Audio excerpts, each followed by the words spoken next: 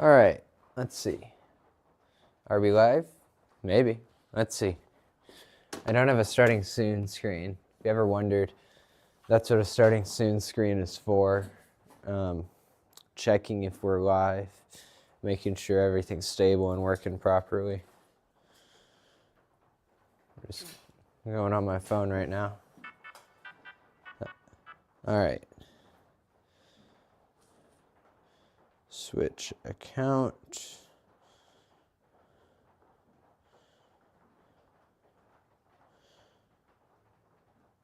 Jonah Lights.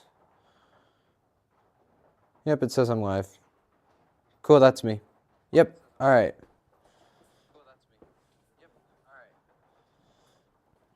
And we've got it on ultra low latency. So if you're in chat right now, feel free to talk with me because there'll only be like 2 seconds of latency. Also, I am wearing a microphone. So that's how it sounds clear when I'm this far from my camera. All right. So this poll was for the Pixel tree. I just keep it up there, right here between the rafters. So let's get that up there first so it's out of my way. Kind of difficult when the floor's such a mess.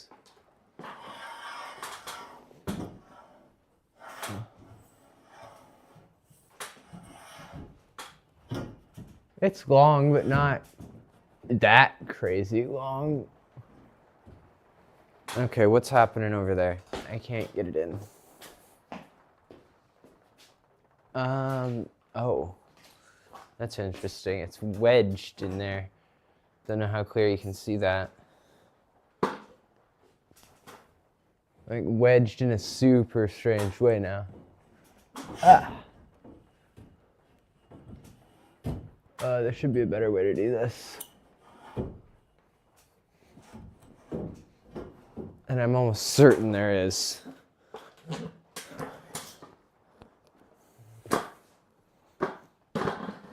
How did I get that one up there?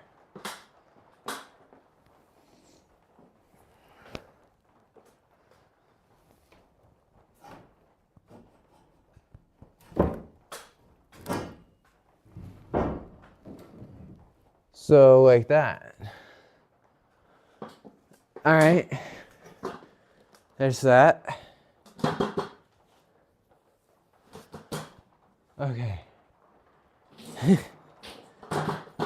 I'm gonna get that little Coro tree down and put it with the rest. So these can all be stored in the same spot. My goal today is getting this garage completely cleaned and be able to fit 2 cars in here by the end of the day. I don't know if that's gonna happen. Keep watching or just keep checking back on me. See if we've achieved that. If you are watching, thank you. Really appreciate it. Sorry if I'm not always on top of it with the camera angle. A one-man crew here. Okay. That's right. The other thing I need to tackle is removing all these zip ties.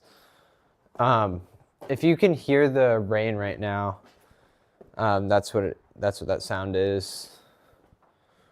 Where are my cutters? Crap. Okay, I left them inside. Let me go grab those. Be right back.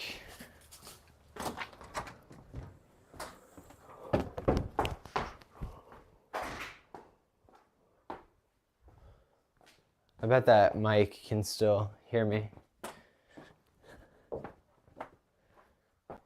Where are they? There they are.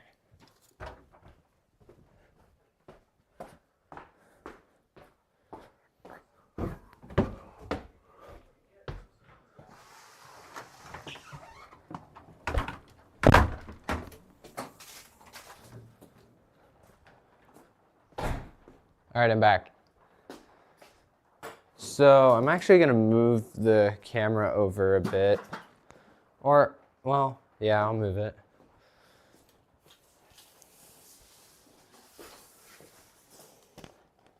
If you're curious, I do have my PC in this room. And that is what I'm streaming from. And because I'll be moving cables up there in the top part of the garage here, I had to run the cable over the house so that I wouldn't unplug it accidentally and kill the stream. Luckily, I did that yesterday before the rain.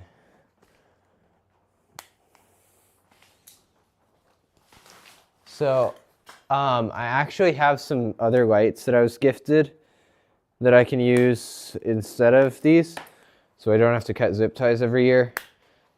Because this kind of zip tie, they're like $15 or $20 per 100. For zip ties, that's pretty expensive. It's quite a lot for 100 zip ties. I would expect it to be a bit less. But yeah, so those are just like regular LED strips you would see with a waterproof seal. And then what I'm going to do is I'm going to attach it to some pixel mounting strip so that it'll stay in a straight line, even if people step on it and move it. And I'll use my ground stakes to hold that in the ground. Ground stakes, they're amazing. I've got one right here. So these would just go over the pipe, and yeah, it just holds it in the ground. People can step on it, walk over it, they survive. Bit of a pain to do, like it'll take an extra couple hours, but for the outcome I get, so worth it. Because I can't avoid people walking in my yard because our mailbox is attached to the house.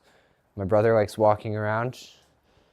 So it's better for me to just do that instead of asking people not to walk in the yard.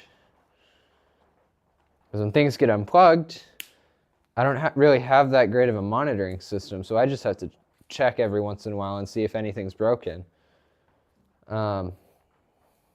Most of these constraints I have are money related, but those might be changing in the future. The reason I'm live streaming this instead of just doing a time lapse like last year is so if people are actually wondering things about the light show, they can have a long recording of me just talking about it to listen to, like a podcast, you know? At least that's my idea for it.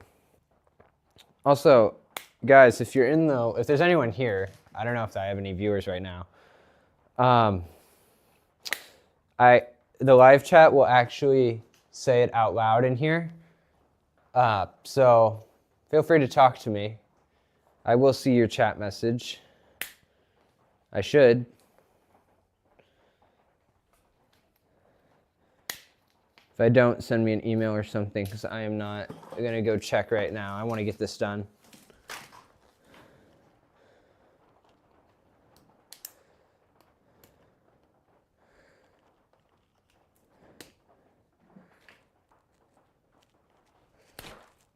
The reason I was using seed pixels here is because I can get a roll of 1,000 for just around 130 bucks.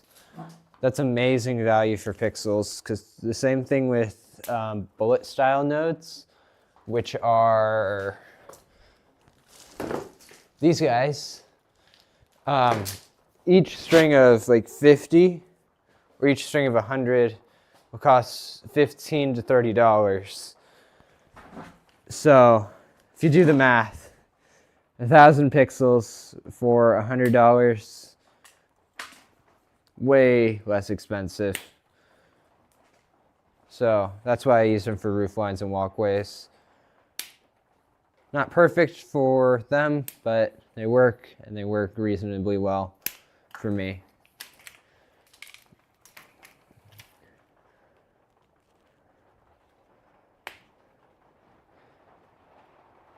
Sorry if the sound of the rain is annoying.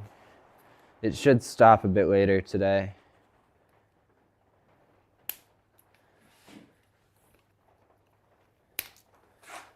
All right, so there's a pipe cleared.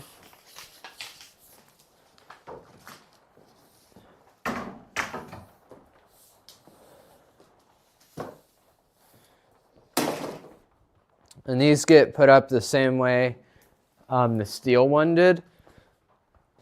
This gets put up there in the top roof area.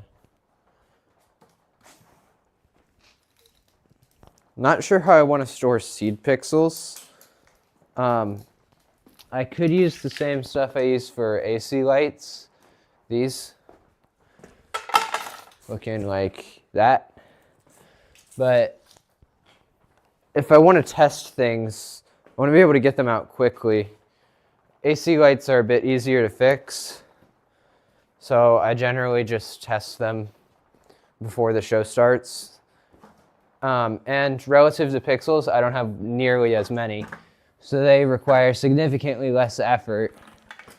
And if you're doing a light show and have a bunch of lights already, I would recommend doing that. Don't start out with pixels.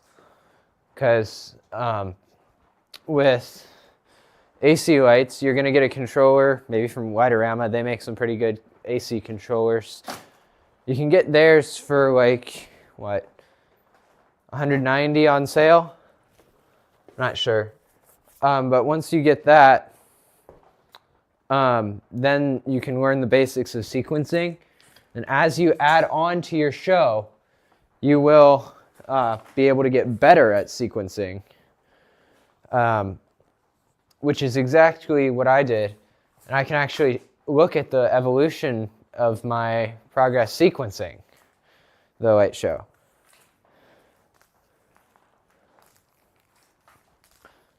Okay, I'm kind of curious if anyone has sent a message in chat now, and it's just not registering on the text-to-speech. I've got a mini monitor mounted on my tripod. I love my puppers 1313. Said. There we go. Hi. Okay, so it does need to be open in the background like that. I wonder how long ago that message was.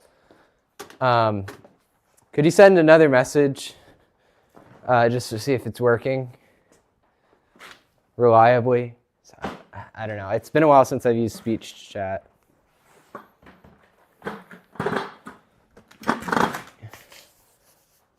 So I'm just putting these all together right now. I love my puppers 1313. There we go. Said. It wasn't too long ago. Wasn't too long ago. Okay. Thank you.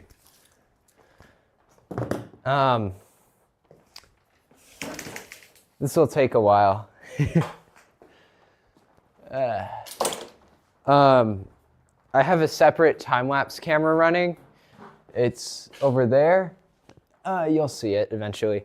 But the reason I'm doing that separate is just simply because turning a 8-hour long video into a time-lapse is not very efficient, like with storage or anything really, because you're basically just taking out a frame, cutting it out, and the camera's moving, so it's not going to look nearly as good as a shot where it's planted in one spot. So different cameras for different things. Can't just time-lapse the live stream. I wish it was that easy. I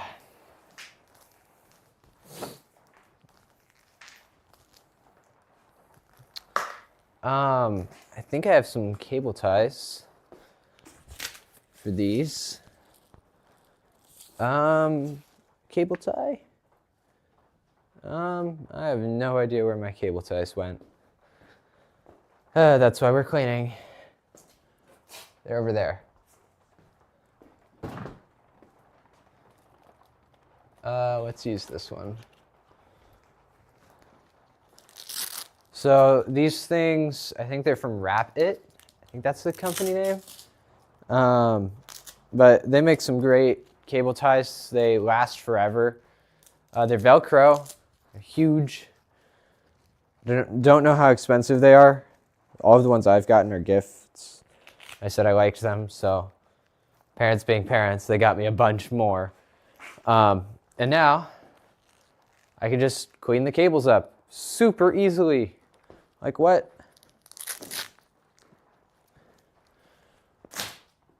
And then I can organize them all and like by use. Like these ones will be used for one thing. These ones will be used for another. I have enough where I don't need to label them. I can just memorize it. But at some point, this show is going to grow bigger than I can imagine. Might need to borrow some of the neighbor's land, you know. Right now, I'm pretty happy with what I've got.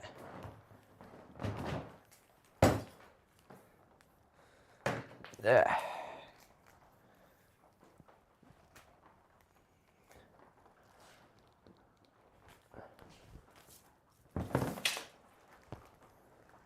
So last year I had the browns all grouped together, but this time I am only taking the newer ones and separating them from the older ones, just so if I ever have to use some of these for anything other than a light show, I can do that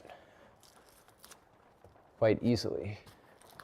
As you'll see some cords up there, right there, and those are not just used for the light show. In fact, none of them were. I don't need super long extension cords anymore for AC channels. By the way, for clarity, when I say alternate or AC, that means alternating current, and DC, that means direct current. Pixels will generally use direct current, and then regular Christmas lights will use alternating current. So that's your fun fact of the day.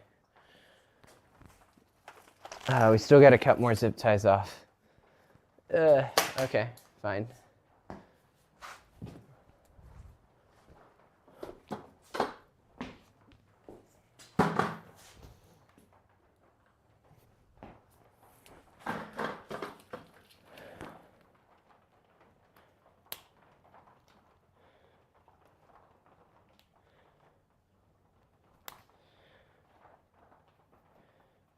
I did not get much sleep last night.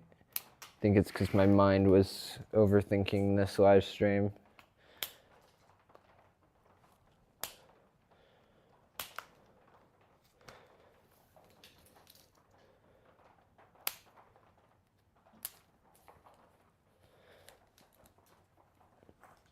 If you're gonna repeat this, where I'm mounting seed pixels to a pipe and then staking the pipe down, I wouldn't recommend just staking the pixels down.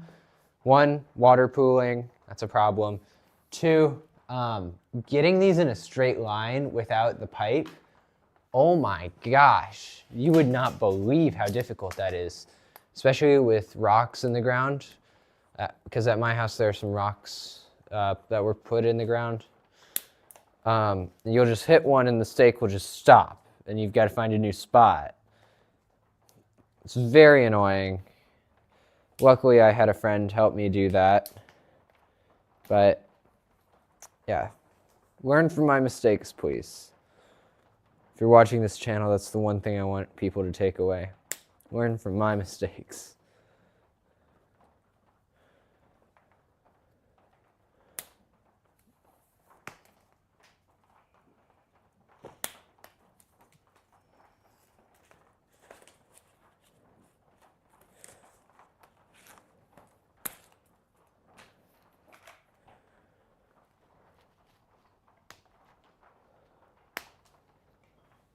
All right, pipe and pipe.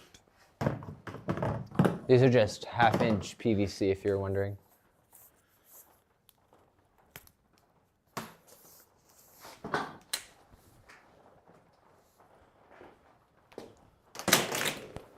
So all the ones that are straight were for the walkway and driveway.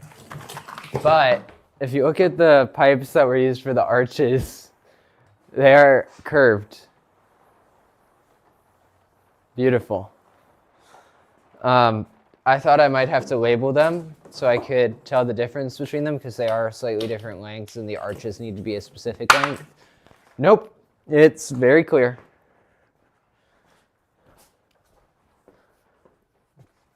Okay, what now? Are there any more zip ties on things? No. Okay. By the way, it's snowing outside. Could open up the garage, but and let in some more light. But I don't want that cold air in. I'm already wearing 3 layers.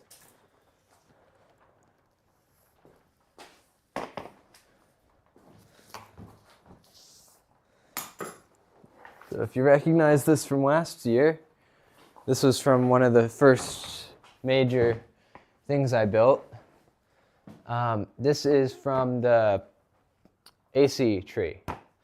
So a bunch of AC lights with a pixel star.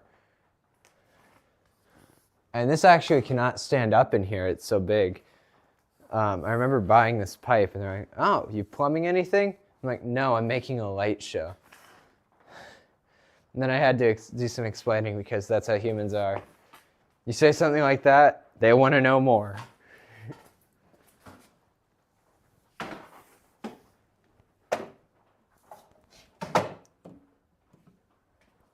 Oh, did I press anything? All right. I'm gonna move this over here. All right. This is gonna be probably a bit more challenging than the steel ones. Actually, no, it can bend a bit more, so it'll be less challenging even though it's larger.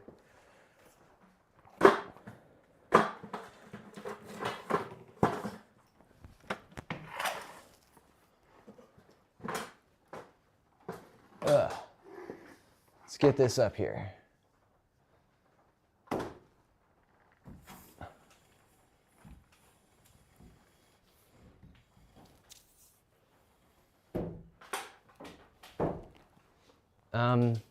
Do I need to move one more back? It's kind of hard to see. No, I just need to move over a bit.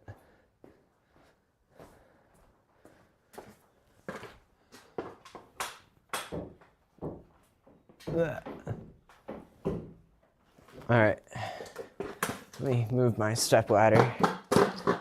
This step ladder, great investment. It's like the perfect size for everything. Just makes you like 2 feet taller, maybe 1.5, which is just an amazing height to be at if you're about 1 Jonah tall. Come on. There we go. All right, now we just got to make it straight up here.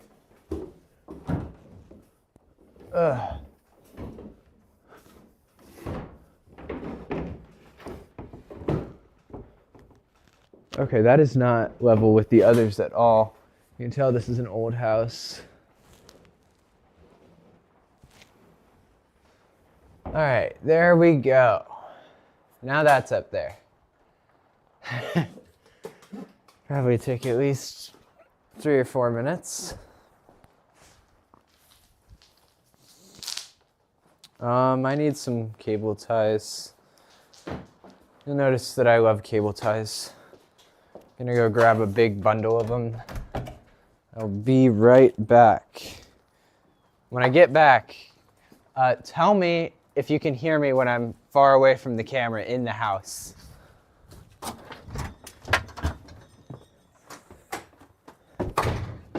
Okay, cable ties. Here we go. Hi, Micah. I'm live. Okay. You want to say anything? How about Don't swear. No.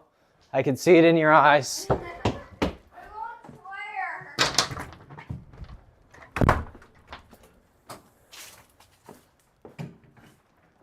All right, can you hear me? Can you hear my brother cursing out the camera?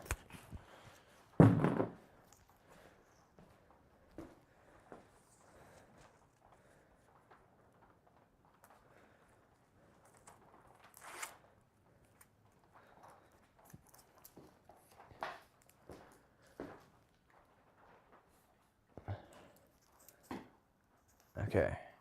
I'm not gonna put anything on walls yet. I'm just gonna get things into organized piles. And that's so when I do have everything in organized piles, I can put them all up in an organized way. Some things are already in organized piles, and the pipes need to go up first because everything else will go on top of them, and I don't want to push other things down and break things. Yeah. Arches. How is this gonna work? Because I'm putting up a curved pipe. I'm actually not sure. It should be the same.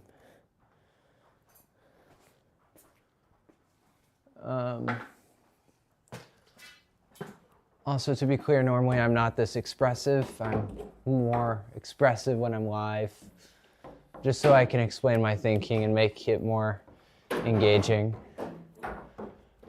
This should work, right? These are 9 feet long, by the way. Yeah, that works. Okay, cool. That's very easy.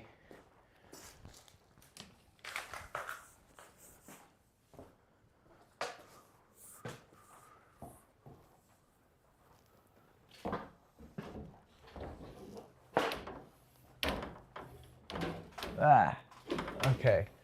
Putting up a curved pipe is a bit more inconvenient, but it is still easier than the thick or hard pipes.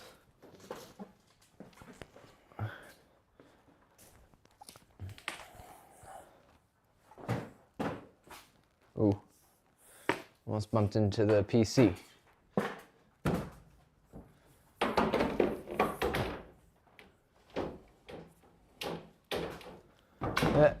Come on, get up there. Thank you.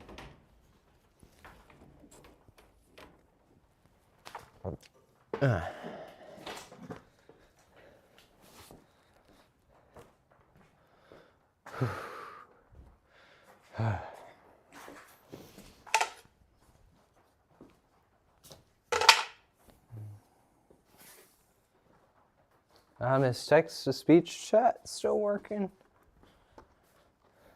I think so.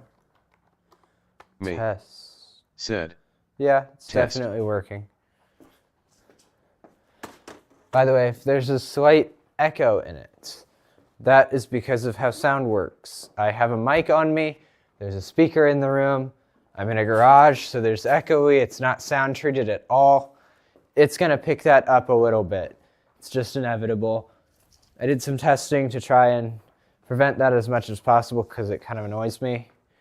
But there's only so much I can do in a room like this where it's basically an echo chamber. Well, there's wood, so it's not an echo chamber, but you get my point.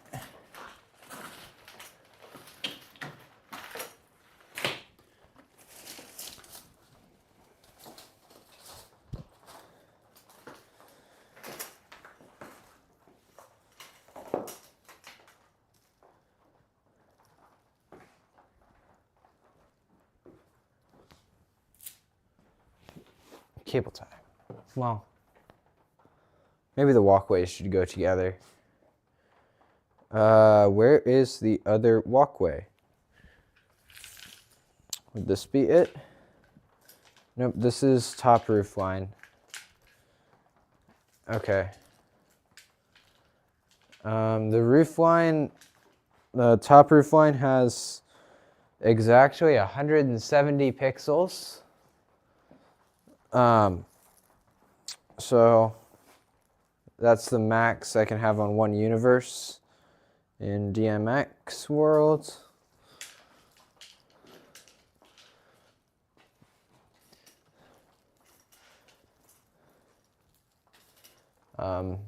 Oh, clarity.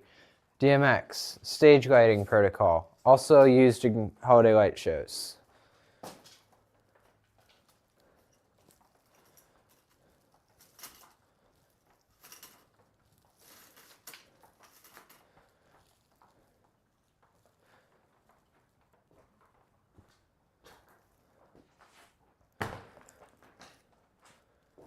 These take so much longer to put up than take down.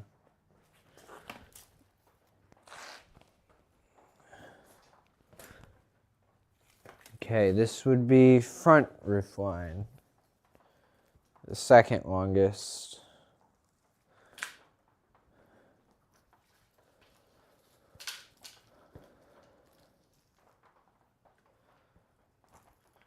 There's actually a pixel that kind of broke on this. So you'll see my crappy solder joint because I was a beginner at the time here.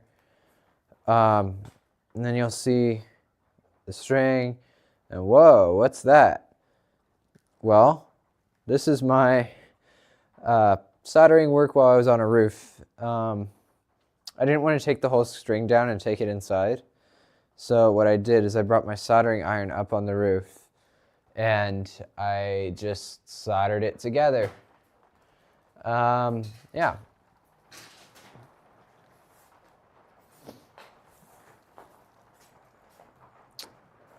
So you can see the difference in quality between the connections at the start and like 4 pixels in or something. If you didn't know, with this type of pixel, 1 pixel dies, the rest after it don't turn on. So you just replace that pixel by soldering it back together, skipping it, and then the lights will go back to working. Of course, the addressing will change a bit, but that is roughly how that works.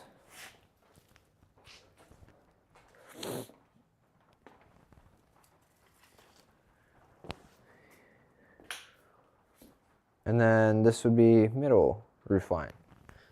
All right, let's tie all those up. These are some pretty long cable ties here. You get that a bit closer.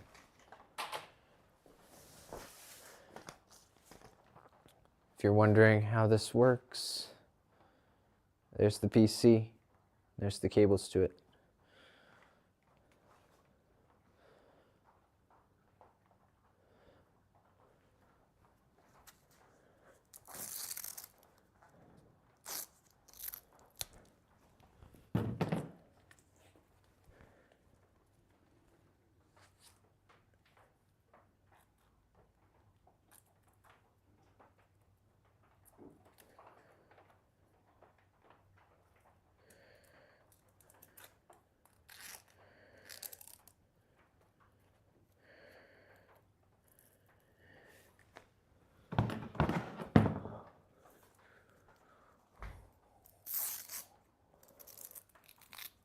And again, the reason I'm tying all these reason I'm tying all these separately is so that if I need to test something, see how it would look on here, I can just get a single string out without getting them all out.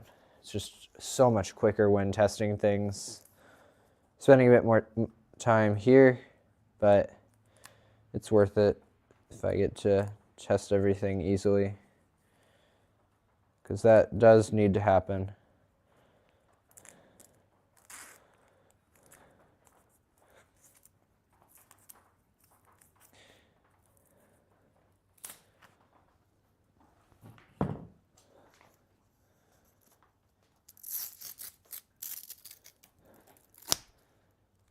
I'm trying to find ways to share behind the scenes without as much effort as it takes to fully edit and record dialogue and do all that for a regular video.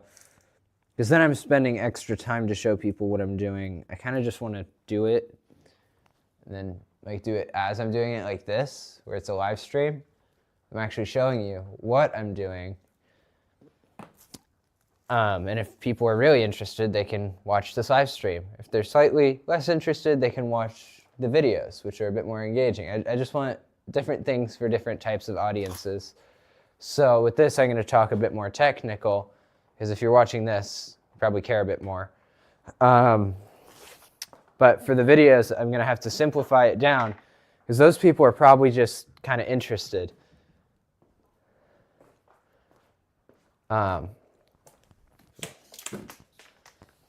just got to keep talking so I don't get boring for myself or you guys.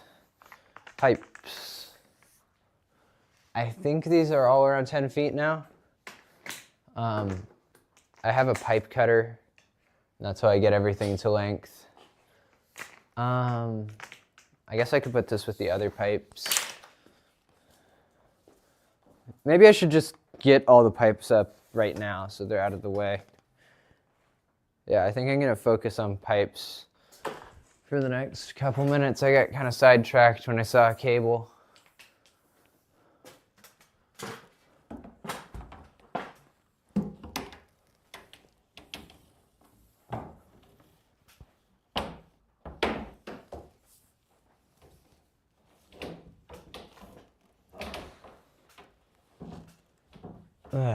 Come on, get up there. You can do it. Pipe. Okay, I take that back. Maybe getting up the curved pipes is a bit more challenging. Oh my gosh, now it's down over there. Okay, that's good enough for me for now. I have a light that will arrive later today that I could use. And that will make it significantly brighter in here. I know it's a bit dark right now. Like, look at my face. It's just completely dark. And I know that's going to look a lot worse for you guys because it's going through YouTube compression than it does for me. So, yeah, if you didn't know, a dark image on YouTube, you don't want that. It doesn't perform as well, as said by the biggest creator on the platform. And it just doesn't look good. And if you got bad video quality, we don't want bad video quality. We want things to look good. Right now I'm just working with what I've got, making it look the best I can with the equipment I have. And now I'm back to doing cables. Gosh, I'm just obsessed with wrapping up cables. I need to get the pipes up.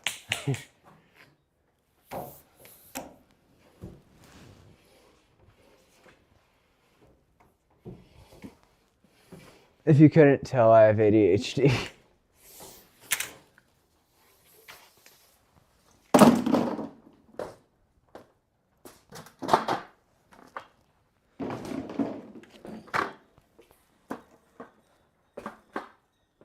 Which, if you're wondering, a lot of successful people also have ADHD. So I don't see it as a hindrance. I see it as like a superpower almost.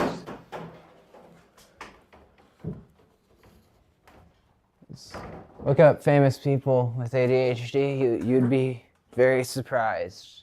Famous or successful. But yeah.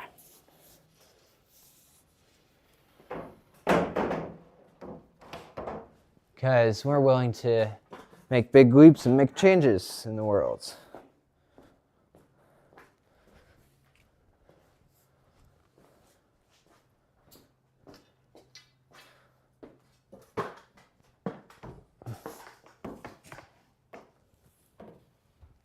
I don't want to hit at the camera.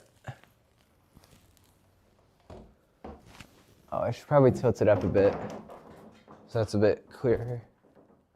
There we go.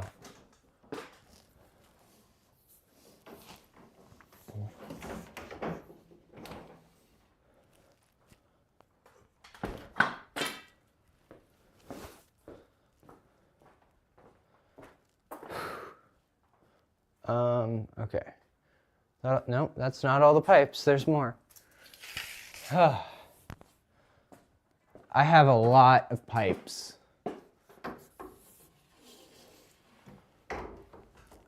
But they are an extremely useful tool when working on a light show.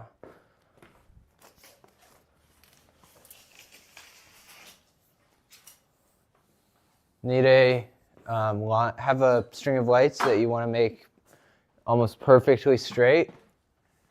A pipe. Use it as a reference or to hold them. Both will make a straight line and look pretty good. And it elevates the lights off the ground a little bit, which is nice because, like I said earlier, pooling water, as we get rain, snow, and all that stuff in Illinois. Okay, more pipes. Got to keep my mind on pipes. Pipes, pipes, pipes.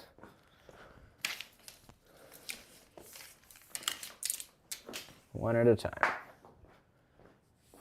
If you ever hear a little pop like that, that's probably just me stepping on a zip tie that's been used.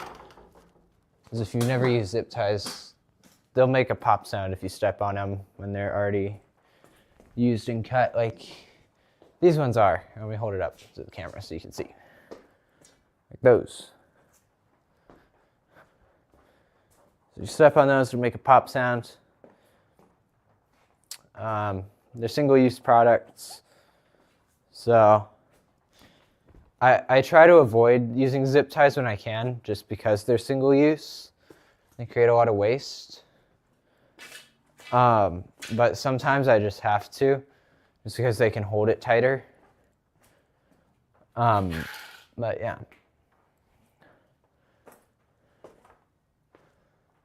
Pipe, here we go.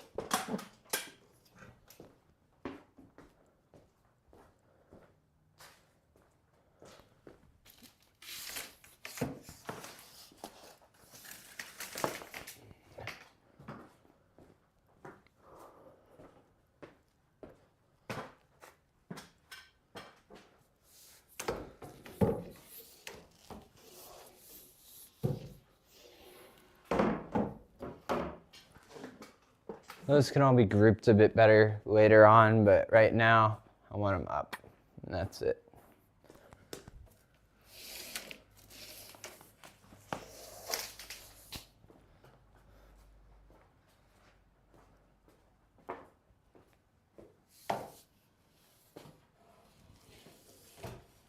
I got it. Okay. That's why a stepladder is so handy. There's a YouTuber I watched, and I really like this quote from him. Every new project is an excuse for a new tool. I just love that, because that just kind of is what I do. Every time I do a light show differently or start doing something, it's just an excuse for a new tool. Is it still raining? No, okay. Okay. I thought I saw someone I knew out there and I was going to say hi. I did not. We should be able to open it. I get some more light. I don't know.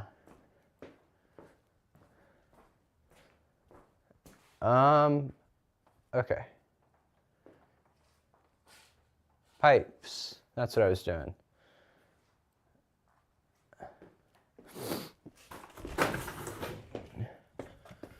I'll probably open up the garage later, just so people walking by can see this too. Because this is the part of light shows that you don't get to see. You don't get to see people cleaning their garage and explaining what things are and how things work as it goes. It's just not a thing people do. One of the reasons I'm doing it, because no one else is. And I think that there might be someone or some group of people that might be interested in this. My goal is to get into their recommended. I'm playing the game of YouTube right now. Just with light shows instead of gaming. The problem with gaming is people will start watching you for the game instead of for you. Which isn't great, because if you want to play something different, it's kind of difficult because people want the game. They'll want to watch you for the game they like. And that kind of audience just kind of sucks because they're not into me as a person. They're into what I'm doing. Which, sure, that's fine. I can get a bunch of viewers streaming Among Us, but they don't care about me. They don't care about me at all. They just care about the game that I'm playing and live streaming. And I have evidence to back this up. I made a mistake in my broadcast software to where I was muted for the entirety of a stream. And I thought people were messing with me, saying mic muted. And I kind of just dismissed them. Yeah, they weren't lying. I realized after the stream, after a 3-hour stream, to be completely honest, I had pretty much the same viewership, just me talking with no mic. My friends could hear me and they could hear my friends, but no one could hear me. That's the thing with a smaller audience. They just won't be as honest sometimes.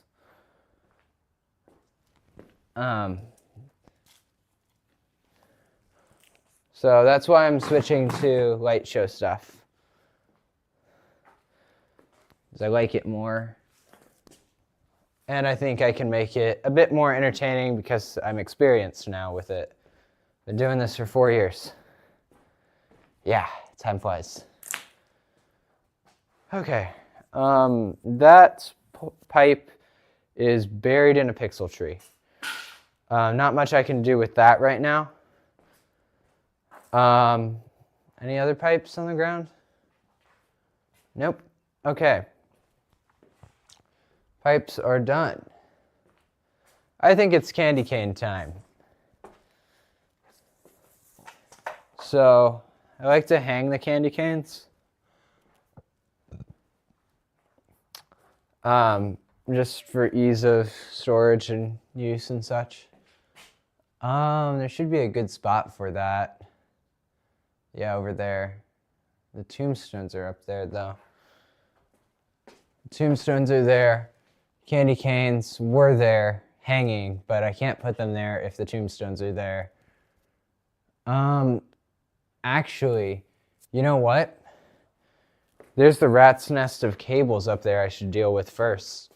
Because before putting anything away, I should get the cables that were running here down. I think that would make the most sense. So let's deal with that. Because, unsurprisingly, a lot of the data cables I have to run through here to be hidden. Because running them over the roof is just kind of a mess, and I didn't want to deal with that. So some of these data cables literally run from one half of the house to the complete opposite half, which if you've ever seen this house in videos, you know that's not a short distance for a cable. So some of these runs will be pretty dang long. And because I'm cheap, I went with the cheapest cable. Mistake. Do not get bulk cheap cable. Get bulk quality cable. Like the solid core stuff. I was like, oh, this is really cheap for this much cable. $80 for 1,000 feet? Not bad. Yeah, I see why. This stuff is a pain in the ass to work with. If you're not seeing me struggle already, I know how to work with it. It just takes so much longer than any other cable. And now I have a bunch of it, so I feel obligated to use it almost. And if you don't believe me, I do have a bunch of this stuff. Like, oh my gosh. This was full. This is a full box.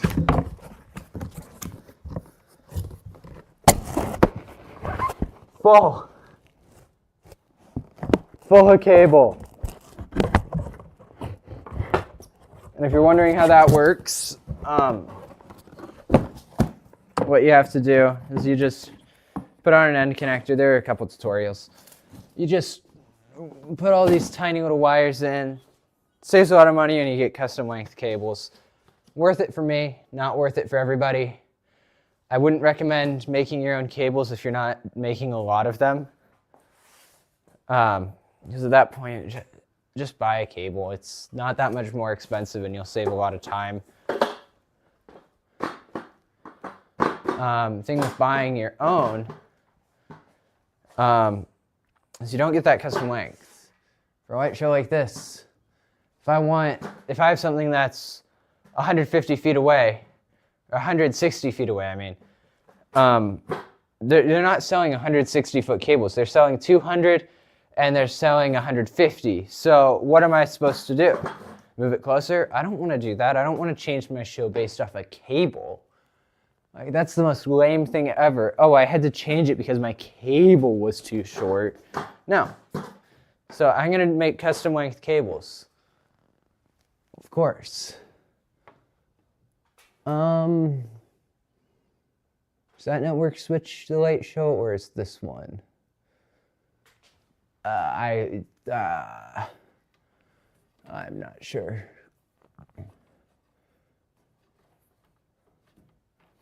Okay.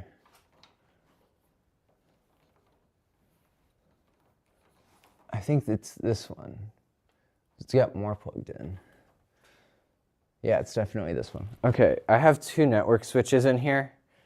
A 5-port and an 8-port network switch. If you didn't know, with networking, you can't just bond multiple cables.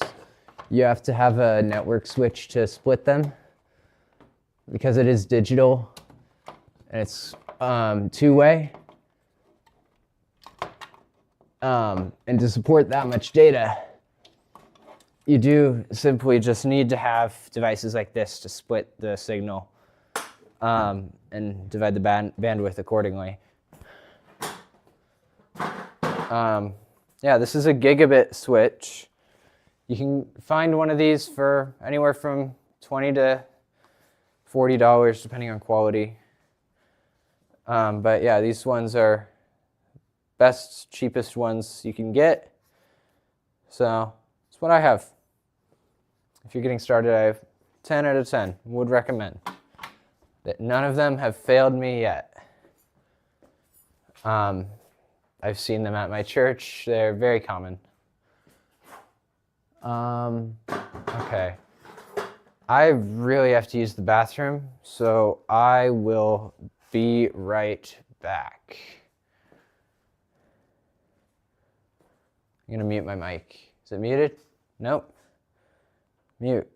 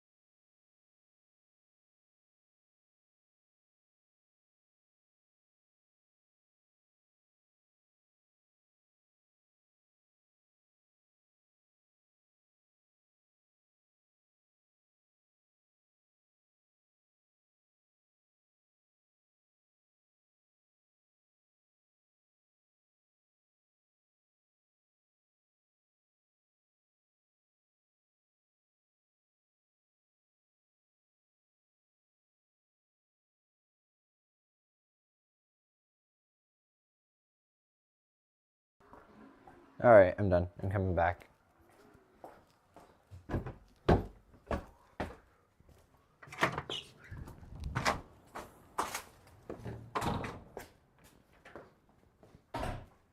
Okay, there we go.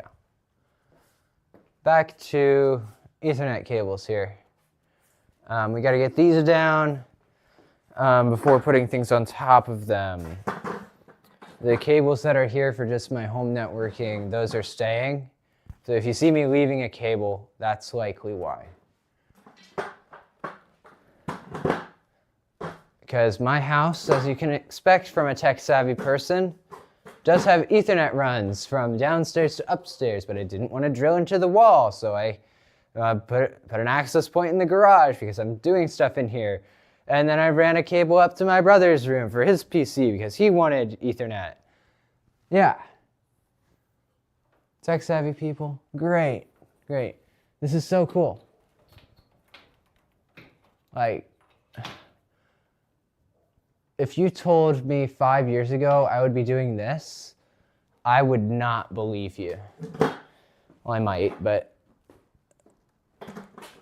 this is the stuff I really like to do. Running cables, problem solving. Those are just things I really enjoy. Which is also why I like helping people out and answering questions, problem solving.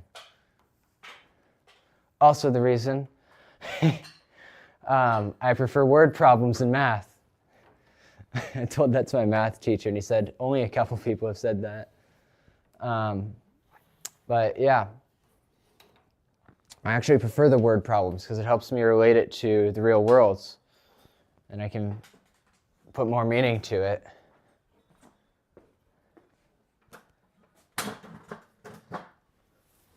Yeah, they might take a little bit longer, but they're more rewarding.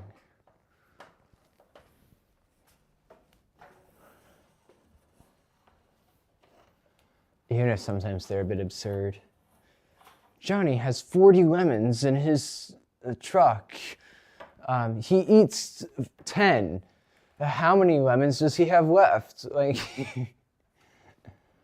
what? Nobody is doing that. That's a bit of a extraneous example, but it gets the point across.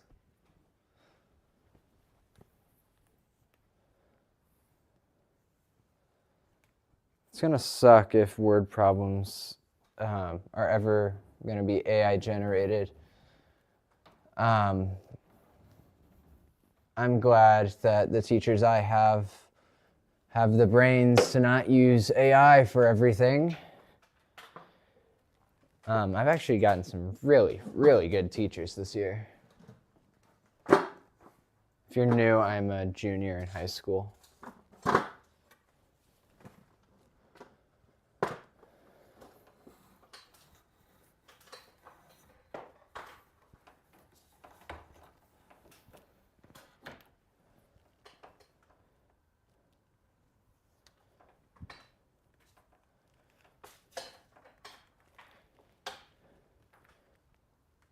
Also, I'm really glad I took the speech class because it's gonna suck, but then, like, look at me now. I'm talking confidently to a camera that someone could be watching back later.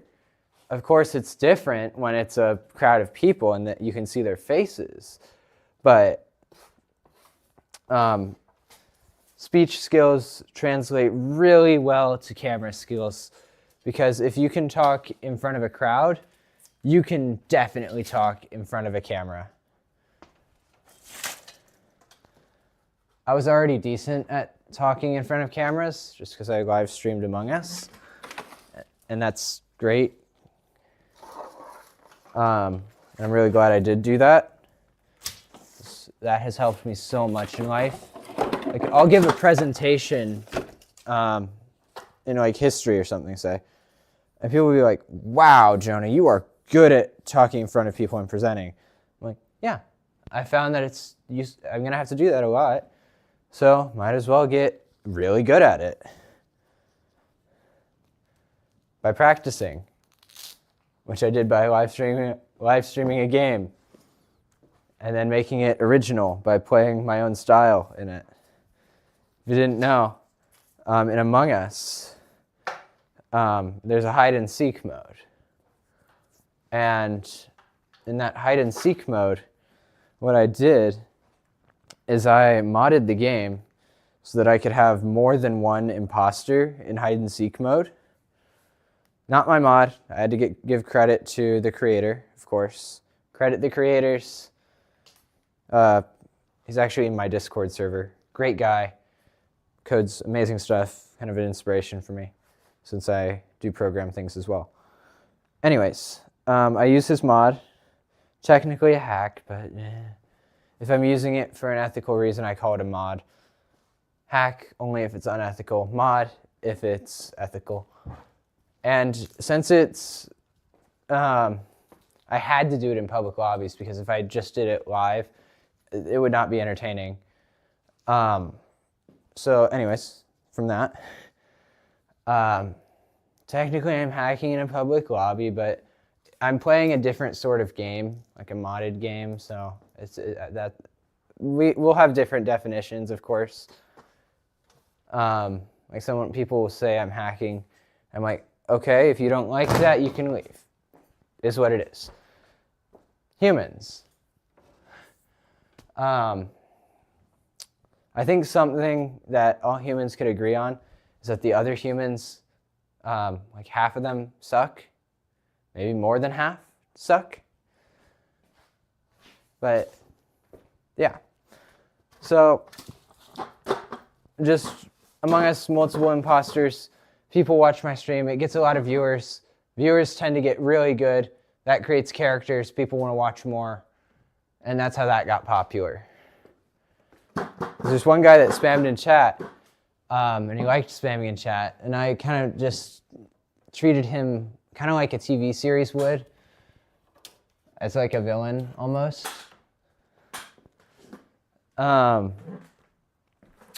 people kind of liked that. But once people start getting really annoyed, then I have to say, that's enough.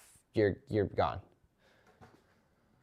So, yeah, I really didn't like banning people because, well, that's getting rid of somebody. Why would I want to get rid of a viewer? So I try to ask people to stop. Like, I'll give them warnings and stuff. I try to be pretty generous. But there comes a point where that just needs to stop.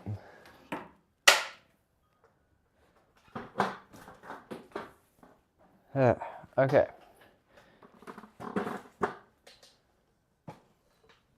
This is basically just me telling a story while doing a task. Telling stories while doing a task. That's what this live stream is.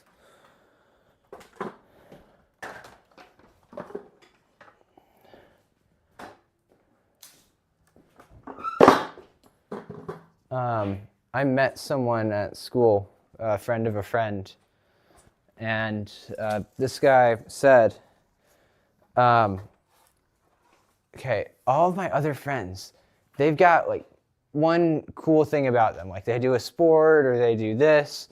Jonah, you've got like at least 5 things that someone could be interested in.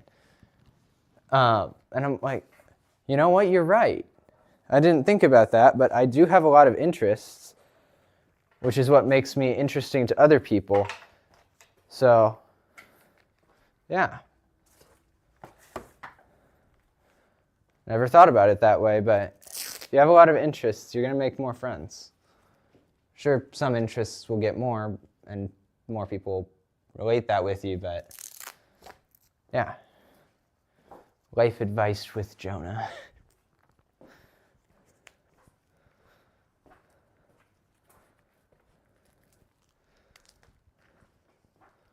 All right, here's one of those big cable runs.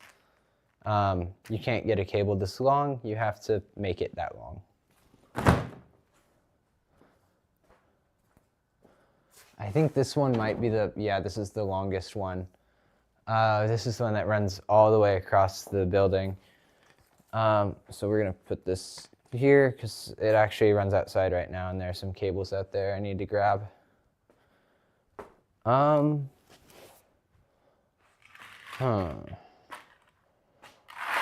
do I want to do this? There's a lot of stuff over here.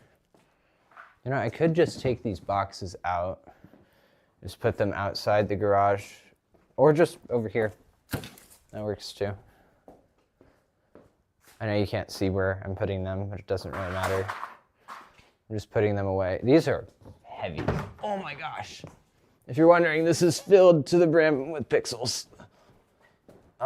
Turns out when you are 16 and the average person that does a light show is 50, people are very willing to give you things they don't want. So I get a bunch of free stuff. I get good prices on things just because other people in this hobby are older and don't want to deal with some things that I would be happy to deal with. Like the reason I got those is because they're 4-wire pixels and he doesn't want to deal with a 4th wire, which is fair. It is a bit more work because if you're doing 2 joints, it'll be 8 instead of 6 solder connections. So it does make sense, but I will have significantly more time than them, and they have full-time jobs. I do not. That's why I'm able to make this light show so good. So I just have so much more time than other people.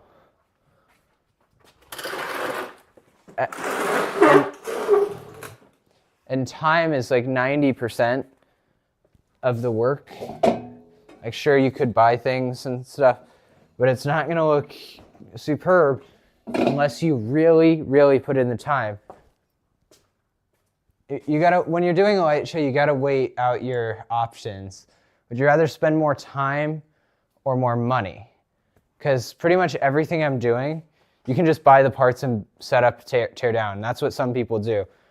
I don't really like that because I don't see it as original. You're not really creating a light show, you're just buying one and then setting it up. But yeah, it does take a lot of time.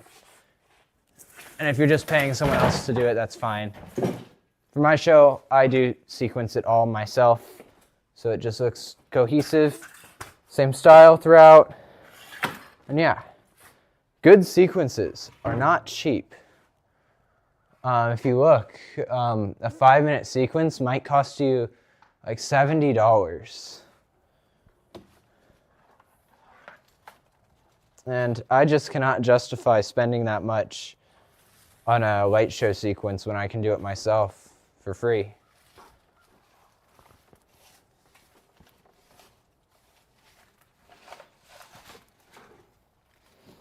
Okay.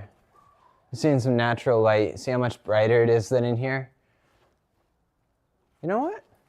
It's pretty nice out. Let's get more natural light in here.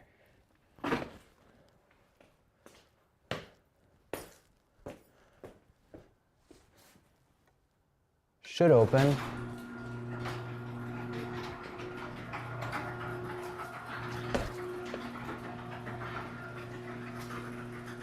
Oh my gosh, look at that. So much brighter.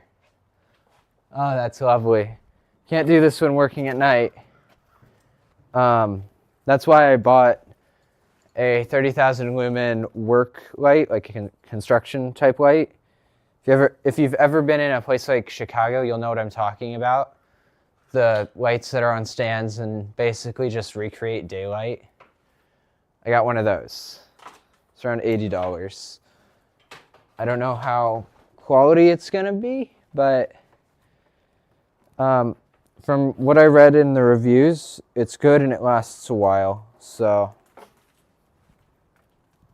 I'm planning on using that so I can work on things like this when it gets dark. Because here it gets dark at like 5 p.m. sometimes, and sometimes even earlier. So I just don't have much time in the day. I don't have enough daylight to work on things because I still have to go to school.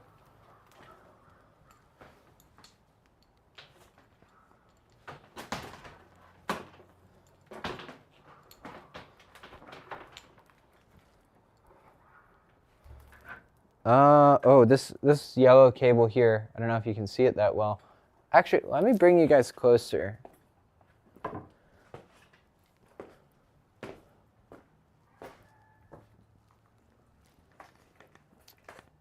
I have a long camera cable for a reason, if you couldn't tell.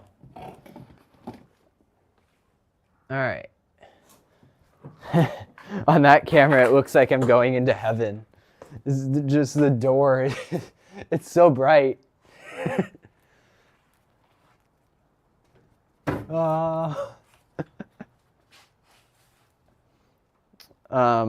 you're wondering why this camera doesn't look as sharp as the videos, that is entirely because I'm using a webcam for this. Because the camera that you see in those videos, like of the garage cleaning, for some reason the USB function does not work with USB extensions like the webcam does. I don't know if it's taking in power and it's just causing too much voltage drop and that's causing issues or something else. But DJI, come on, man. You got to make it work with extensions. It just kind of annoys me. It's not a big issue, but what's the point of a webcam if it can only be like 5 inches from the computer? I guess I'm just kind of complaining because my setup is not normal from other people's. I should show people that. I'm gonna put on some gloves.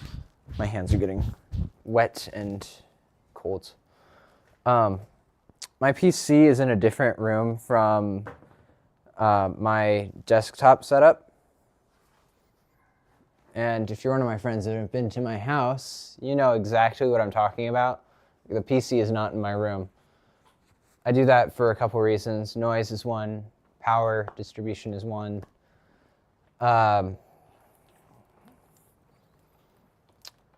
Yeah. So, okay, I thought there was someone here, but it was just these hook things. So yeah, I took a lot of inspiration on that project. Wasn't exactly cheap, because long HDMI cables, long DisplayPort cables are like $40 a piece. So that's something to keep in mind if you want to do that. Is that the wind? If you want to do this, keep that in mind.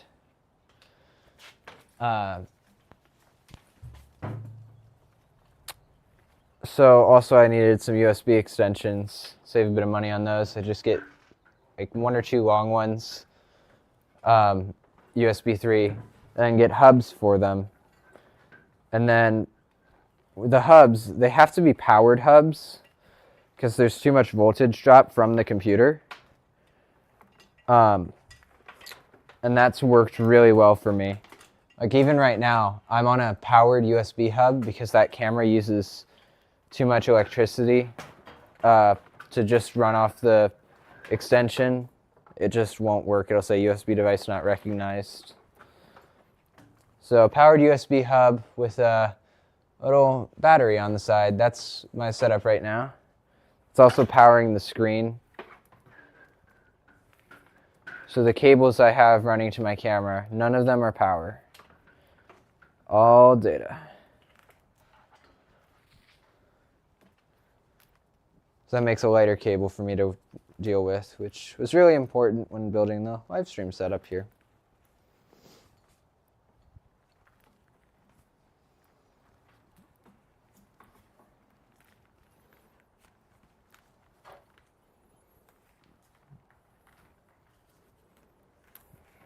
Yeah. Like I said, hard to work with. Also, this is half. This is like half the cable.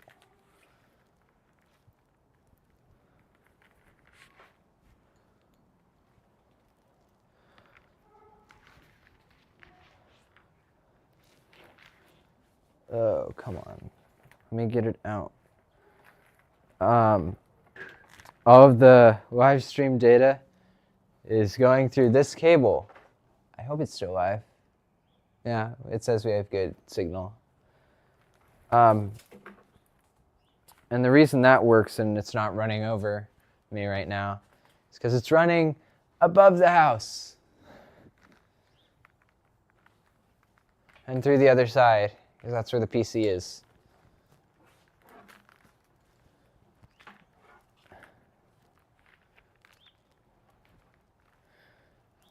Okay.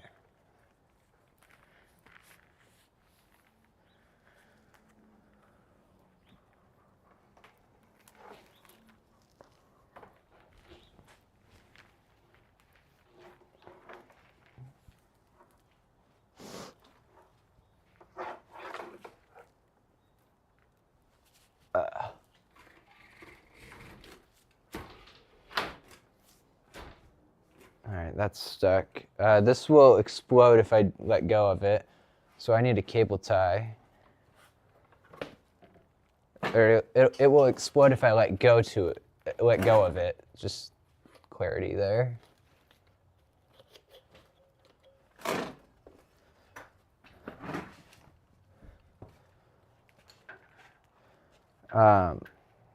So I got to put a cable tie on it. Another one of these Wrap It cable ties. Amazing. Don't have branding on it. So, yeah. Just a good product by a good company.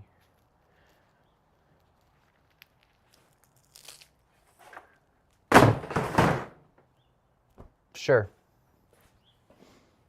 I was expecting that box to be solid. I'm going to go catch the cable, but I'm going to leave the camera there just because I'll be coming back.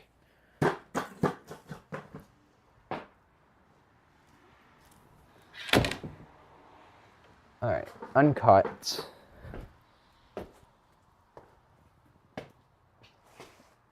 Now I kind of want to go up over here, so I'm going to grab the stepladder.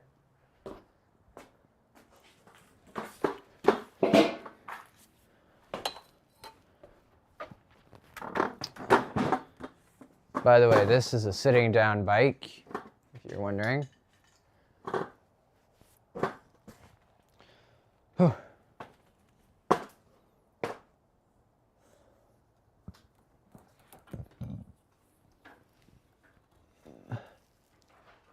That's not it. That's not it.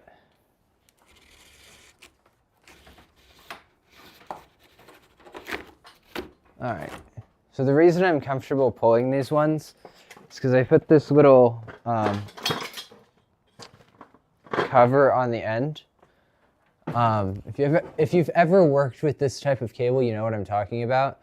But these little covers, amazing if you're making cables. I would recommend these. I just don't have very many of them, so not all the cables have them. Also, if you need to make a bend in the cable, these don't work that well. Like a bend in the end connector so that you've got a right angle. They don't work as well for that. And for my controllers, I do need that sometimes. So some of the cables just don't have that connector cover on them. They're very nifty for cleaning up though.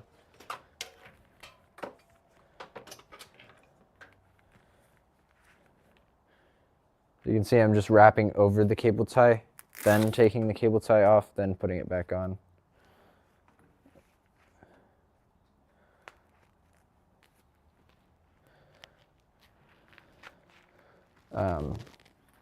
That's so if I were to drop it or let go, it would still keep the work I did earlier. Ooh. Let's put this with the others.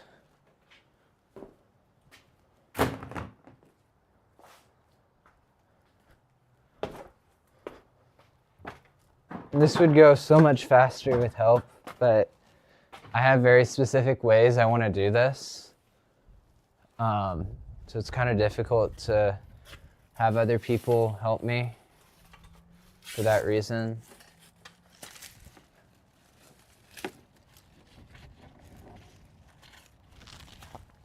So here's the connector without the, I got caught. I would get caught on one of the hooks.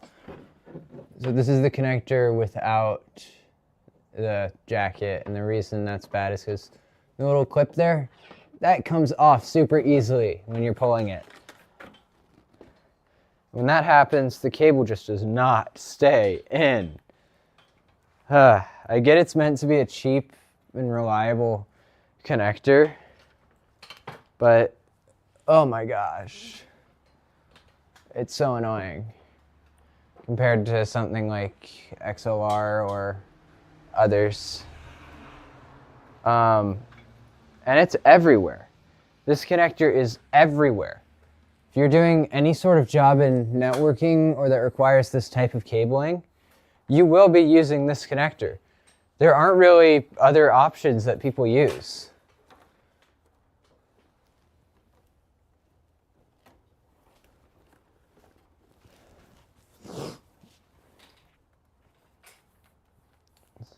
You see, I have to watch super carefully when I'm running this.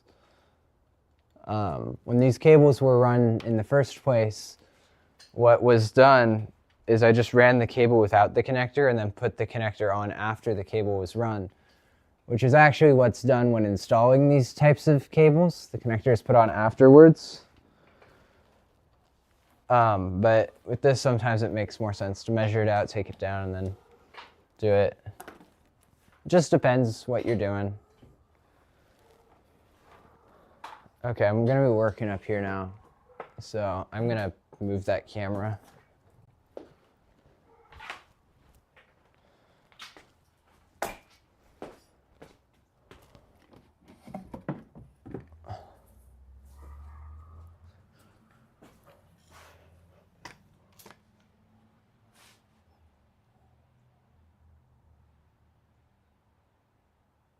It should work for now.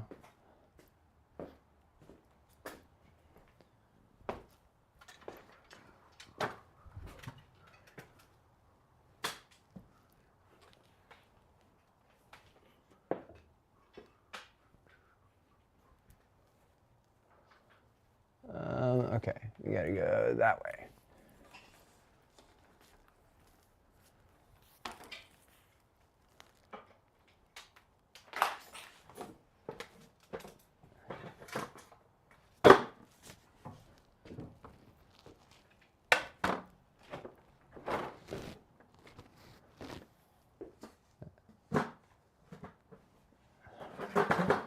Great thing about this mic, picks up other things, not just my voice.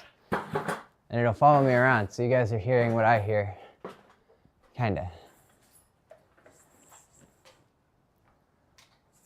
That's good in this scenario. Sometimes you just want a voice. But for my use case, a mic like this is good. That is definitely wind doing that. All right, I don't want that to crush a cable.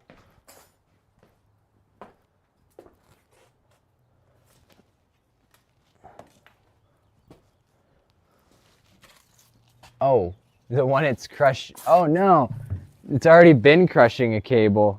In fact, it's been crushing a cable connector. Okay, that connector is gonna need to be redone. No big deal. Just takes like 5 minutes.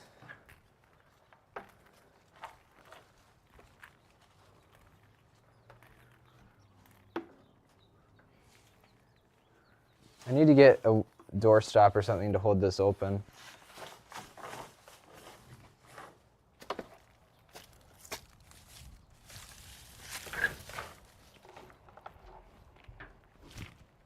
You can see this cable is significantly easier to work with because it is not solid core.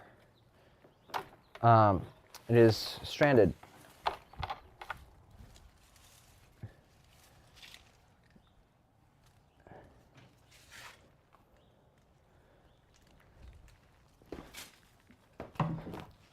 I keep bumping into this thing. Let me get a cable tie for it. If you couldn't tell, I love my cable ties.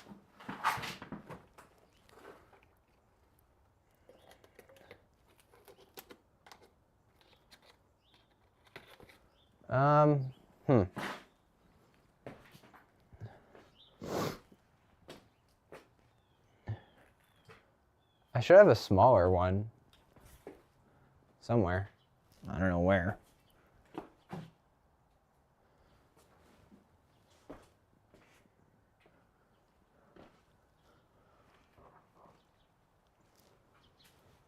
Okay, I guess I'll just set this down for now until I find a cable tie.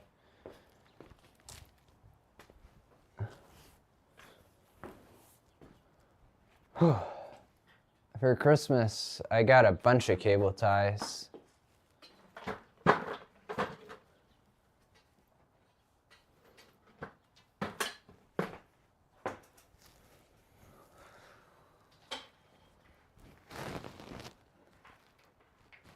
Okay, the cable is wrapped around this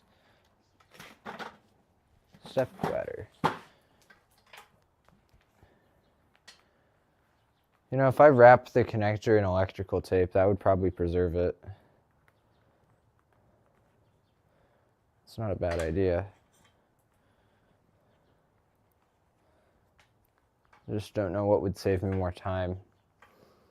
Just dealing with it and hoping it doesn't break, or taping it.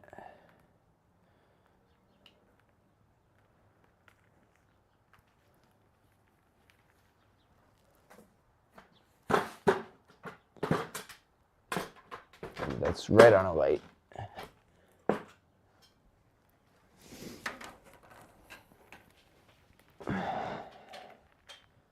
Okay, now I think is a good time to move the camera.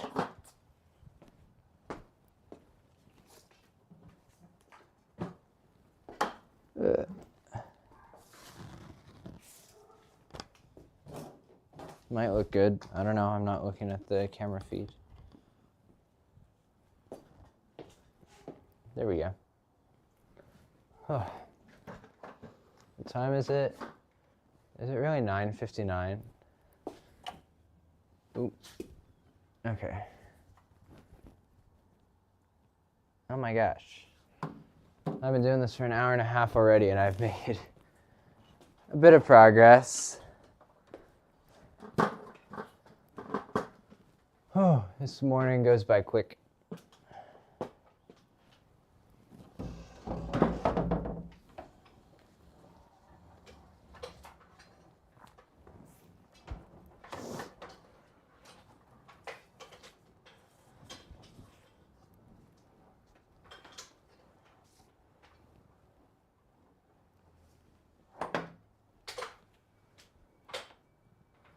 All right, now let's add this to the other cable segment, I guess.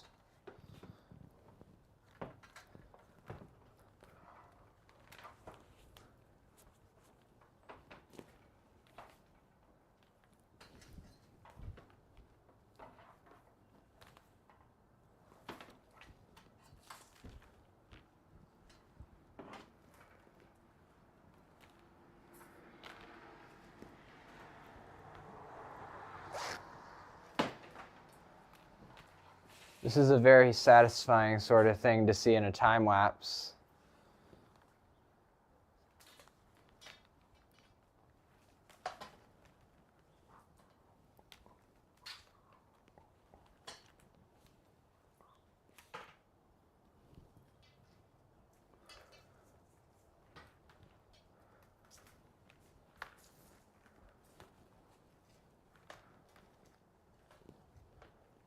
I was thinking about getting a DJI mic. They're pretty expensive though. And the transmitters I have right now, which were a gift, work just fine. They're about half the price. So I'm considering just buying the lav mic portion. Oh, there's someone here. And then just using that. With my current transmitter.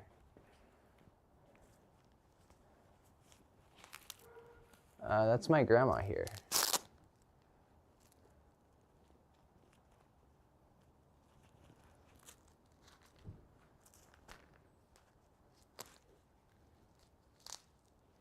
Hi, if you're gonna talk to me, could I get you a mic?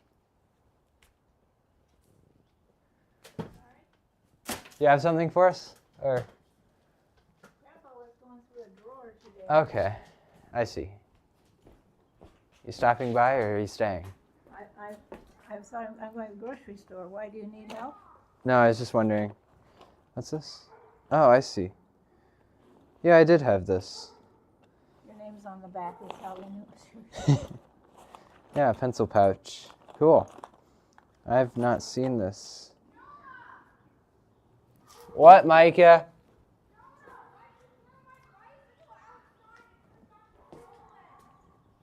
Micah, you do realize I'm right here and I have a camera right here and I'm recording audio 24/7. No one in their right mind would steal that. I'm working in the garage and I need space. Hi, Michael. And that explanation just got live streamed, by the way.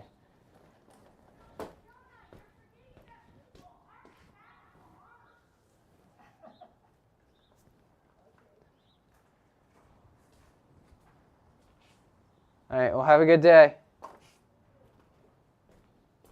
I thought she was going to stay and help, and she was just coming for that because she's a very nice person. And if she's going to stay, I wanted to give her a mic so that you guys could hear her clearly, just like me.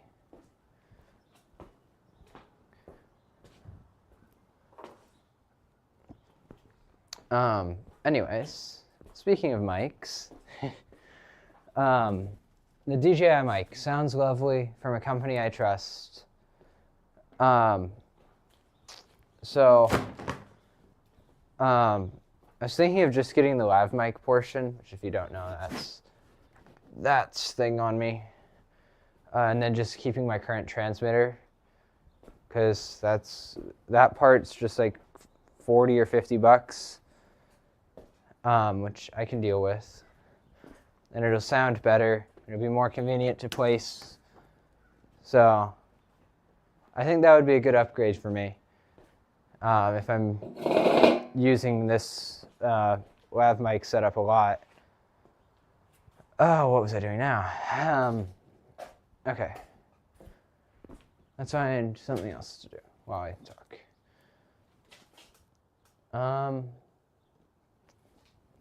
Yeah. What should we do? What should we do now? Right, I wanted to do candy canes. There are still some cables that I want to grab before I put anything up. Okay. You see it adjusting for the light. It's got like, oh, it's adjusting for the outdoor light now. Dang it. Okay, that's a problem. The dynamic range of this camera.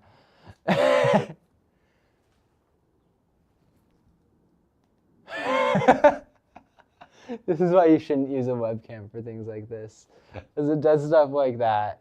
I'm just completely dark. Okay. So I can't point the camera that way. That's funny. All right, well, I guess the side angle will work. Like that. Yeah, that's what we want. Actually, that cable runs over the garage area. I might have to close it for this.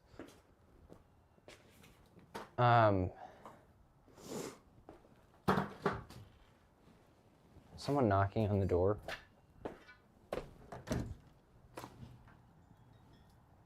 No? Okay.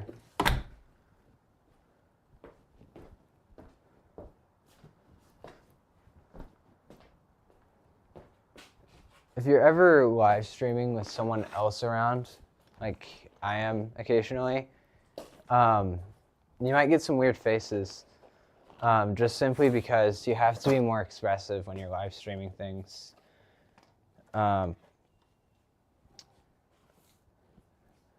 So you just got to get used to that.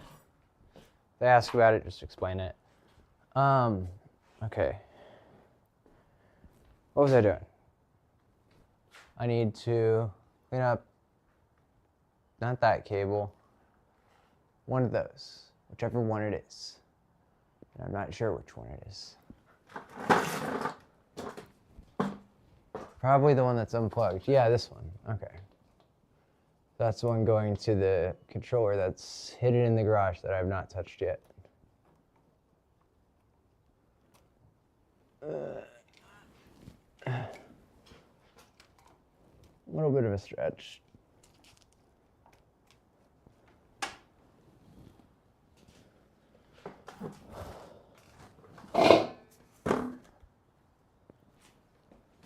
Okay, yeah, I need to close the garage. Sorry.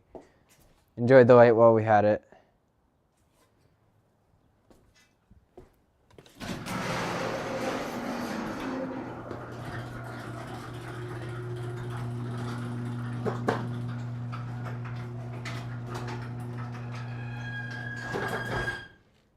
All right, let's get back to work.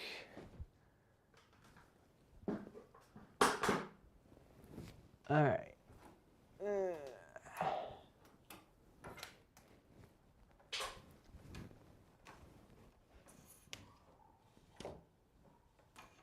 That connector plate is not really centered on there. Well, it's centered on the stud. Okay, I'm not a builder.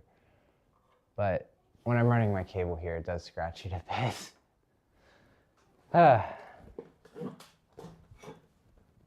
The way houses are built is so interesting because you can tell people really do learn when doing construction, or they should be. But like there are certain things that, oh, that's why they do it, and it's so interesting to me. Like, I don't know why. It's just interesting how they do it. Because we have to do it this specific way, or else this will happen, and that did happen to somebody, and they can have examples of that. It's just so cool.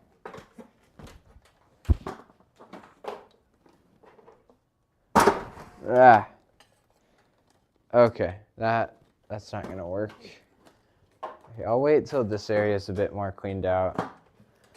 I can use the driveway for extra space now since we're not forecasted to get much more rain now. Oh, no, I can't open the garage right now. There's a cable in the way. I learned that from experience too. When you're working with cables up there, check and make sure it's clear first. Yeah, okay.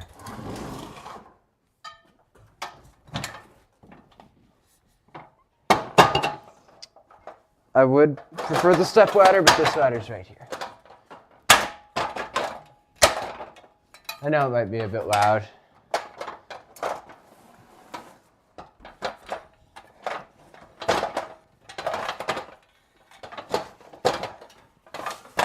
I do need it to lock in place to be safe, though.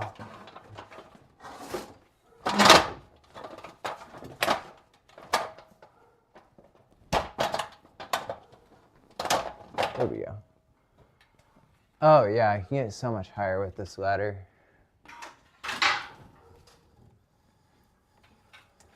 And also, if you're doing this, if your garage has a lock function, this is a very good time to use it.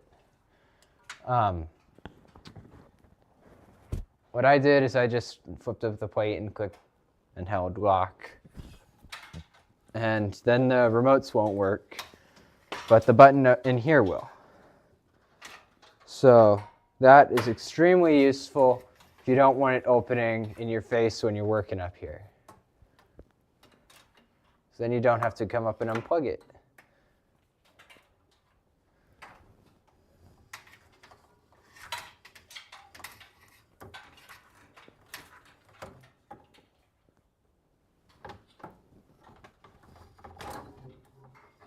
Gotta be careful up here. These are tensioned in a very specific way, from what I've heard.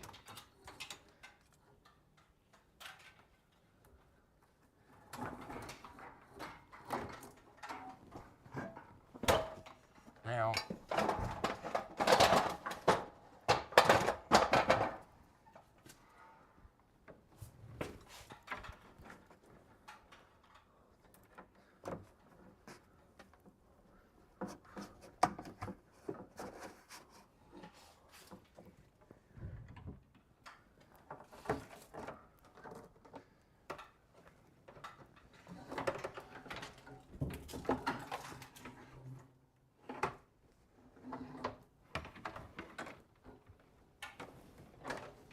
You can see I'm kind of feeding it over.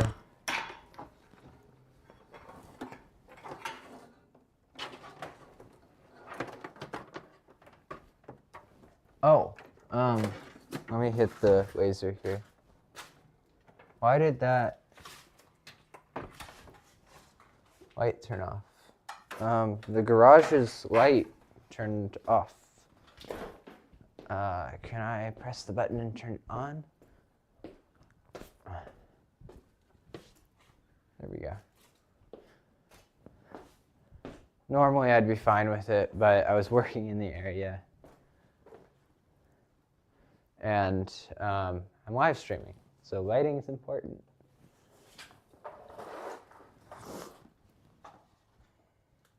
Okay. I think it should be safe to open, but I'm just gonna look around and check for any obstructions.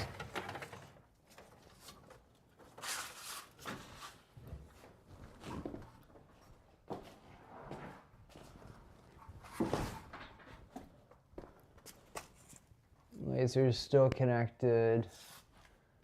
Up there, looks good. All right, we're ready.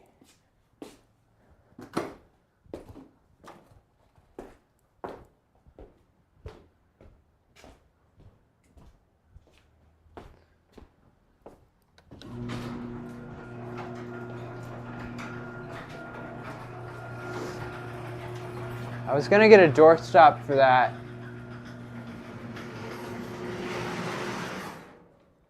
All right. You can see the camera adjust for me when I get in frame.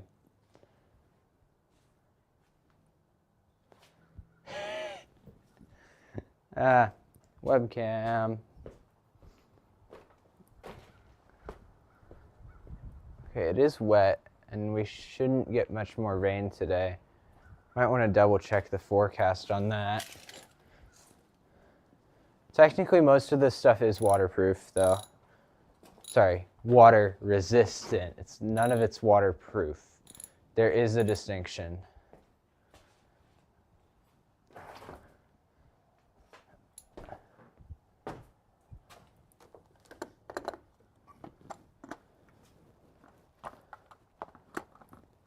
Ugh. If you didn't know, waterproof means it can be submerged. Water resistant means it can be rained on or have blasts of water, but it can't be submerged. So like phones are not waterproof. They are water resistant. Some people misunderstand that.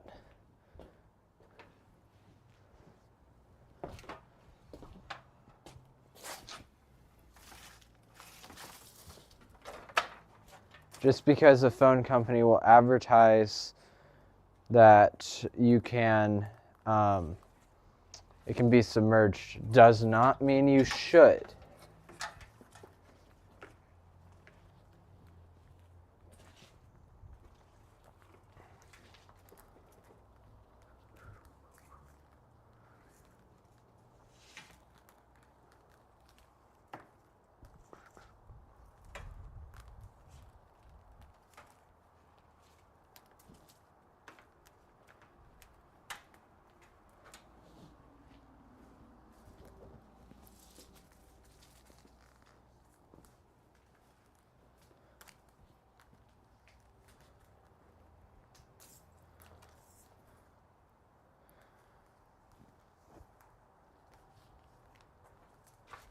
Also, if someone walks by and comes up to me, I do have to advise them that there's a camera and they're being recorded. Because we're in Illinois. Lovely Illinois laws.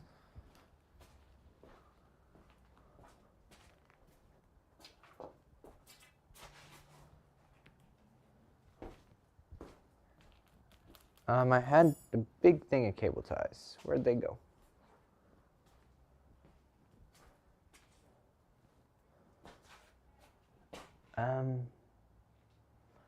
This is a solid core cable, so if I let go of it, it'll all come apart.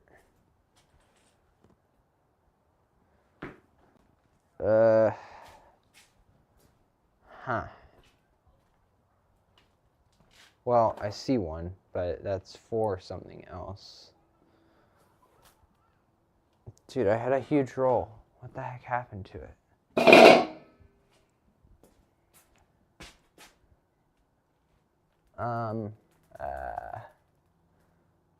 Okay, I really want to find that.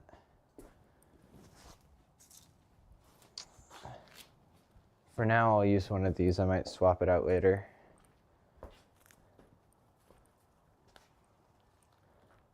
One thing with me, if I can't find what I want, I'll find something else that'll do it, and I'll fix it later. Save some time right now because daylight. I can do that when it's dark.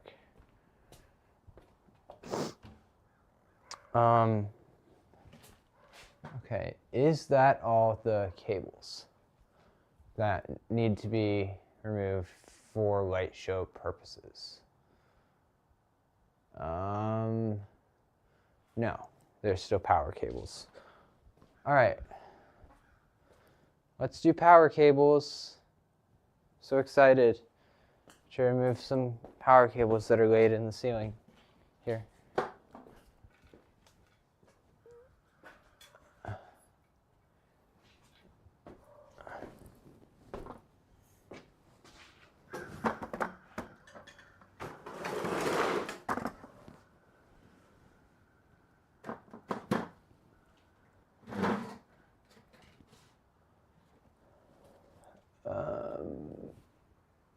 Okay, I need to be over here.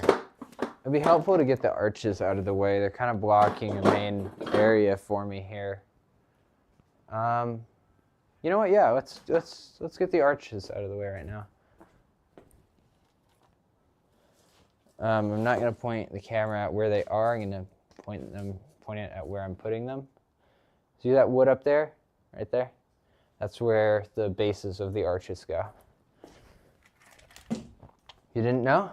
The way the arches work, you got these wooden bases here.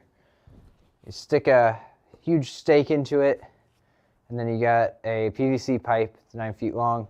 And then you do some math, get the exact size, measure it out. Geometry coming in useful. And then you've got some arches. And then you can have pixels on them and do effects, and it's all fun. It looks beautiful.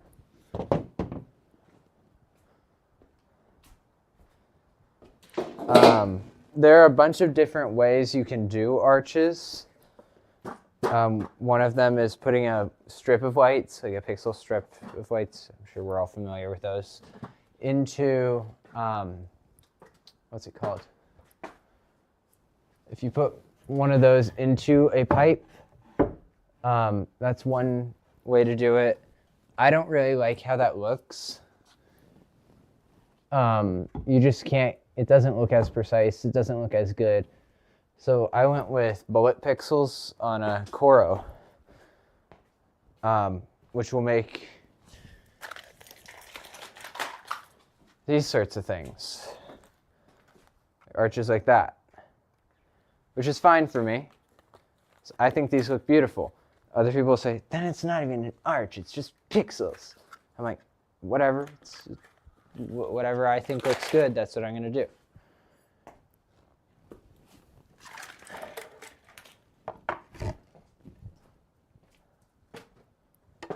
So the way I'm stacking these is I'm storing them like that, so they take up a bit less space.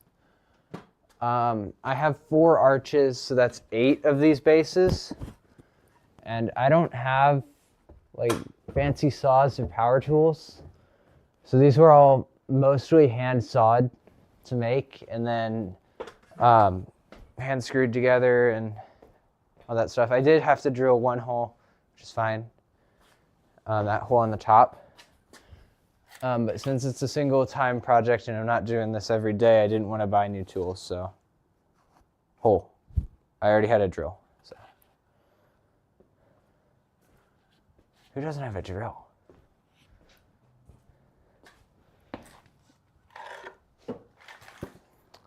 Also, I think a squirrel attacked this one, because none of the others have this, but this one is like, eaten almost. So a squirrel almost certainly chewed on that because I have no idea what else would do that. No squirrel. Or not, what am I saying? No, I can't think of anything else to explain that other than a squirrel chewing at it. Or a raccoon. I don't know. I'm sure there are some like sprays and stuff to prevent that.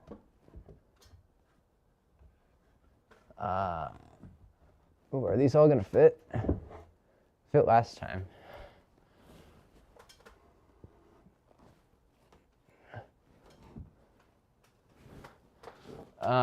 But yeah, animals. Sometimes they eat the wire.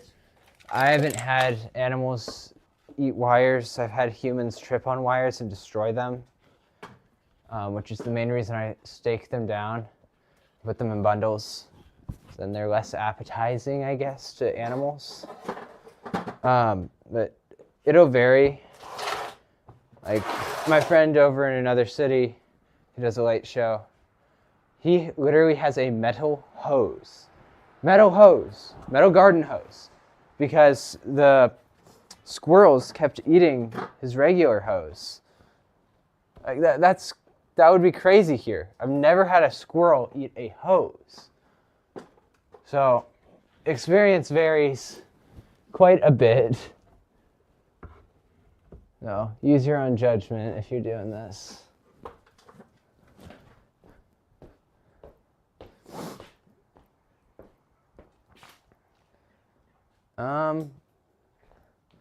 All right, that's those. Now let's get oh, I know what I need to do now. So the way these get attached to the actual PVC part is they're zip tied. But when I cut the zip ties, it doesn't cut them. They're still on there. So I just got to pull these out, these little zip tie things. And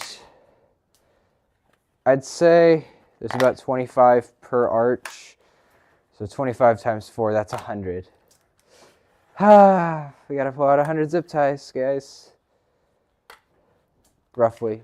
There's some already gone.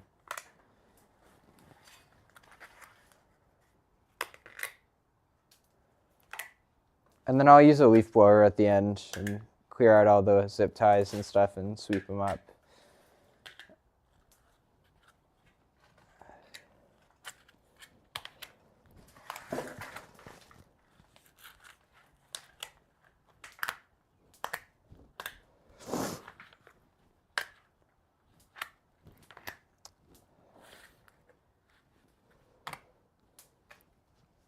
Whew.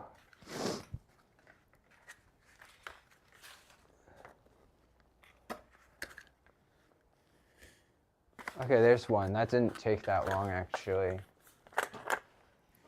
These should be able to be stored like this, right? Yeah, from beam to beam. Oh, there's one cable I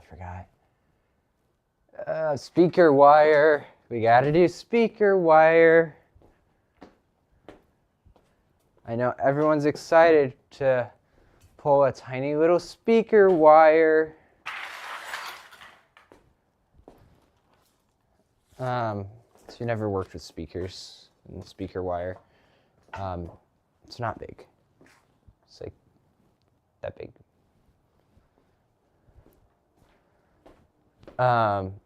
Okay, I left the stepladder over there, behind the camera.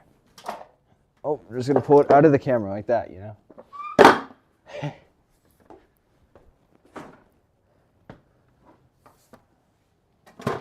This is what I'm talking about, this little wire here. That's speaker wire.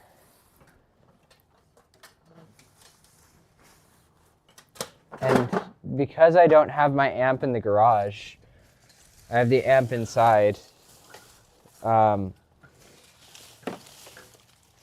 These cables run to the inside portion of the house.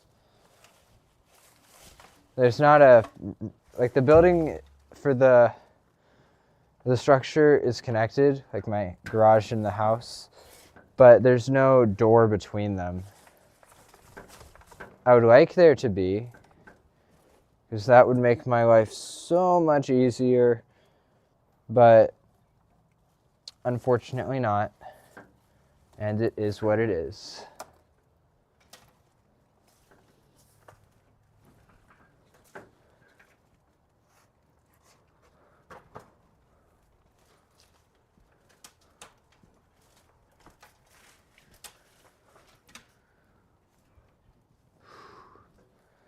Untangling things never gets old.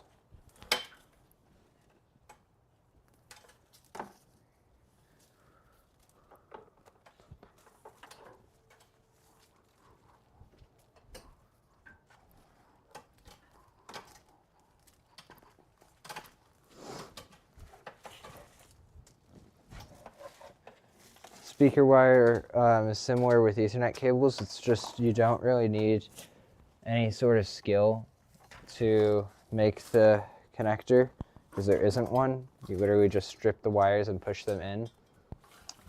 Personally, I like to add a bit of solder to the end, just so that the strings stay together, like the little wire strings, because these aren't solid core, they're stranded. I'll show you what that looks like in a minute. But you don't need to do that. It's just a preference thing.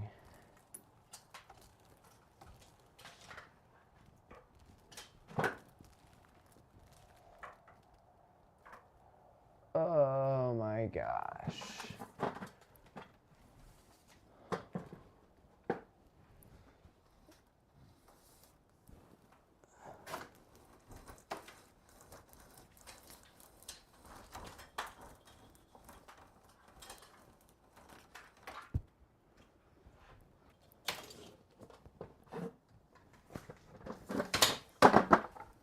The reason I had to switch the speaker wire so quickly is because the arches would go on top of it, and then it's even more of a headache to remove.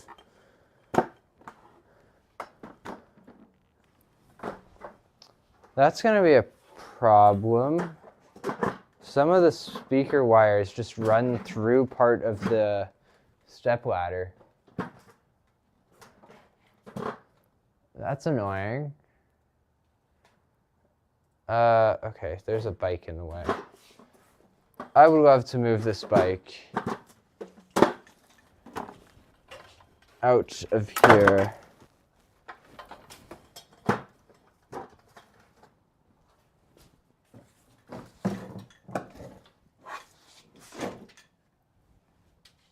This is a sitting bike that my mom likes.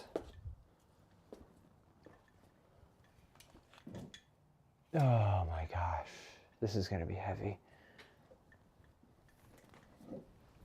I can do it, I can do it, I can do it. Oh my gosh, don't step on anything expensive.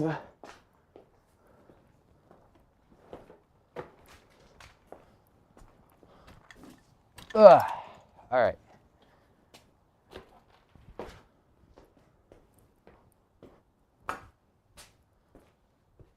Whew. Oh. Oh. Oh.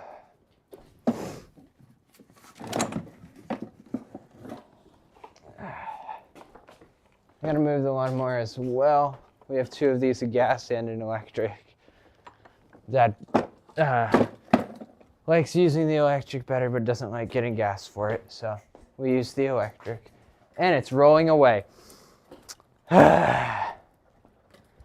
All right then. Sloped driveways. Yay. Okay, now I have significantly more workspace back here.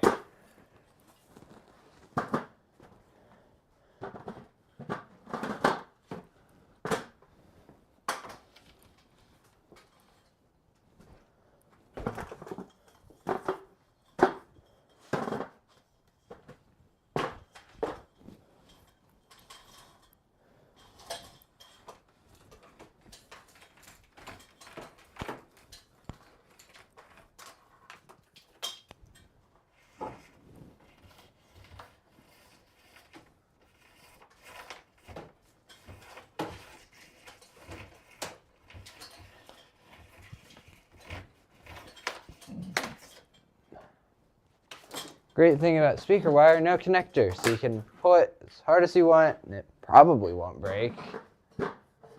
So that's the one advantage of this.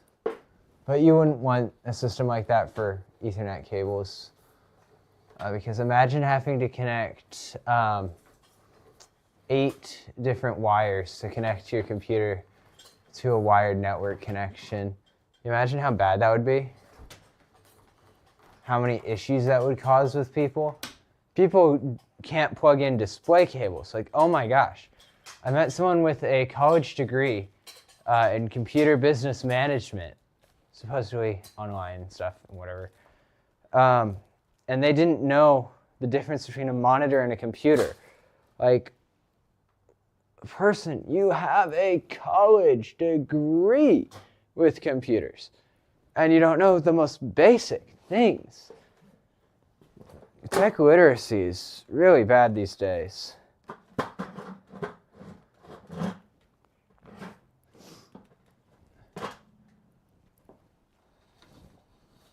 And I think I know why. Because schools haven't been using it and have been keeping up with it. Even today, schools are using Chromebooks. If the students can't do anything but work on the Chromebooks, how are they supposed to learn a more common system like Windows or Linux or Mac? Nobody's going to learn that. The only people that are going to be the people that are like me and really want to. And that's a problem, because we're going to need people like that. Okay.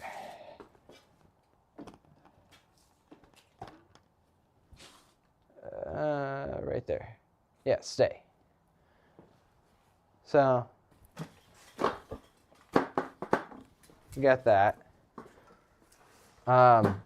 Ooh, something else that's cool. So, I'm sure some of you know what a Stream Deck is. It's this button pad that's customizable. It's got little screens on everything. Very useful. You can have folders and stuff. It's like $130. It's great for streaming things.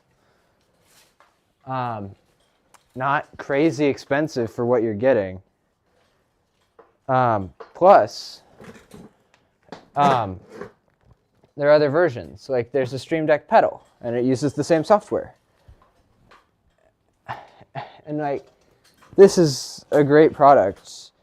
Like if you're doing a fall play, for example, or school play, and you need sound effects, don't just like use Spotify for sound effects and stuff, which is what I see a lot of people doing. That's so much work. Just spend like $130, get a Stream Deck, probably already have a computer somewhere that can give clean audio output. Get audio output from that, download the sounds, and use a Stream Deck. It's amazing. You can literally just drag the audio files in, adjust volume settings and such, and it just works. And it's simple enough that my mom, who I wouldn't consider tech savvy, I could teach her in 5 minutes how to use it, and she understood it all. And I don't think you would understand how impressive that is unless you've met her. I'm not saying that's bad, but her job just doesn't do tech stuff, so that's fair. What was I saying? So Stream Deck's amazing tool. I strongly recommend looking into them. There's just so many things you can do with it. For example, one thing I did with mine I thought was pretty cool. So when my PC, because I've designed it to be movable, I occasionally move it out to the family room so I can play games on the TV. That's fine. But the issue is when I come back, my monitor configuration's weird. And what I have to do is I have to go into settings, I have to switch the primary monitor to my non-primary monitor, then switch the primary monitor to my primary monitor. I'm like, okay, can I automate this at all? I'm like, yes, I can. So what I do is I made a little multi-action, it's called, and it will just do that really quickly for me. It'll switch the display, the primary display, and it'll fix that for me in one click. So doing things like that is just so cool. And it doesn't even have to take up a button. You can have like a folder for just software fixes or hotkeys and stuff like that. And if it's a known issue and repeatable bug, and you know how to fix it, but you want to do it quicker, you just do that. I also use it as a volume controller, a bunch of other things. Like I can use it to control the lights in my room. That's something. Okay, I'm pulling this the wrong direction. So yeah, if you have a PC, 10 out of 10, definitely would recommend.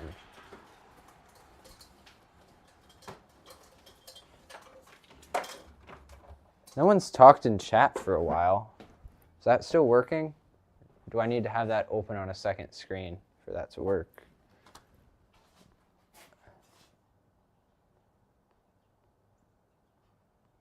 Yeah, it's still working. Okay, just nobody here. That's fine. I'm still going to talk just as much because I know there are people that will watch the VODs. Okay, I need to pull this. I need to keep pulling this, keep pulling. I didn't expect this to be very popular. I expect people to just tune back in every once in a while, check on progress and such.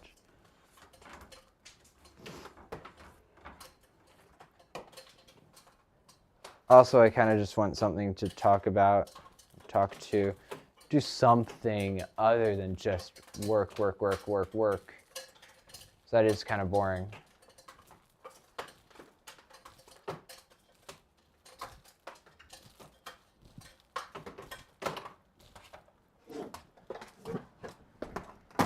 All right, that I will deal with later. Right now, back to what I was doing with the arches, because they were in my way. Let's put the arches away.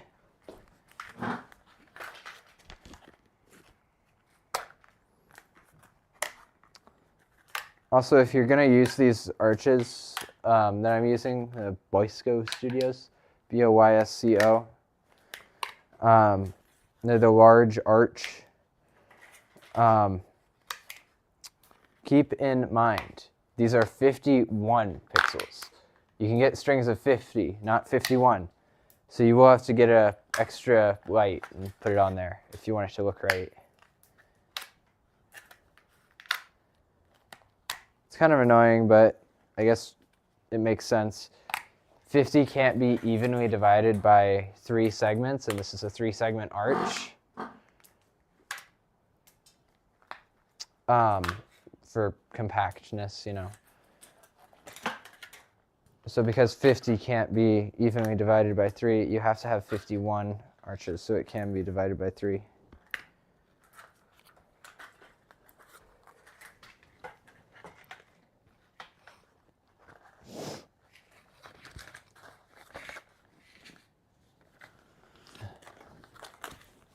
And there we go. That's how compact this arch becomes. If you've seen these in person, you know they're not tiny. But for storage, these become quite small. And these are one thing where it is required to use zip ties each year. I don't like it, but it is what it is. They'll stay on, and they stay on very well. Like these held since like the beginning of October all the way to December without any issues other than pixels failing. And that was once. Once pixels failed me. So, yeah, that's very, very cool. I have no idea why they failed. I'm guessing it was just like one pixel died or something, but I didn't know how pixels worked like that at the time. I thought the whole string was dead, not just took the one, so I didn't know to replace the one. So what I did is bought a new string and it was dead for a while. I didn't know I could just replace the one. So yeah, I look very, very overexposed right now. Like my face is just pure white from my screen. I don't know if it actually looks like that on the stream. I know this isn't a perfect camera, it's a webcam, but it works, and that's what counts. The battery on my tripod is at 81% after 3 hours. So 20, 40, 60, or not 20, 40, 60. Yeah, 20, 40, 60, so that's 3. And then if I times that by 3, that's 9 more hours of battery life if it is what it says it is, and it's not gonna like drop quicker when it's lower, faster when it's higher. So at our current rate, we'll have about 9 more hours of battery on that, which is good. It's plenty. Should be plenty.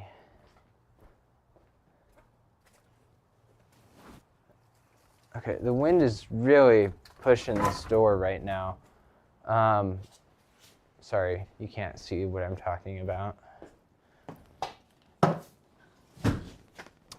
There we go. That's what I was talking about.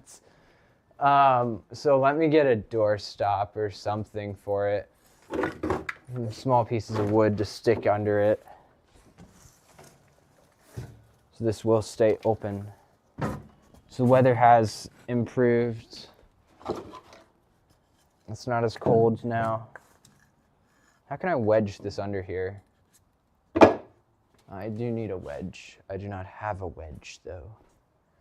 What can I use in place of a wedge?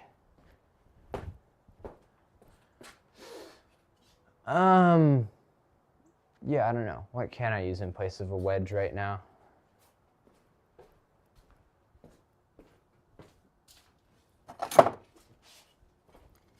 That works.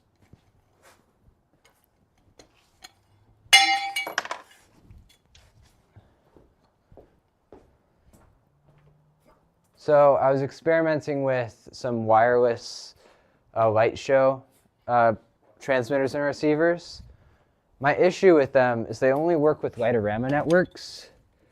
Problem with Light-O-Rama networks is they're not nearly as quick as the other networks I would use, like a Ethernet network, because that can literally be gigabit, but the, what's it called? Light-O-Rama protocol is very slow. It's kind of like DMX. I just call DMX slow. DMX is pretty fast. It just doesn't have a lot of bandwidth. To be clear, it doesn't have a lot of bandwidth. So I'm looking for more bandwidth. And I can't get very much bandwidth over the wireless connection here. Because it's not Wi-Fi. It's not Wi-Fi. It's a different type of wireless. Where does this wire go? What? Wait. Oh, I know where it goes. Okay, that did not work. I might need to actually come up with a better solution for holding that door. What could we do? What could we do? What could we do? Oh, wait. I know what I can do. The ground stakes. Those should work just fine here. I think, maybe. Plus this. Might. Yeah. Hold. That's good enough to stop the wind. Unless we get like a storm force wind, which we're not going to get today.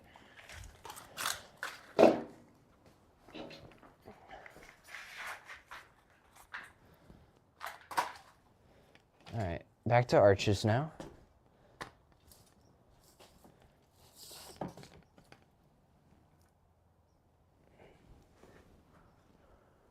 See me all right?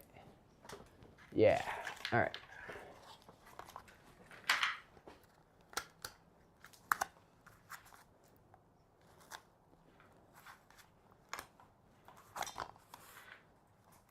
I don't want people to think this live stream is just silently me cleaning up the garage. I want people to get value of it. like fall asleep to it or something. I want people to learn from it. So that's why I'm talking so much. Because it's extremely difficult to talk about things in a video. Because if you don't know, on YouTube, attention is everything. So when people are watching YouTube, they're always looking for another video to watch. And if you're not interesting for just a little bit, people will click off. That's a bit different with live streaming though. People would tend to stay around, see what you have to say a bit more. So that's why I'm doing this as a live stream instead of just a long video of me doing it, talking. This video, you just have to be so much more engaging than a live stream. They're just completely different methods of content delivery.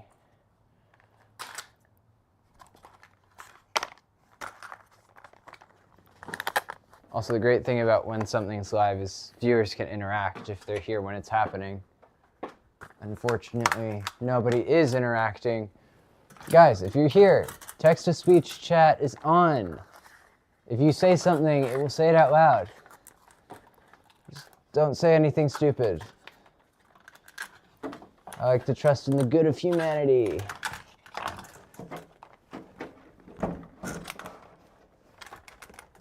Come on. Okay.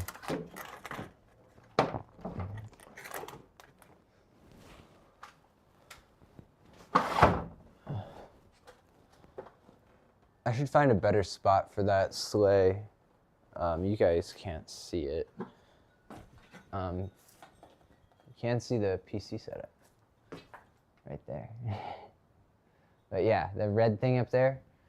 Oh, there. There. That is the sleigh.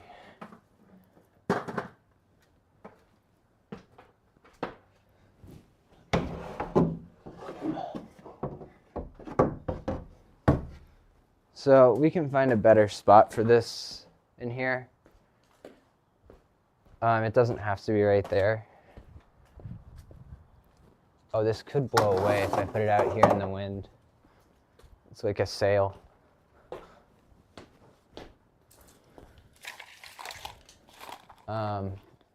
Anyways, last arch. Finishing the fourth arch, putting it up. Again, pulling out these zip ties that were cut.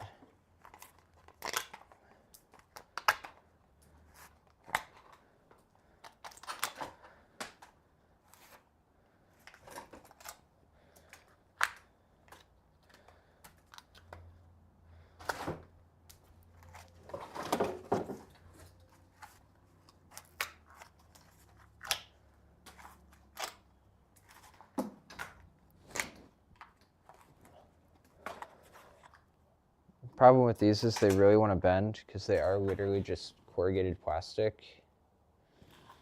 And they're not very thick corrugated plastic because they're meant to be mounted to a pole. So I'm kind of scared of these breaking. I'm sure that they sell replacement parts. It's just they sell the Coro for pretty expensive and I have to pay to ship it too.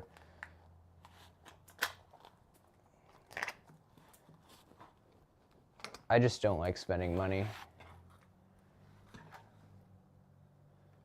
There we go.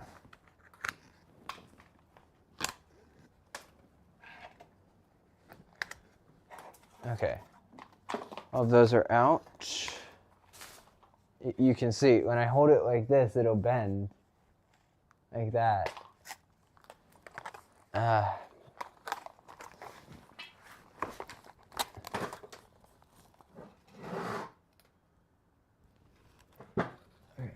And put these with the rest.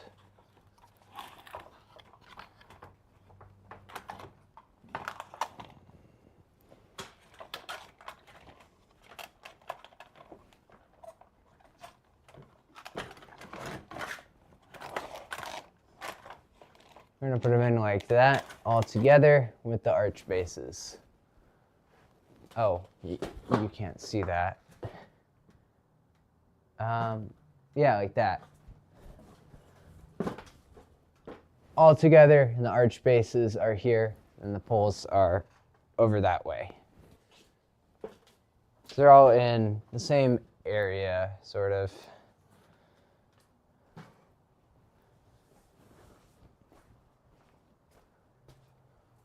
Okay, remember earlier when I said I needed to get down a power cable? Yeah, let's do that.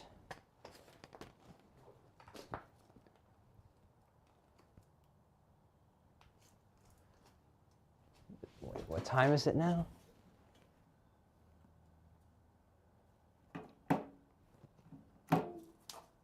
Okay, 10:53. I've been live for quite a while.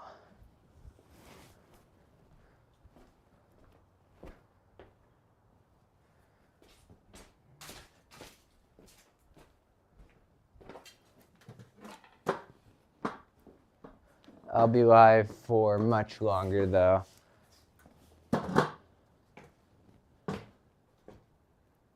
Oh, where's my power strip? Here it is. No, it's not plugged into the power strip.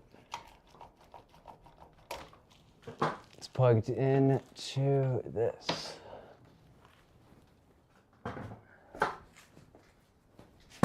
Ooh.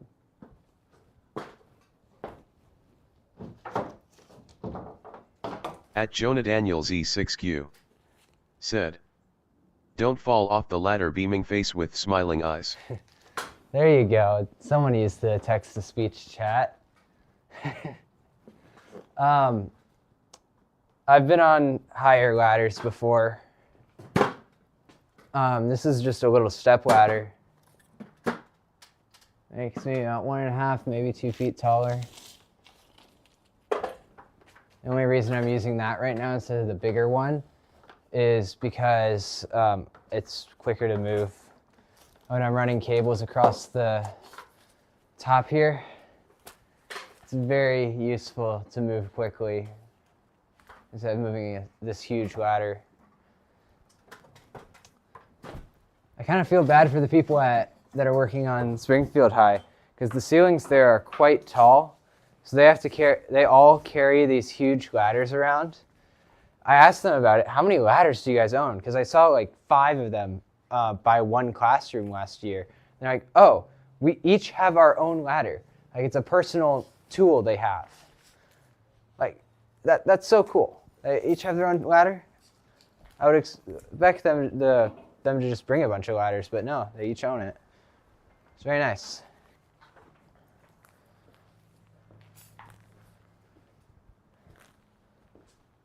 These aren't small ladders, by the way. They're like, you see this one over here? They're like triple this size. Triple this ladder size. Am I out of frame? No, I'm in frame. Okay. Yeah. Let's go with the other brown cables here.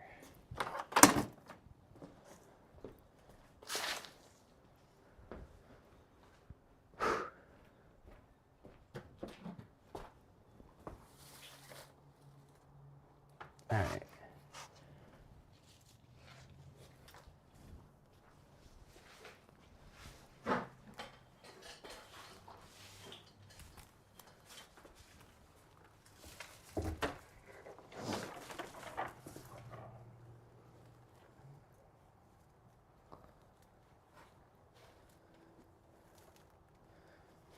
Some bigger shows I've seen, I asked them, how much cable do you have? They said, oh, around 2.3 to 3 miles. I'm like, what? Miles? You have miles of cable? The amount of cable you have is measured in miles?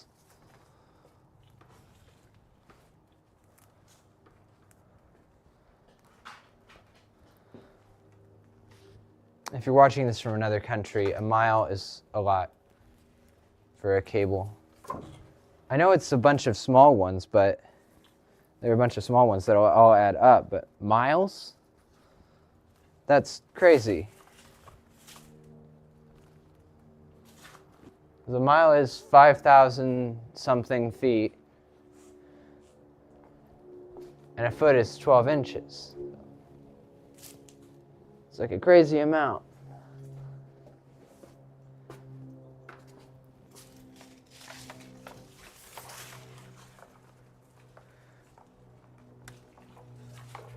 At Jonah Daniels E6Q said, I'm watching from Africa winking face. You're definitely watching from Africa right now. Theoretically, you could be, because last time I saw you was long enough ago for you to have taken a flight and go to Africa. It's crazy how quickly, relatively quickly, we can get around the globe now today.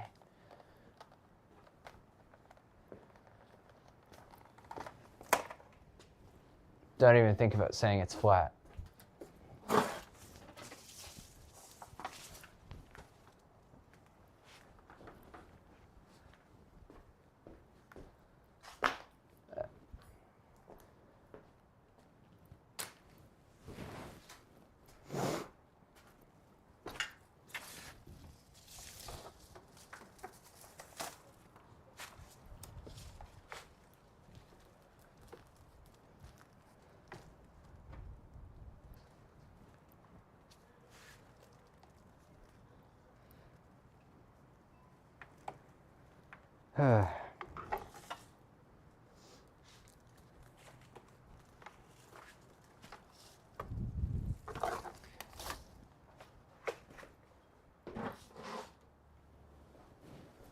The speakers I have mounted on my house right now for the light show, their mounting system isn't as like temporary as the old speakers I had, because they're like bolted in and the mounts kind of look ugly without the speaker on them. So what I'm considering doing is just actually installing them like they should be, drilling the holes in the wall so that the speaker wire is hidden, and then just having a sound system on the front of my house that I can use whenever. Because sometimes we bring out this fire pit and do things with that in the driveway, and it would be nice to have a little sound system there. Well, it's not a little sound system. It's not cheap necessarily. The speaker pair is about $120. The amp is about $80. Speaker wire about $40. So they're relatively little, but it's still not a thing you would see in a normal house. Speakers. So I think it'd be cool to have them because they are rated to survive outdoors. Some Yamaha speakers. There's a link to them in the About section on my website. I try to link to about everything I use. So if people want to recreate what I'm doing, it's as easy as possible for them. Because they know what I'm doing. They know how they could do it.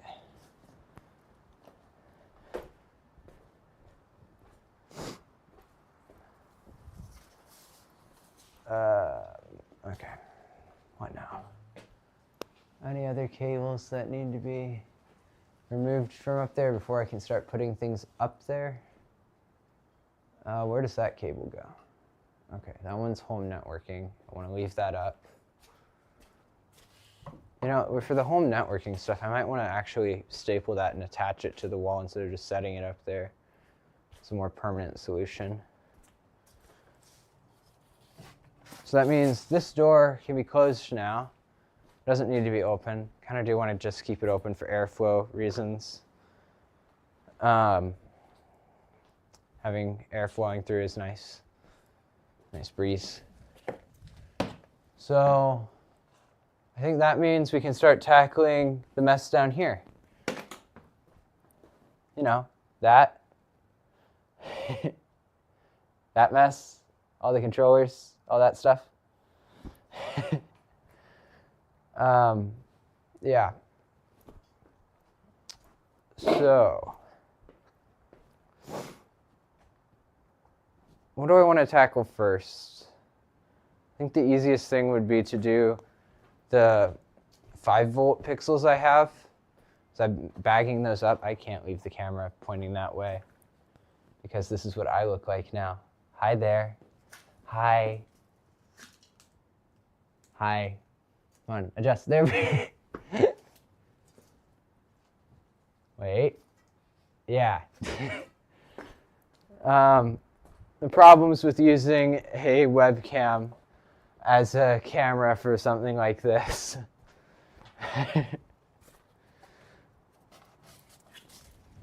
Doesn't have a crazy amount of dynamic range.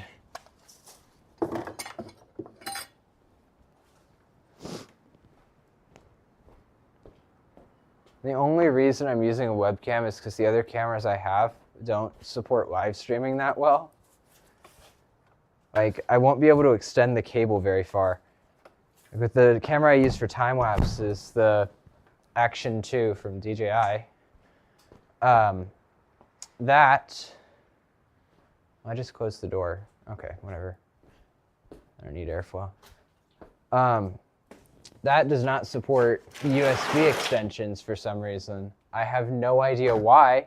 It definitely should, but it doesn't. So it can be used as a camera, but I can't extend it, so it's basically useless to me because my PC is in a different room than my computer. I'm going to go grab some bags for the Pixels. I will be right back. You'll still hear me, though, because I'm wearing a mic.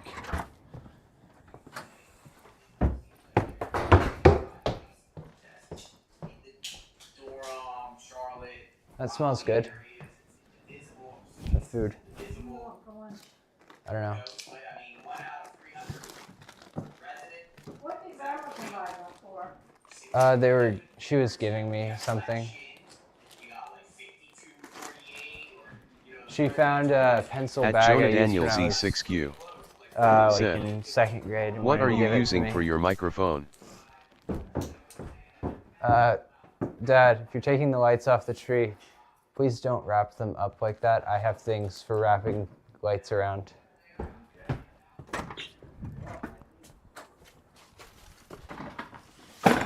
Okay, I just knocked down a bike. I'm sure you heard all that because I tested the range of this mic and it does just work from a crazy far distance, way more than I would expect. I can't hear, oh, am I frozen? No? Okay, that's why we can't point it that way. It's gonna be great once I get the stronger light that I ordered. That should arrive later today, like a construction work light. I'm hoping that doesn't cause flicker or anything. But once I get that, my problems will be mostly solved. Because I'll be able to light things evenly.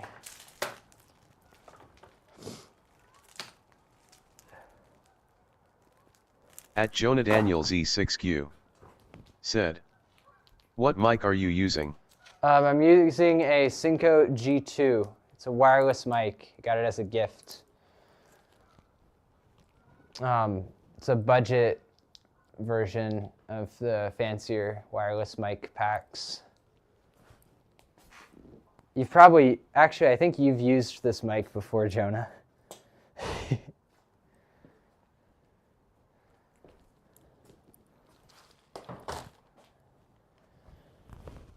Oh my gosh, this extension is on tight. Ugh.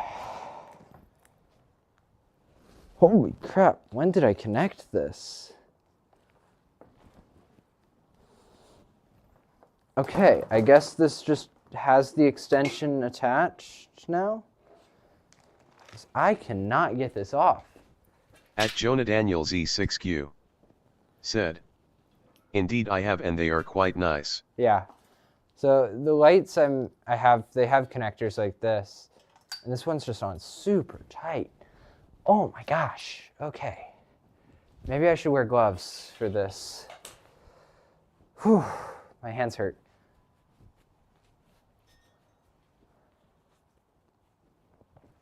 Sometimes these connectors slide in and then go together perfectly. Other times there are threading issues, so it doesn't go on perfectly.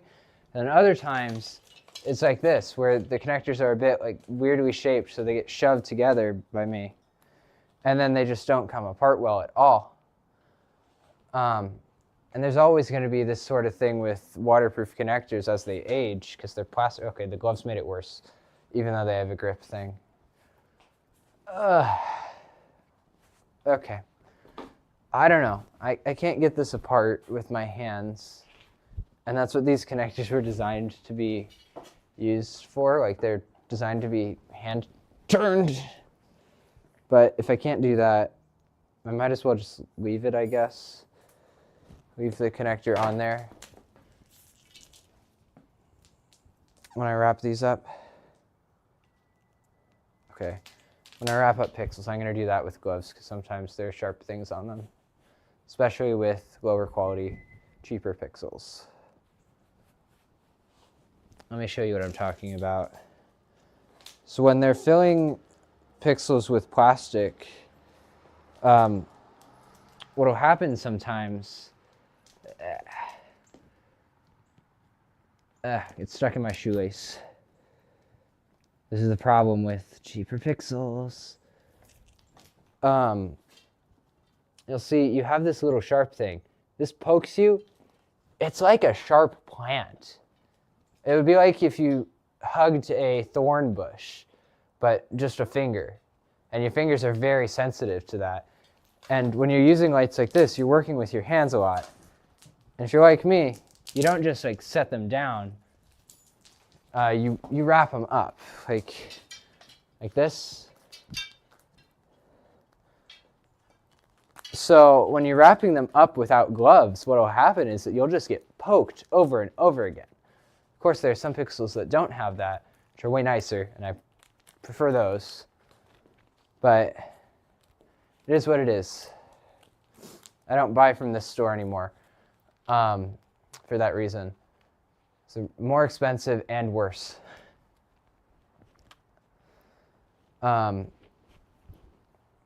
you see now I have it in a ball, a nice little ball. And then I can put it in a bag.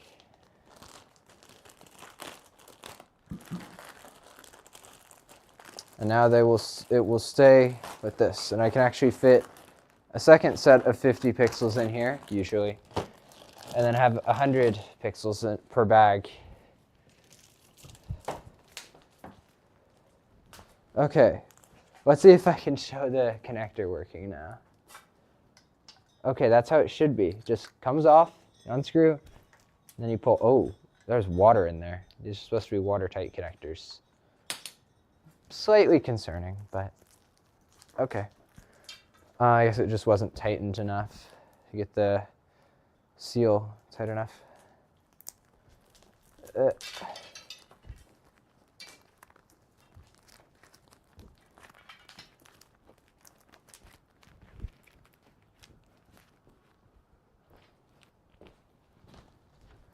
Also, if you're buying pixels, the spacing between pixels is quite important. This lower spacing is going to cost a bit less. Higher spacing is going to cost a bit more, but give you more flexibility. Longer cable runs, though. So you just got to get what you need. In my case, all of the uses I have aren't super high pixel count. So I don't really worry about that too much. But if you're doing a bigger show, you might want to worry about that.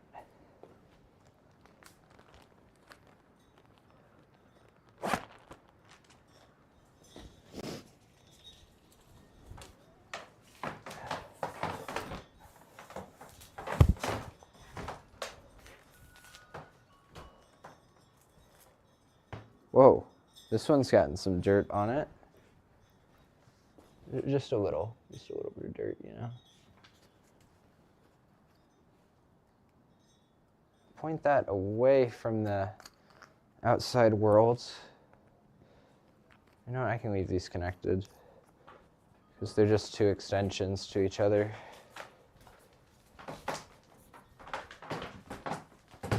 Is this just an extension? Okay, I thought there were lights on the end of it. So I'll put this in my pile of extensions that I will need to go through later.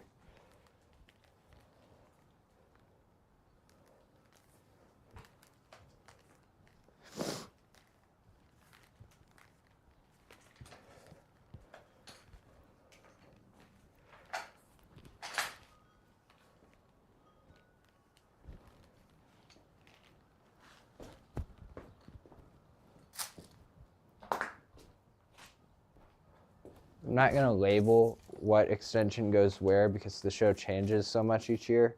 It's just not worth it to do that. And this is a thing you should do on all lights. When you're wrapping them up, start wrapping them up at the end. So when you put them out, you're starting at the starting point. That works for all lights, not just these. It'll save you so much time.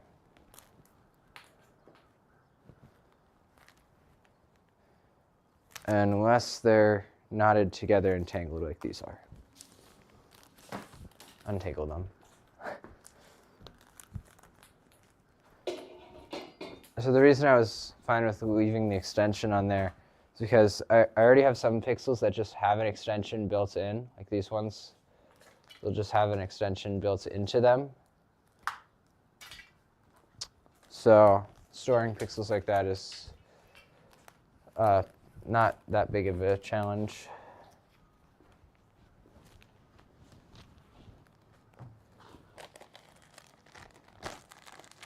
Okay, using a bag with gloves on is kind of challenging.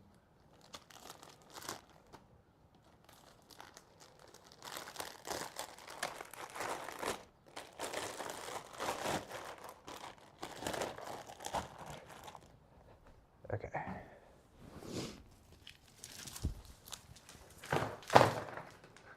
So these lights I'm working with right now, these were the ones that went on the bushes. These ones are 5-volt pixels, so voltage drop is much more of a pain to deal with. But other than that, 5-volt pixels, 12-volt pixels look roughly the same. Just 12-volt, a bit more resistant, which is why I use them in the tombstones, because those are 60 pixels. And I was buying the pixels new. I wasn't using pixels I already had, so it's better to just buy 12-volt. If you're doing a light show today, do not get 5-volt pixels because they're cheaper. Get 12 volts. They'll look better and cost like $3 more per strand. I guess that is something you should take into account.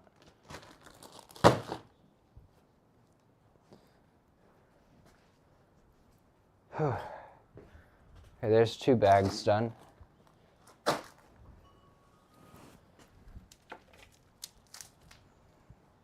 Each of these bags is holding 100 pixels. So if you're doing math here, that means I have a lot of pixels.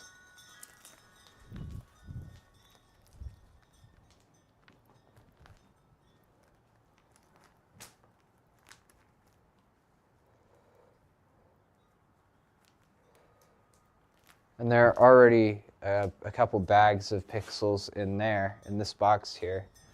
I'll show the box in a minute.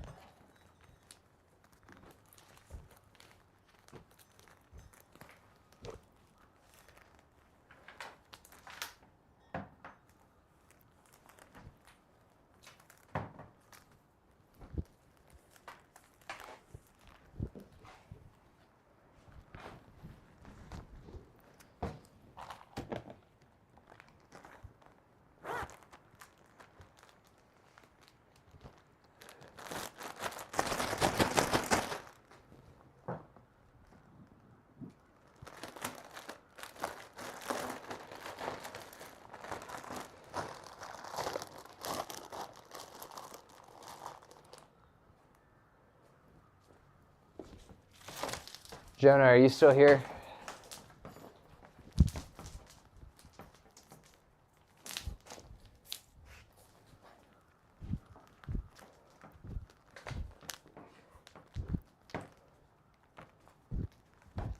At Jonah Daniels He's E6Q here. said, yes indeed. Okay. Okay, I was gonna ask you a question, but I forgot what I was gonna say. Okay. Now I really gotta think.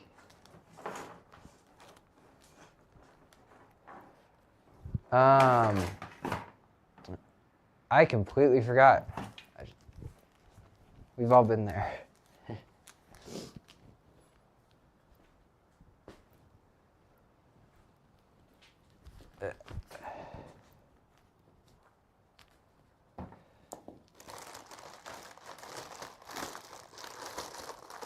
Oh, is this gonna fit with the extension? I have different kinds of extensions. Some of them are flat and some of them are solid. The solid ones are a lower At gauge. Jonah Daniels and thicker E6Q wire. said, "You might remember later." Yeah, I'll probably remember later. So stay here. These thicker ones, when you have a thicker wire, as you can imagine, voltage drop is slightly less of a problem because there's more wire, less of an opportunity for the electrons to jump away. So lower gauge, thicker wire. And the reason it's like that is because it's related to the resistance of the wire, not the thickness of the wire. I think that's kind of weird the way we do it, but sure.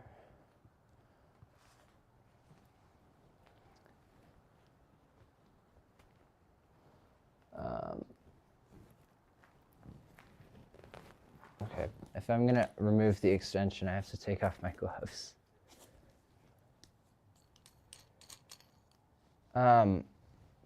Yesterday or the day before, it was raining and I was working on the lights outside. When I came back in, you know how after you go in a swimming pool, your hands are like wrinkly? My hands were wrinkly because I was working in rain, cleaning up lights. So that just shows you how long I was out there for.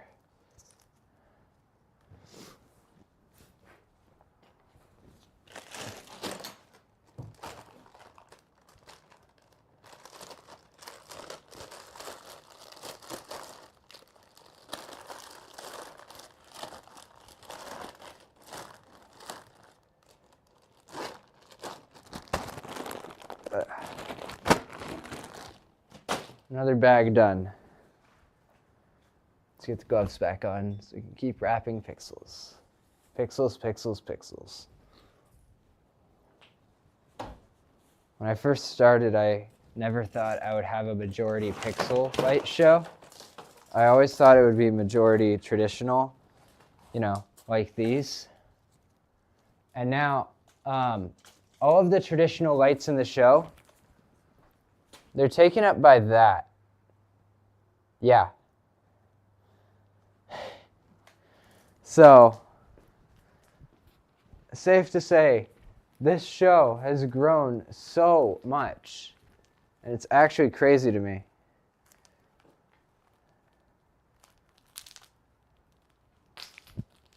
Because almost all the pixels I have were bought used, except for the props that I build myself. Those are bought new. Anything that's already in a prop, like the singing face, that was bought used for a significantly lower price. Like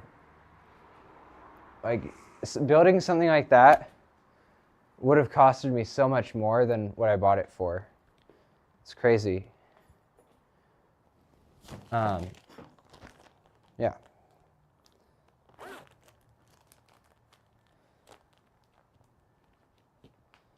People that are older and don't want to deal with pixels anymore will happily give a young person that has proven themselves to be able to make a good light show more lights for a good price, that is.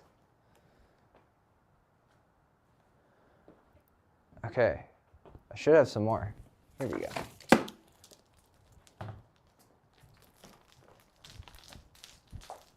And the cool thing with buying something like that is they'll give you the replacement parts too. Like they have stock of replacement parts. So when I bought pixels from them, I got like a whole box. Here are your replacement parts. And I'm like, okay, thank you. Sure. like, they wouldn't need them, I guess. So it's just cool how nice people are in the light show community.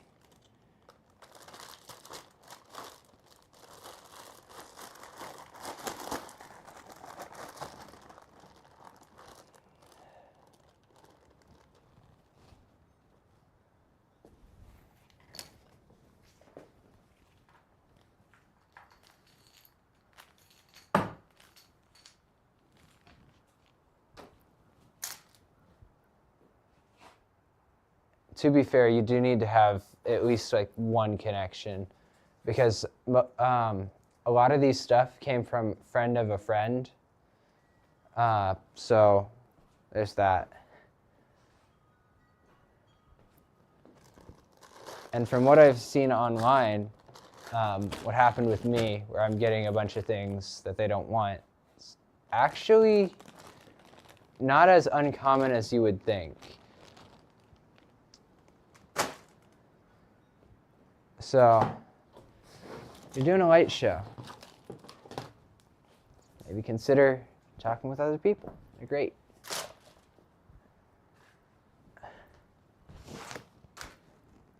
Hey Jonah, you want to see a crap ton of cable?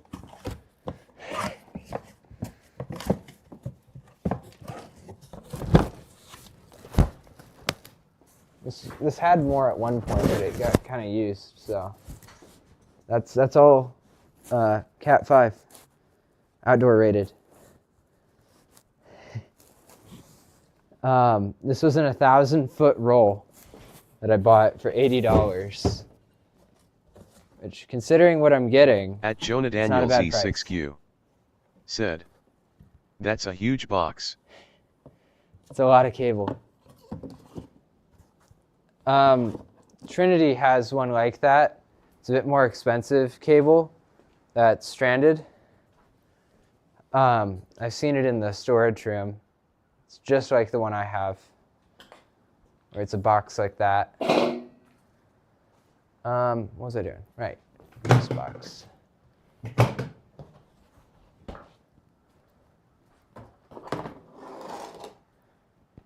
All right, I'm gonna move the camera over this way.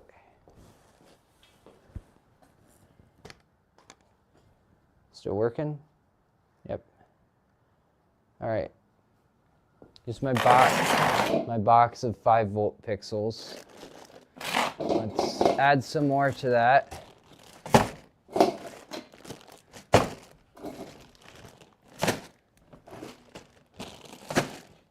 Okay. You know, I could probably store some extensions in here too, but usually I store the pixel tree in here too, because that's also 5-volt. What?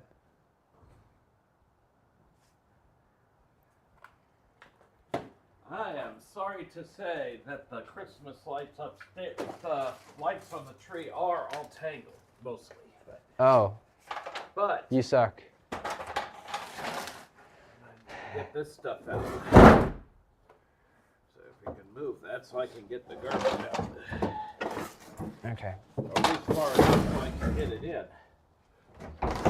You know, there's a better way to do this. You just hand it to me, and then I throw it in. Let's go for the garbage.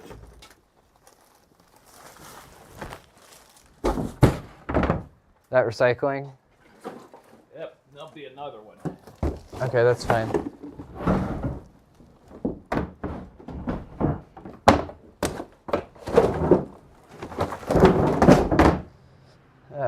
Things you have to do when you take over a room for a light show. Temporarily, to be clear.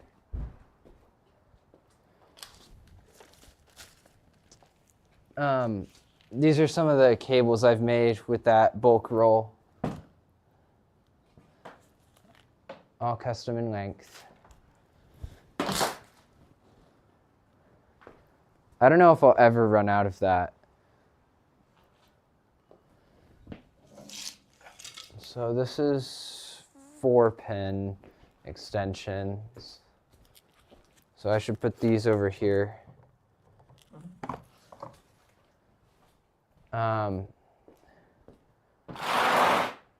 Okay. I believe it is extension sorting time. I'm gonna get the step ladder so I can use it as a chair, or a little stool to sit on, and organize some of these. You're still looking at the box. There we go, that's better.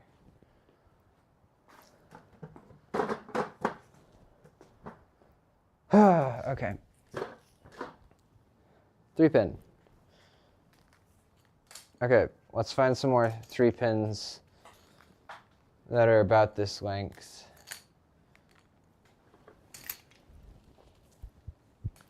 This 3-pin? 3-pin. Okay. Most of the time, anything 3-pin will be smart pixels, and then 4-pin will be dumb pixels, because 3 wires, positive, negative, and data. And then with dumb pixels, it's just negative, red, green, and blue. And those are all positive. And then it just completes the circuit for each color.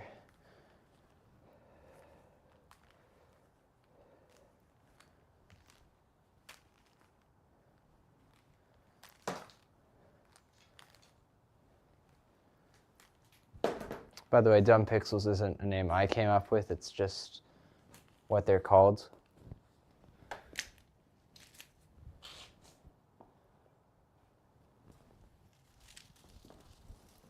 Okay, I'm going to sort this by type too. Man, this is a mess.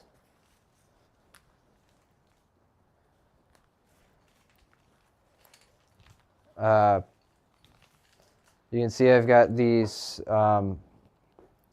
purpose-built extensions that were bought with other things because they just had them and they didn't need them, and they're like, oh, I'll take that too, sure.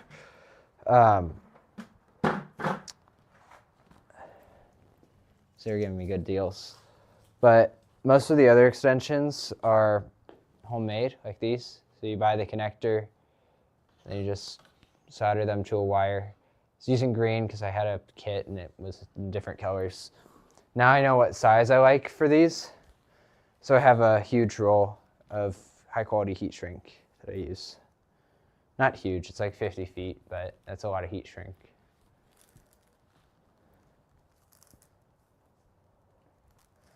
I'm gonna remove the knots because I'd rather do that now than later.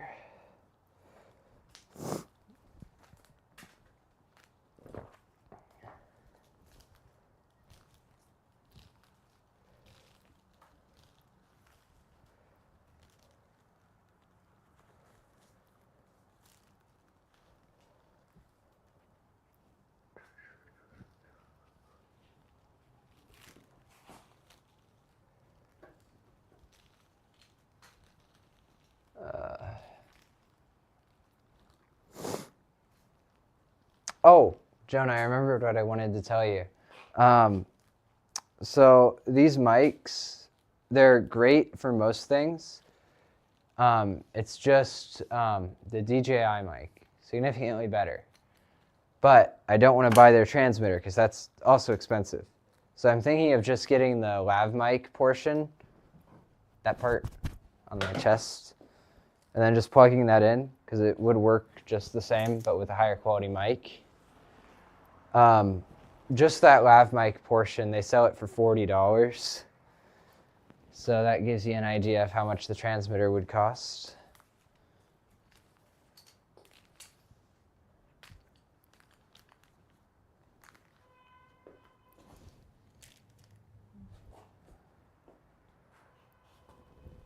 If you're still here now. Say that after this time. At Jonah Daniels E6Q said, "That's wild." Yeah. So I would get really good sound quality at a relatively good price because these already sound great. Imagine if I'm not using their budget microphone and I'm only using their nice transmission power, because that works perfectly and I haven't had many issues with it. other than interference with other products, but that's fine in my case, because I'm not in a RF heavy area.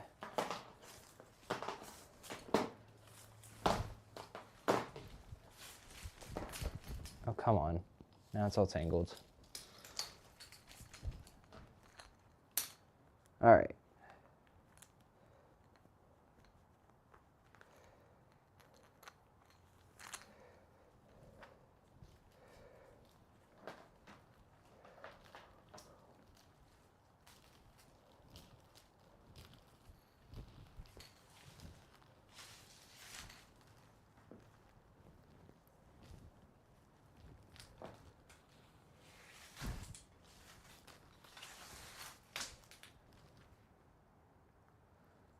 Well, here's one I used clear heat shrink on, because that was also in the heat shrink kit.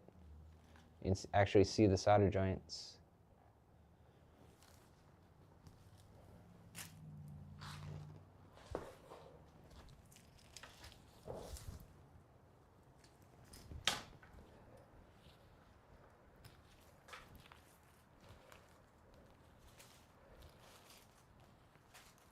So when I first started with Pixels, I was using Lightorama because they were high quality and I knew they would work. But now I'm realizing the limitations with them because their extensions aren't standardized. So it's you can't buy like connectors. You have to buy their specific extensions and then cut them, which I don't like doing. So their connector is also made of a flexible plastic, a more flexible plastic than the other type, which is called X-Connect. They both have pros and cons. The Lightorama connector is a bit more expensive, just because it's less common, made only by one company, and that company pays people well and has support and that kind of thing. And like, I'm not gonna argue over it. I just want a good deal. But anyways, I don't like it because like, it's a flexible plastic. Like if you step on it, it'll just bend. And the problem with that is when they're super bent out of place, they're kind of hard to deal with. Compared to X-Connect, where it will just break and it won't bend as much. Of course, depending on weather factors, plastic will change in different weather conditions. Sometimes it'll bend and flex and stuff. But if it does, you can just get a hot air gun and melt it back together. Compared to the Lightoramas, where it'll just bend and be a pain to deal with. They might have a better seal, some other things. And back to price, they're more expensive. Smaller, less connection surface to make the bond. But yeah, pros and cons. I prefer the X-Connect because they're more common and more available.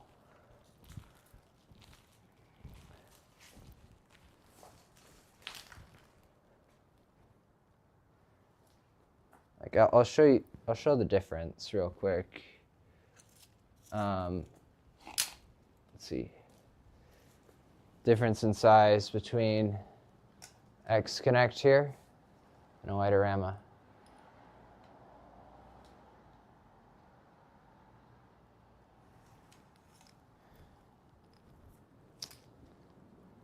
So significantly bigger prongs, more connection surface, won't bend as much.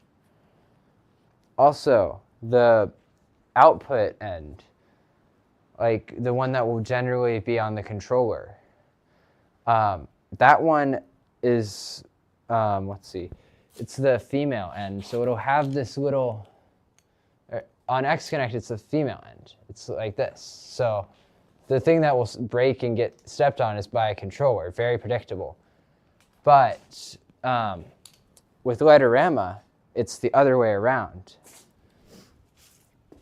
And the problem with that is then the side that will be more likely to break is on your props and your items and whatever you're doing. So that's much more likely to get stepped on, which is why I like X-Connect better. One of the reasons, because thicker on this side, won't break as easily, generally. Hello. Hi, is that food? Oh yeah. Okay. Chicken quesadilla. Chicken quesadilla. Chicken quesadilla and a big glass of water. Cool. All right. Have a good one. Thank you. Okay. You're welcome. It's lunchtime. Well, I gotta eat because it's lunch. But I will stay live. Not gonna do be right back. I'm gonna stay here. I feel like there's a better way to do this. Yeah, like this. This works. Let me show my face a bit more. There we go. I've tried these before. They're really good. She probably did that because she knows I'm live and I'm going to talk about it on a live stream. Probably watching it right now, judging it. Not judging it, but looking at how I react. Oh, so good.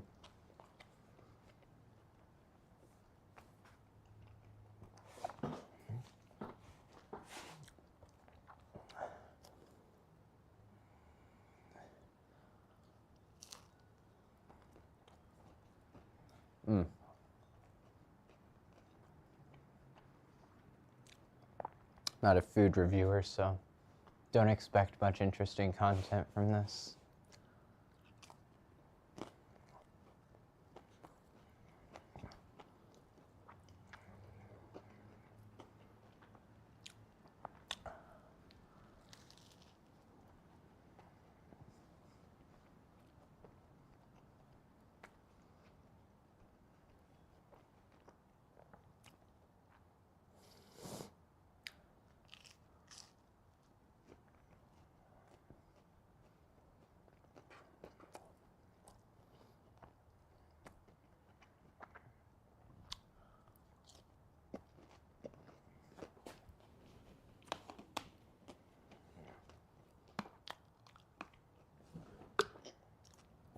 Backlit problem again.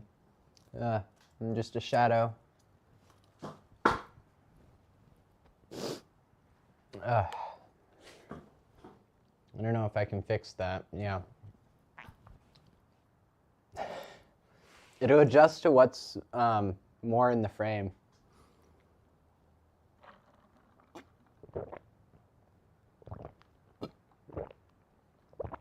At Jonah Daniels E6Q said, I'm about to go into my brother's basketball game, so I will have the live stream in my headphones and I'll check my phone every so often and I will occasionally chat, cause my phone will be in my pocket. Cool, so you're listening to me. Nice. Dedication.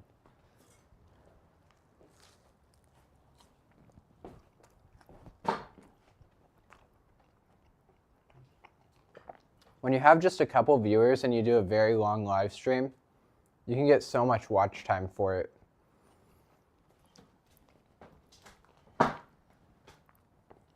At Jonah Daniels E6Q said, basically LOL cause I still wanna listen to the stream. Huh.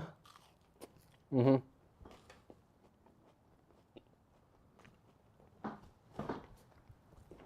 That's good. That means I'm entertaining-ish.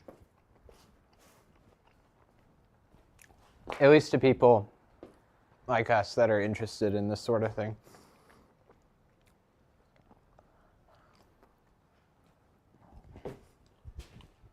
Oh.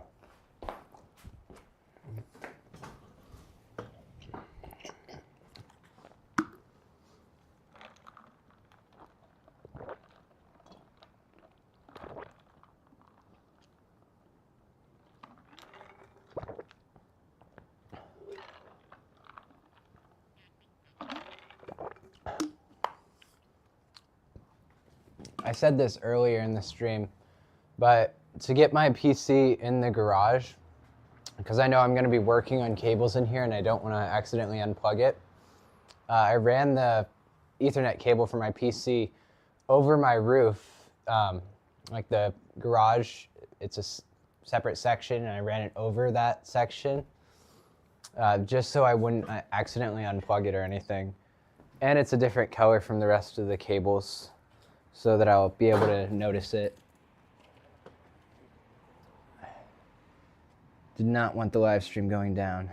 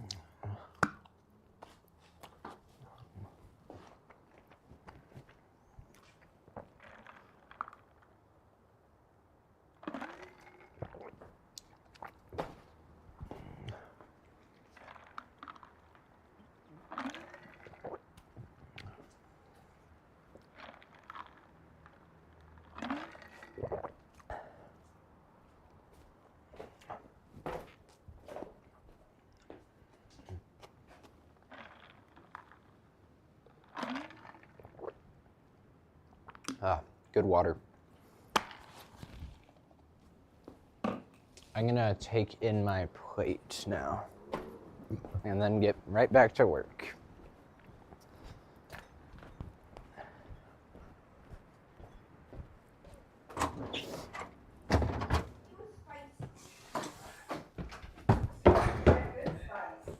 Hey Mom, that was really good. Thank you. You're welcome. Tell everyone on the stream that your mom. Oh, they can hear you. All right, so with that being said, I think I've got a wireless mic on.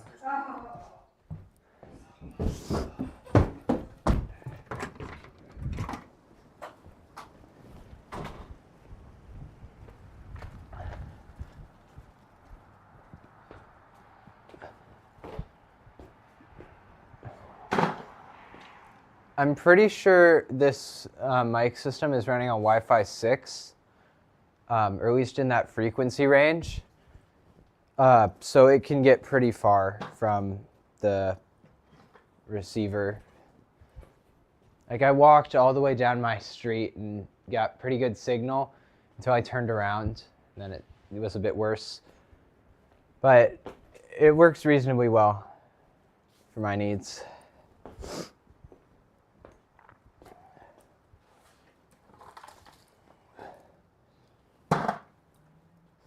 All right, extensions. I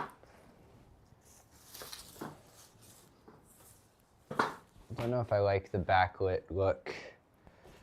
Let me move this so it's at the side here. Here we go.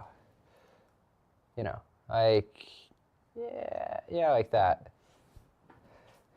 How to make it so the majority of the frame is not crazy bright, so it won't adjust for it. Like this. That's perfect.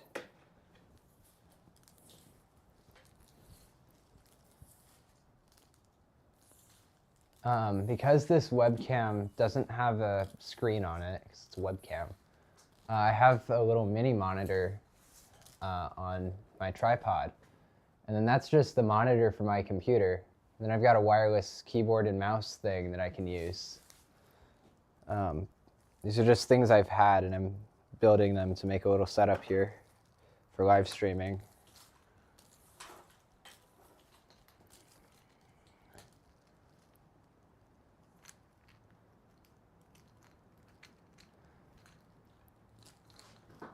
If you're doing anything with video, mini monitors are amazing. And they're not even that expensive. Like the one I'm using, how much was it? Like $30? Not that expensive. So, they're great. Now if you're doing something with 4K video, it might cost just the slightest bit more. Like professional monitors for cameras will cost, I'm not joking, thousands of dollars. But for the majority of people, a 1080p little monitor will suffice.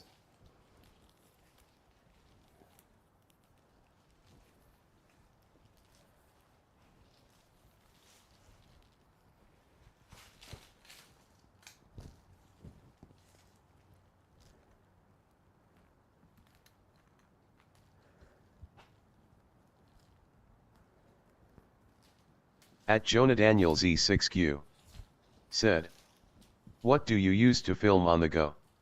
On the go, I would use a action camera, just because action cameras have gotten so good, because companies want to sell you more stuff, they'll make them a bit less expensive. In my case, I didn't want to use GoPro because they're a bit more expensive compared to an older model from a company I already use products from. So I thought the Action 2 would be a good choice for me. It has some downsides, like heat issues, but it's small and it just works for the most part. Battery life isn't perfect, but it is what it is.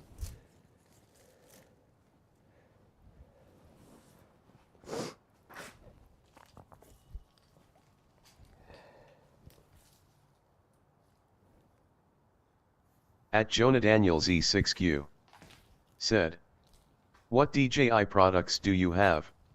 I have, let's see, I have their drone, Mini SE, and the action camera, because their products are still expensive, but they're relatively less expensive, or were less expensive.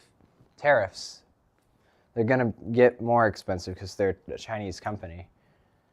But they were less expensive when I bought them compared to American-made products like GoPro. And there are some minor downsides. Of course, they're addressed in newer versions, but older versions, if they have downsides and less people want them, price go down. Appeal to Jonah goes up.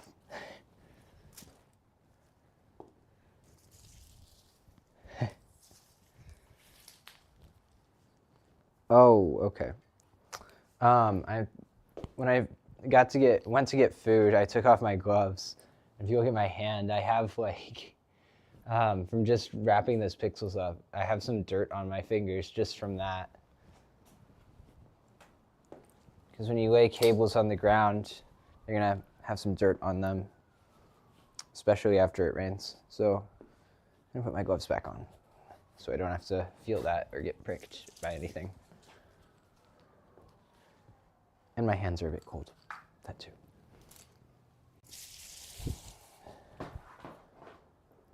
How did this happen? The cable's like folded weirdly.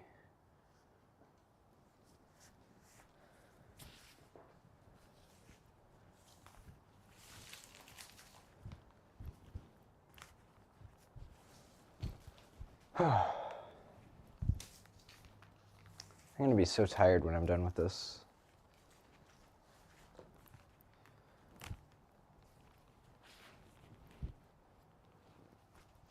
I do think I can finish it today, though. Because I've been working since 8:30 a.m., and this is how far I've gotten. At that rate, I will definitely finish. At Jonah Daniels E6Q said, I'm thinking about starting to stream in a few years using my phone LOL and upgrade as needed. Yeah. At Jonah Plays Galamam said, glad you liked what I made. I am watching for a reaction. You know me well. Yeah, you can play it back. I really liked it. And I predicted you would do that. That's funny.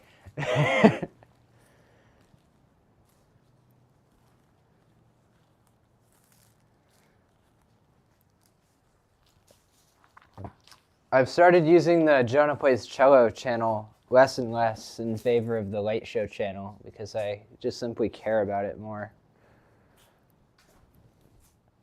Oop, I dropped the water. I find Late Shows way more fun and entertaining to talk about than Among Us gameplay or any gameplay for that matter.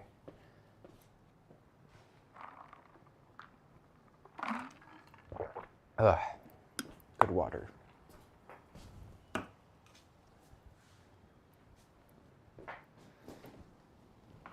Okay, so how many pixels are in this box?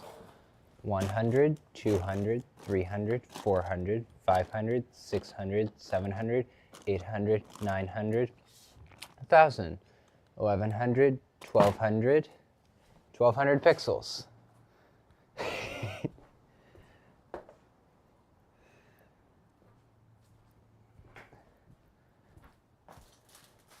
At some point, I should count how many pixels I own, because I'm just curious how high that number would be.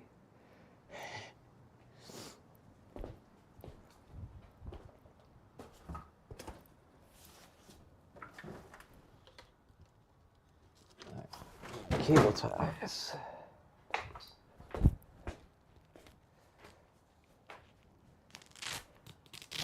Oh, I already finished sorting the extensions, I guess. I didn't even realize. Too into the live discussion we had.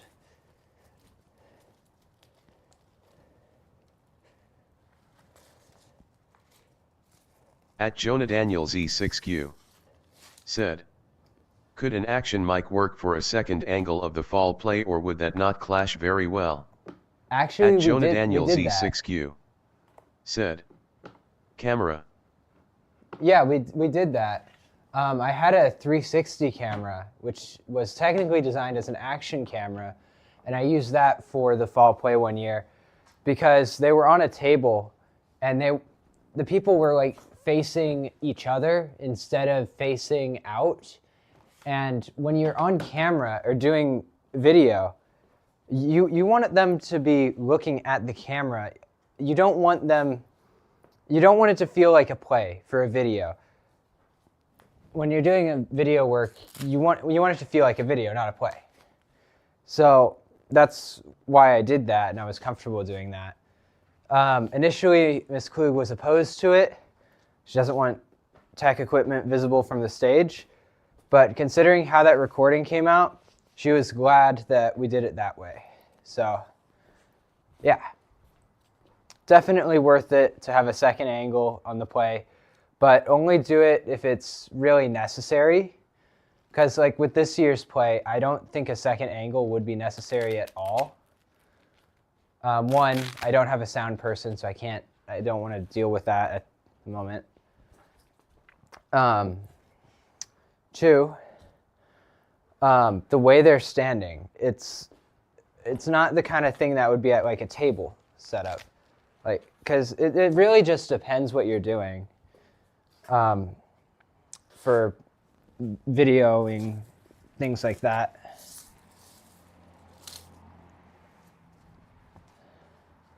Will this one fit on here? Oh yeah, this cable tie will fit.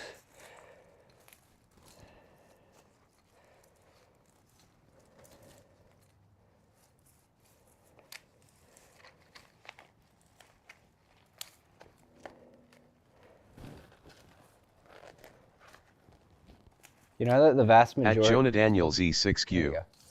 said, I think the Playtech will be good next year since you found another mixer.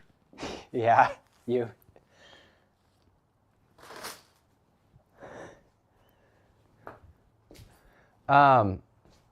We have found another mixer. I don't know if we're going to have it by then. Things at Trinity move very slowly because you have to convince one person, then they have to convince another person, then they have to convince another person. And then there's availability because people are adults and they have jobs, and there's just so many things that have to happen for something to get bought. It's amazing when I tell someone and then they just handle it really quickly. That's the best feeling ever. but sometimes things just get put off. It's kind of annoying, but welcome to the world.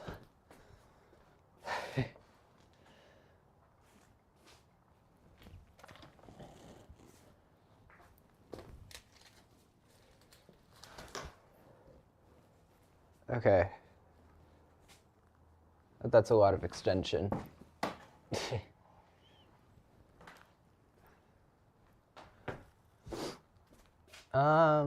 Well, you know what? I don't have as much 4-pin now. So I can reserve this big hook for 3-pin extensions, keep them all separate from each other.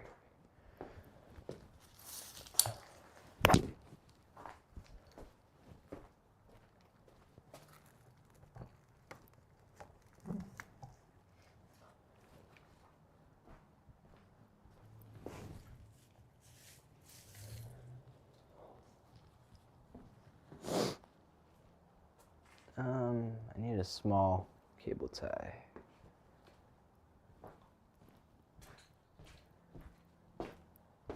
Here we go.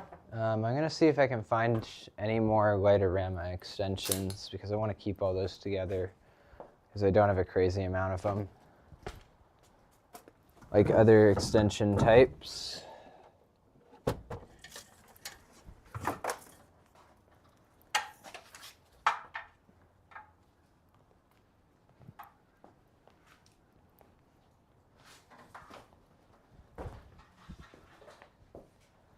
My neighbor's out here. If he comes over here and wants to talk, I'll have to warn him that we're live streaming Illinois law.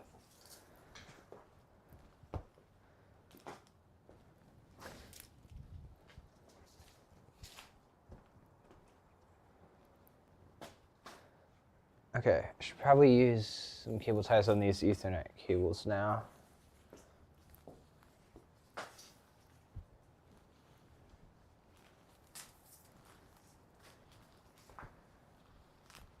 You know what?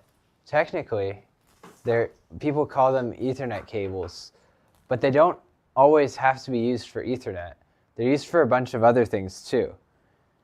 It's not the greatest thing in a light show, but it's just twisted pair cabling is so common, and the connector is going with it so common that it's not worth making another connector because it's just what people have.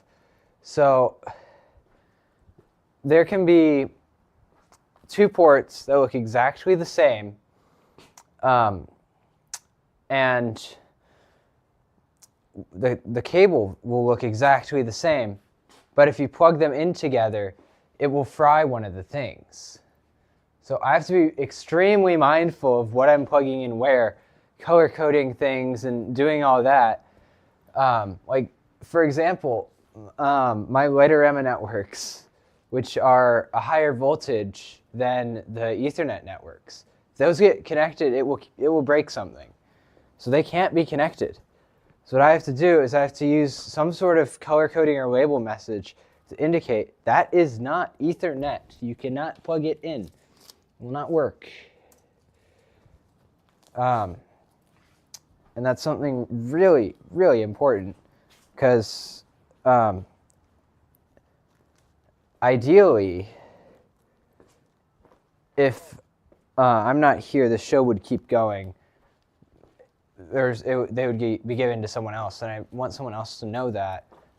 One of the reasons I'm documenting things on YouTube, I want my light show to live long and prosperous. I want to live long and prosperous, but when you build something like this, you want it to survive a while.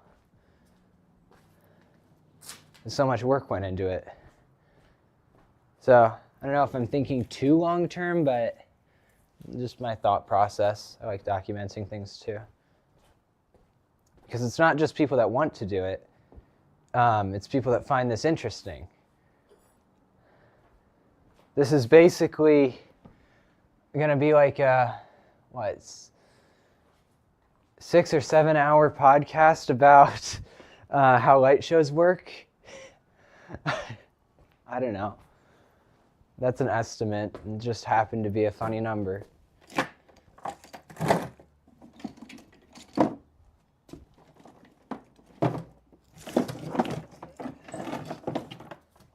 I'm waiting for a reaction in chat now. Doesn't have to be one. I'm just kind of expecting it. Okay, time to open a new box of cable ties. Wherever I put the boxes. Here they are. It's a variety pack. This is a 6-pack of heavy duty ones. Don't know if that's what I need. I need some more of the medium to smaller sized ones. Not the huge ones, because not all my cables are huge.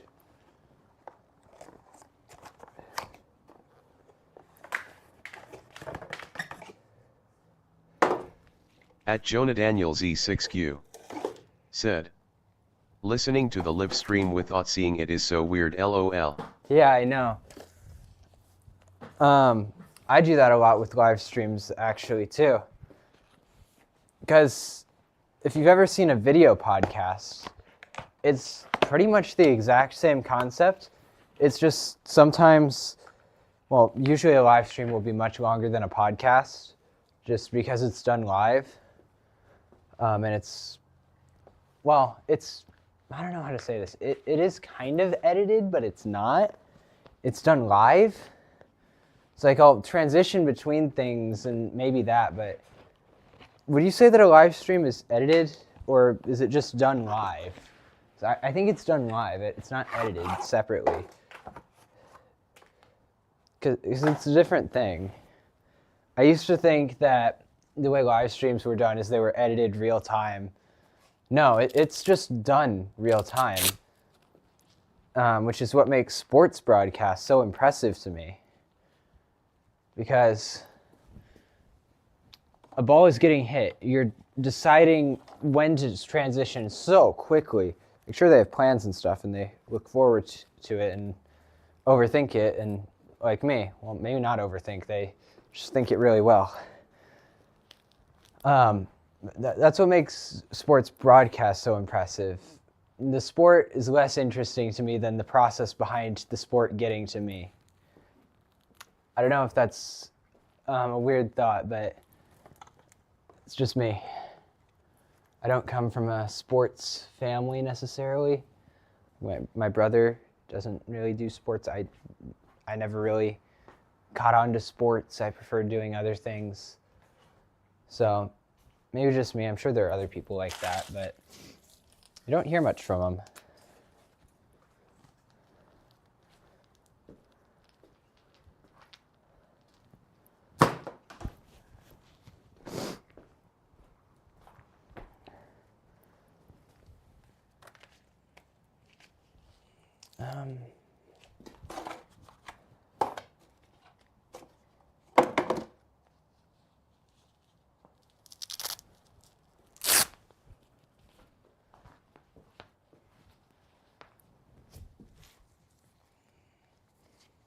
Also, one thing that helps if you're starting out live streaming, hide the number of viewers. Like, sure, you'll have some by the chat activity, but just hide it. It's not important. Just talk. Like, imagine you have people watching you and that are interested, because people will still want to watch it back. And if you're just sitting there because you have no viewers, that's not entertaining.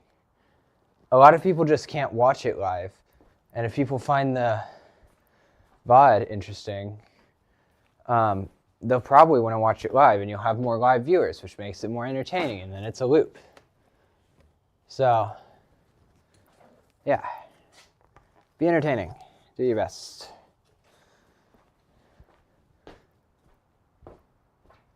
And then you can do what I'm doing, tailoring it to the audience that's watching. It's amazing. At Jonah Daniels Listening. E6Q said, Jonah is speaking wisdom into my ears. This is a glorious live stream. Yeah, because I know you're here. And if I build a conversation with someone, that's infinitely more entertaining than just me talking about lights.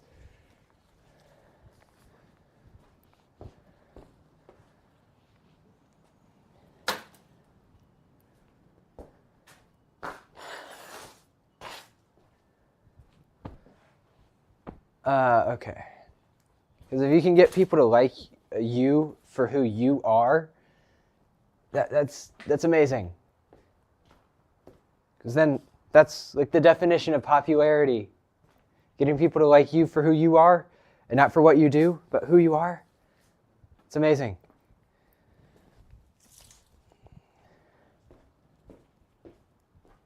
That's why streaming games isn't my thing anymore. People know me for the game, not for me.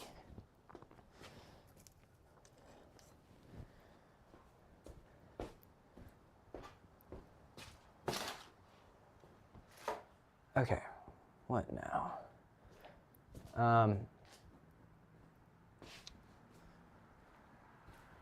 I am now starting to hang up cables on my huge wall of cables with a bunch of hooks and stuff that will be full by the end of the stream. In fact, I might have to add more hooks this year because I've added more cables.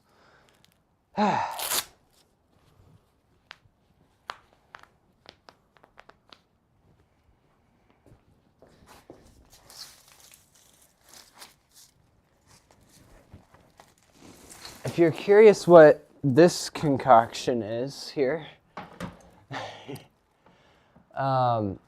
so on the, like right above me, I have the front area of the roof, and that area has 15 strings of standard Christmas lights. They're LEDs, so they use less power. Still, the whole thing uses like 75 watts at full brightness, but let me give you a comparison. I'm not sure what the exact numbers are, but I can compare LEDs and incandescents. Okay, where are some LEDs? Here are some LEDs.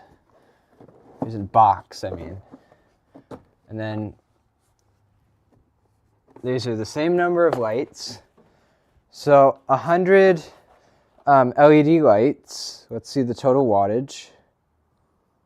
Where does it say that? It should be on the side somewhere. Okay. 4.8 watts each. So, wait, that doesn't seem right. 4.8? Yeah, 4.8 watts. Okay. Now, in the chat, give your guess for how much power and the same type of light but incandescent would work. How many watts do you think that would use? It's gonna be high, but I want to hear any of you could take a good guess. Give me your best guess. At Jonah Daniels E6Q said 3K. 3,000? No, it's 40 watts, but 40 watts per string of lights, that adds up so quick. And you've got to keep in mind, the absolute max load, continuous load you can have on a circuit is 1,800 watts. And when you're at a level like this, even with my my top roof lines, so that's 6 channels up there. Each channel has 2 strings of 100 incandescents because I bought those because they fade better and look better at the time, and they were a bit less expensive. So with those, I didn't realize each one of those at max brightness will use 80 watts. And then I have some LEDs on the channel as well, so that it's like 85 watts per channel. It's so much more than you would expect, because it doesn't look that bright. Because if you've seen the light show, you know that top area of the roof, it's not that bright compared to everything else. But it uses so much more power than everything else. It's just super inefficient.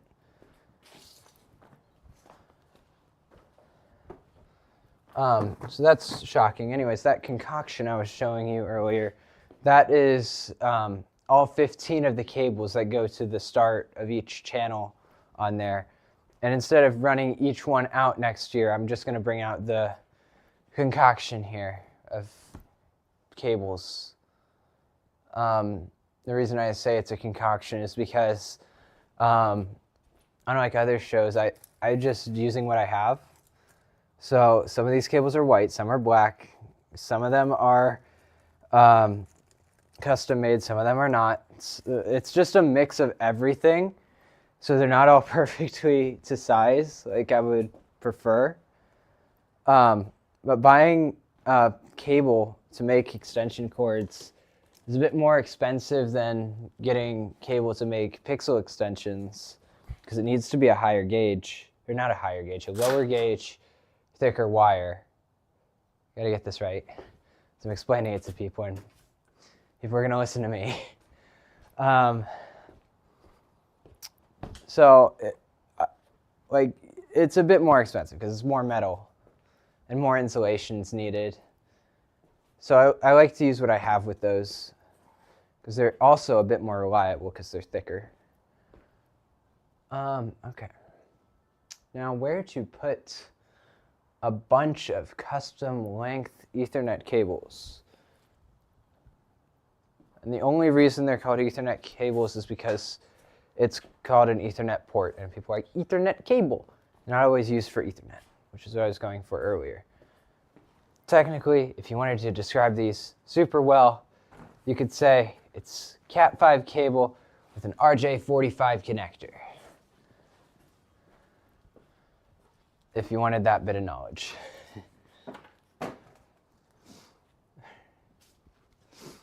I might have to put up more hooks. Nope, there's a hook up there I can use. Perfect.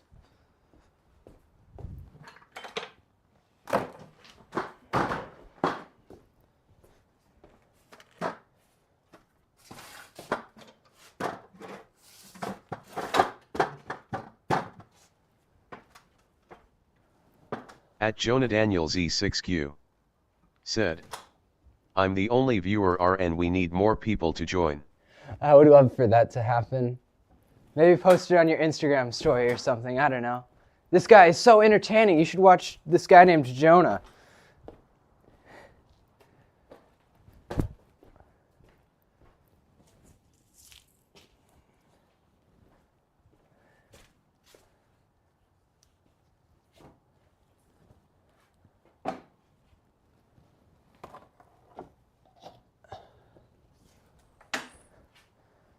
I'm trying to do light show stuff on separate accounts just so I can separate all light show content from other stuff I do. I don't want to have a generalized channel.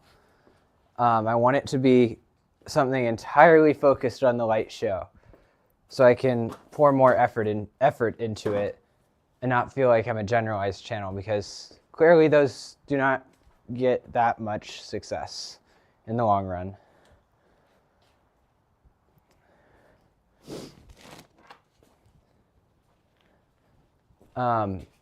Because what I thought was working, live streaming Among Us, was not. Because as soon as I try to stream another game, 3 viewers. I stream Among Us, 38 viewers. And the number go up, so I stream more Among Us, and then I'm like, oh, I can't do anything else other than Among Us. And it sucks, because people want just the game, not the person. But with a light show, there are other light show creators, so people will watch them all. And then it's just personality. I need a place for this pigtail, which is what the connection, the connector that and cable that go to the controller and plug in, that's called a pigtail for context. It would make sense for it to go on the controller. The thing with that is this controller is inside, so I don't have a waterproof case for it, so it's just kind of sitting here. I'd like to 3D print something for it though.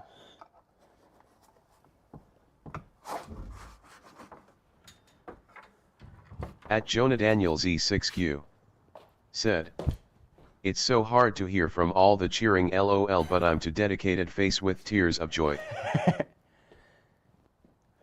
Yeah, gyms are so loud.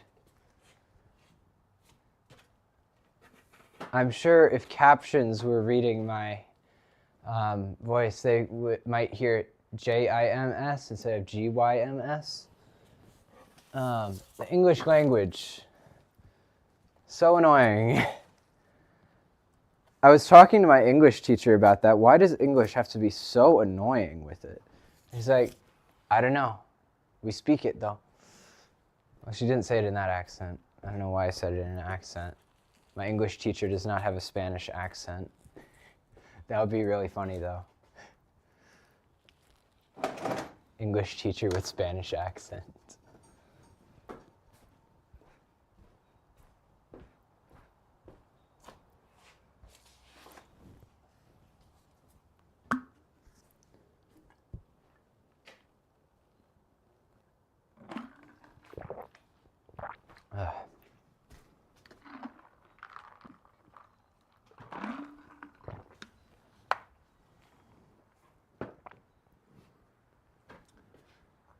Another little life hack that I use, well, it's not really a life hack, it's just a skill. What I do is when I have old strands of Christmas lights that are not working and I don't need them and I really kind of don't want them, what I'll do is I'll remove the light wire and then I'll cut it off and then I'll solder things back together so that we get a nice little extension cord.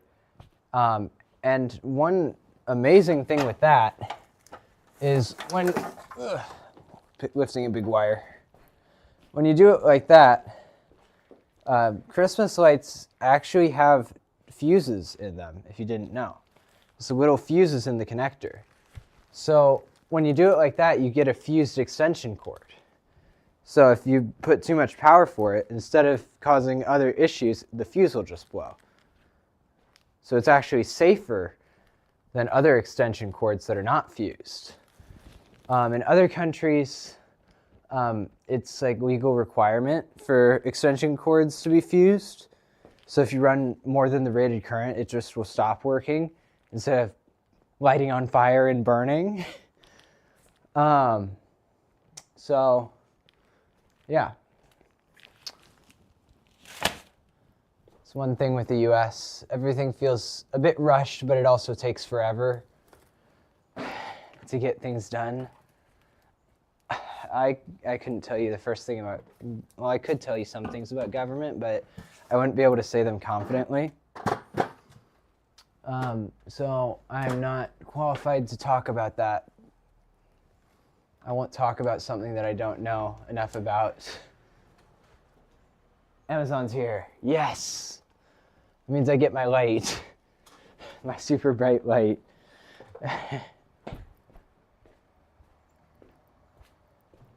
I'm gonna move my camera so there's no chance of it getting his face. Because that's a crime in Illinois.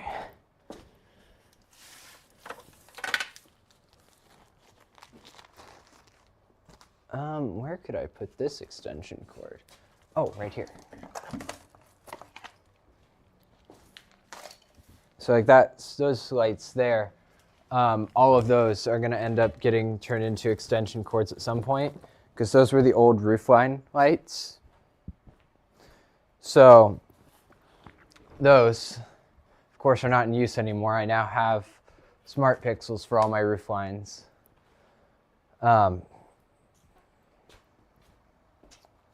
Hello. Great.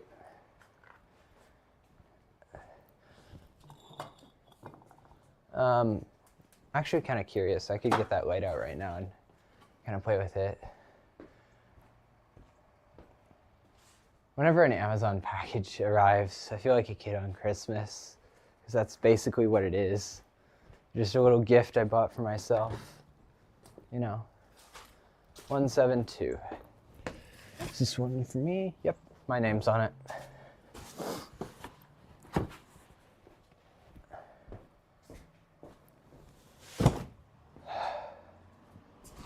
I don't have a knife on me, but I have an Allen wrench, so I'm going to use an Allen wrench to open this box.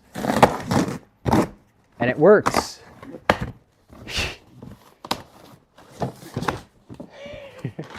It's a strong Allen wrench.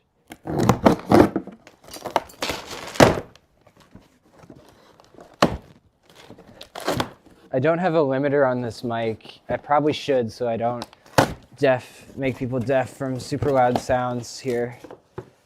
All right. Supposedly this is 30,000 lumens.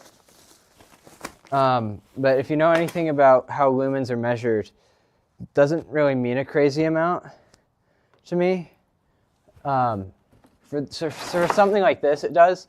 But there's At a good... Daniels E6Q said, can you set a limiter on the Cinco? What? What did you say? Can I set the limiter on the Cinco? That's what I heard. That's the problem with text-to-speech and having a small screen. I can't actually read the messages. I can move the camera though. All right. I can move. I got it. All right, let me move the camera for us so we can look at this. What's delivered? The light that I bought. Oh. All right.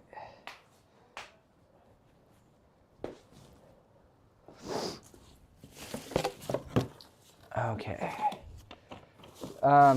Little break here to assemble a light.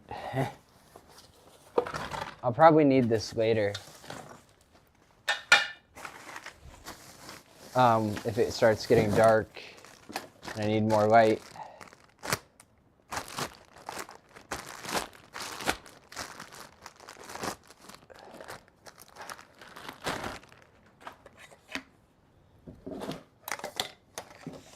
Oh.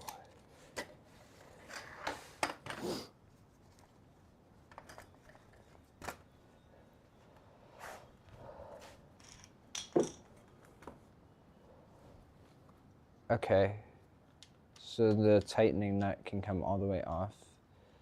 Great sign.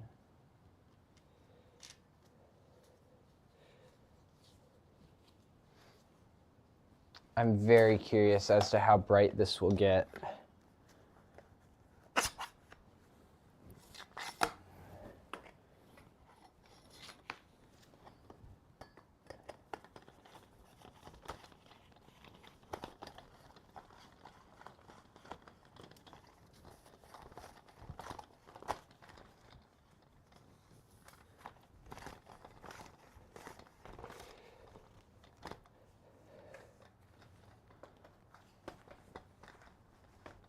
Okay, you can lock that, and then I can go up here. Oh, that's not as tall as I was expecting. That's fine. Doesn't need to be super tall.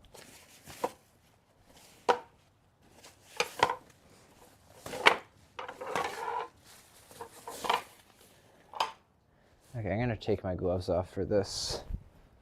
I'm working with mounting hardware here.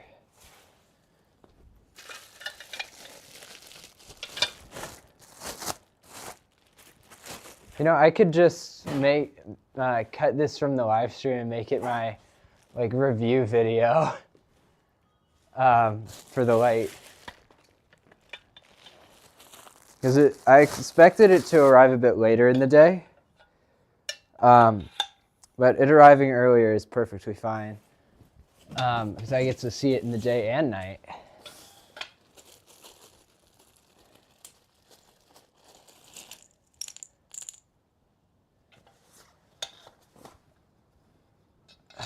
I got sidetracked by my new toys.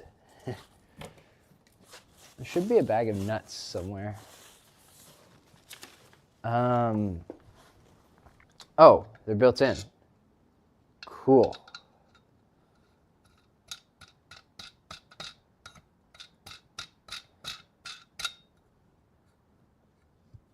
Also, one fun thing with OBS.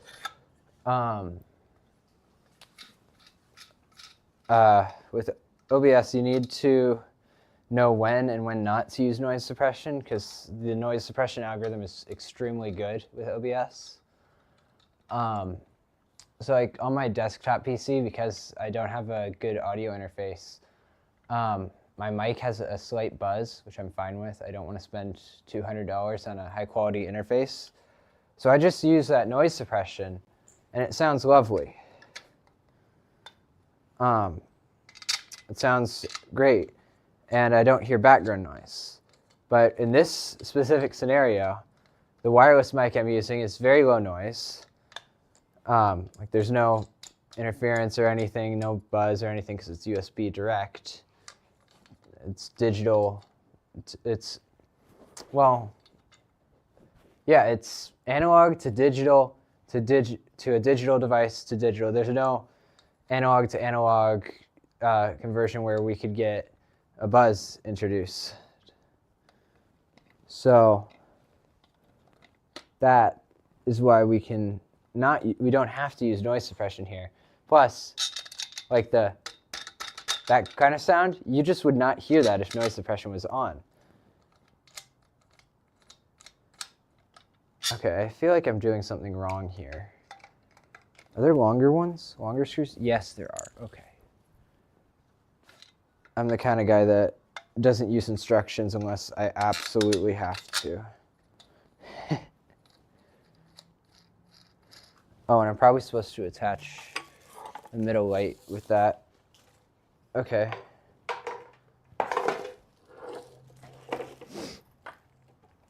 So this one's the middle light.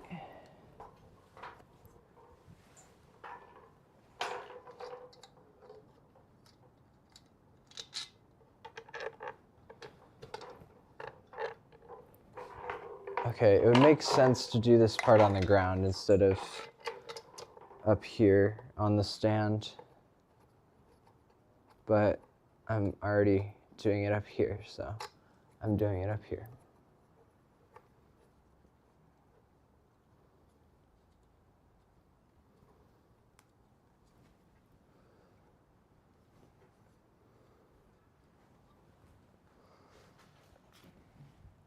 Okay. Let's move this camera so you can see what I'm doing a bit better. Oh yeah, that's way up there. Oh, of course it's backlit. We can fix that in a moment. This thing will be bright. It should be. I hope. I hope I didn't get scammed.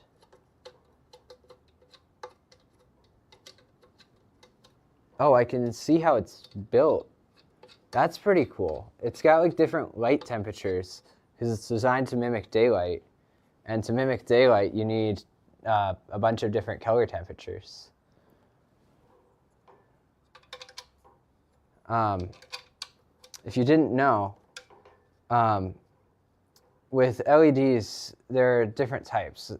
White LED is a white LED. It can't do literally anything else. It's just white. But an RGB LED, you can make white, but it won't look nearly as good as a white LED because what you're doing is you're mixing colors to get white. So it's never going to look perfect compared to a actual purpose-built designed white light.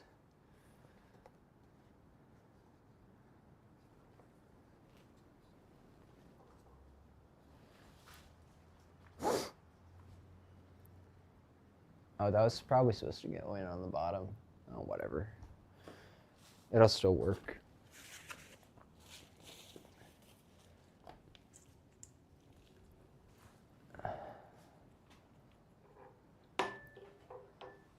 All right, let's attach this one. If you're wondering why there are multiple lights, this is a 3-head light. Like there are 3 separate lights that are part of this one.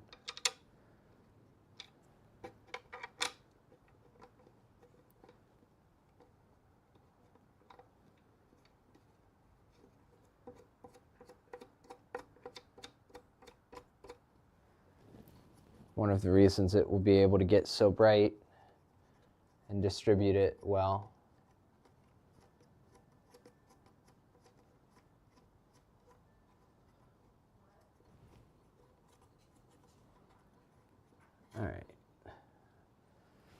Almost done. Just one more. And then I'll plug it in and show you guys how bright this light will get.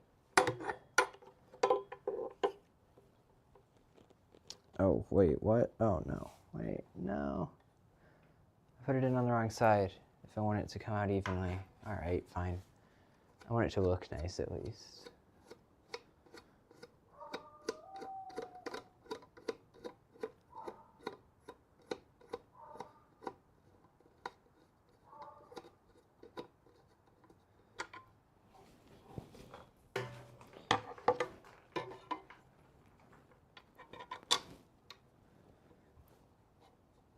If I'm gonna build a light, might as well make it look reasonably good.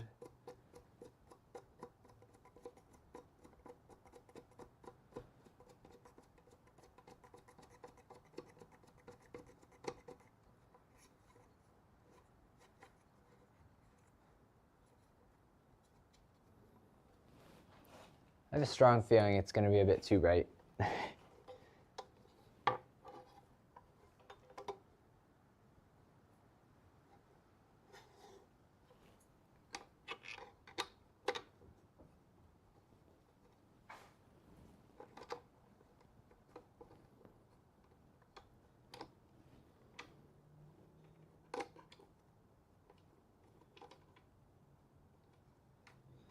Almost done. Just one more screw. We can turn it on. I've been looking forward to this.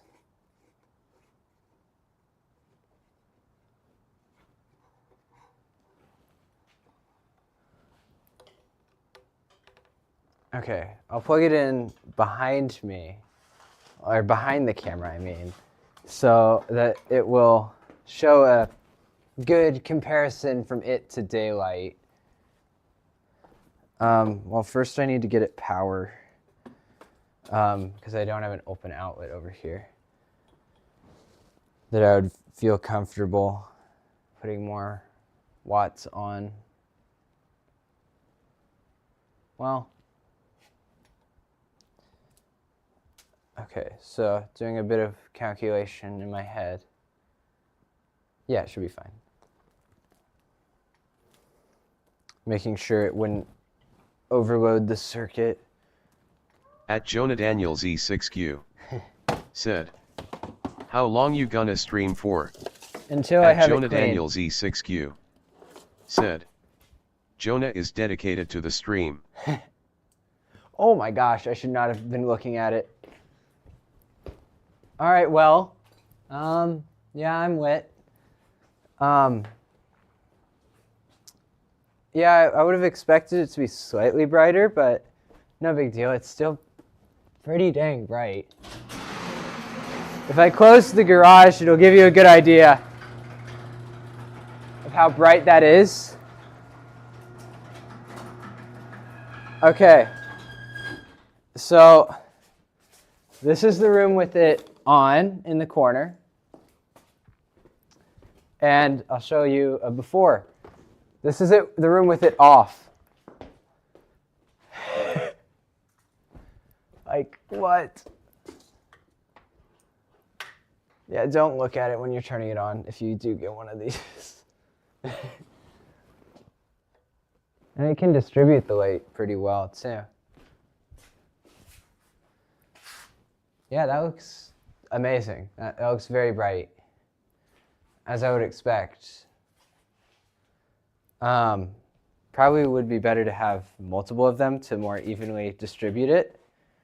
But yeah, this is great.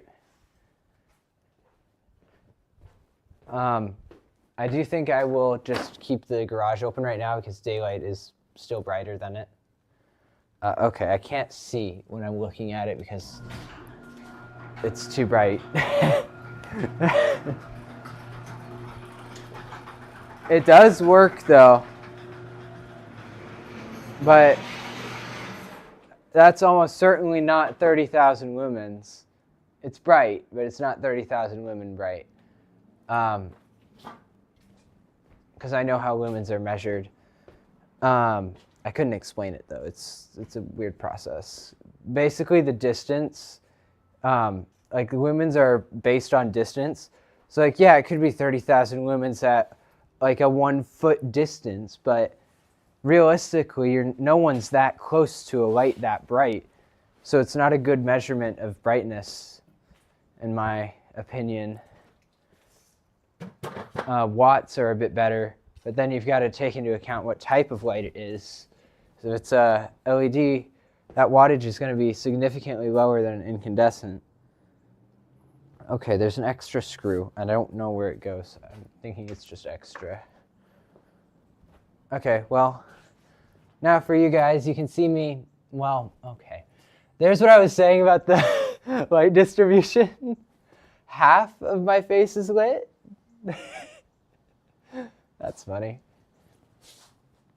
Okay. So this is great for working on light shows, maybe not so much great for video. I'm not sure if there's any flicker from it. I don't see anything, but let me know if it's annoying or anything. That is nice, though. I'm glad I bought that. Because at night, that will be very bright. In the day, it's not going to look comparable to daylight. All right, back to cleaning the lights. Side quest out of the way. I'm going to get this box in recycling now. I do not think I want to join the Ito Light VIP Club. High quality product, considerable customer service, hassle-free replacement and refund.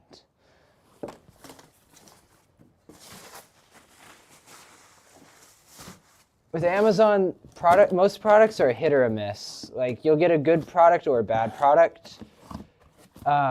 And there's not really a crazy amount of in between. Like almost every Amazon seller I've seen lies in one way or another about their product, especially with lights in particular, like lumens. They'll say a lumen value. That could be true, it could be false, you never really know, because it depends how you measure it. But people use it like it's just a measure of light. It's a measure of light at distance. Which is why if you're buying pixels and lights for a Christmas light show, you will never see a brightness output in lumens. Because it's just not accurate. People are at farther distances.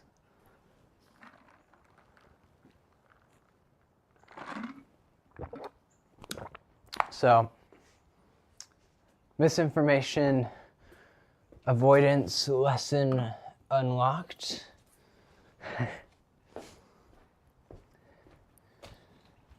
Okay. I think now it's time to put up some of the AC lights now.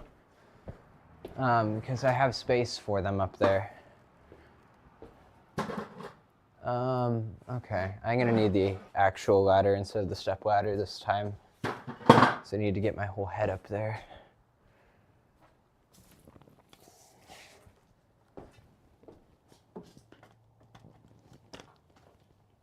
Oh.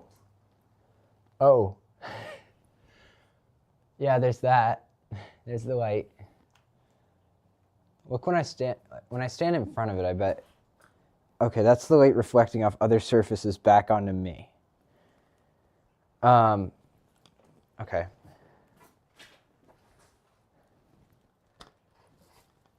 It would make sense to have the light behind the camera, but that doesn't work when you're using a webcam. I'm just way too bright. A webcam that can't be turned off auto exposure. But yeah, when I'm in here now, okay, fine, I will move it. I will move it over where the camera is if it really needs that.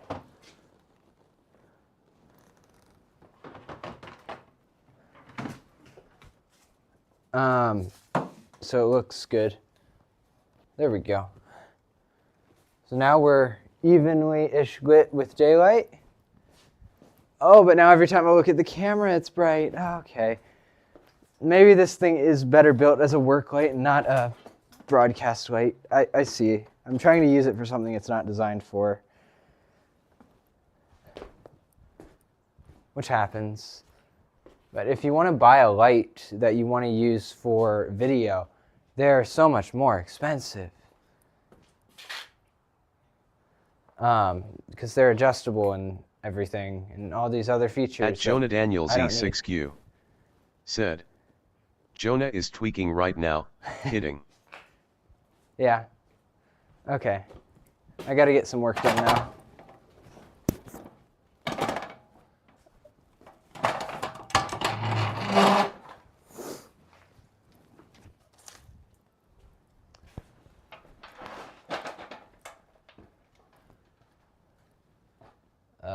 Okay.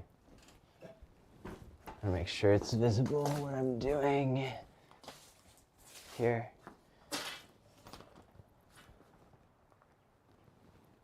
Point that way.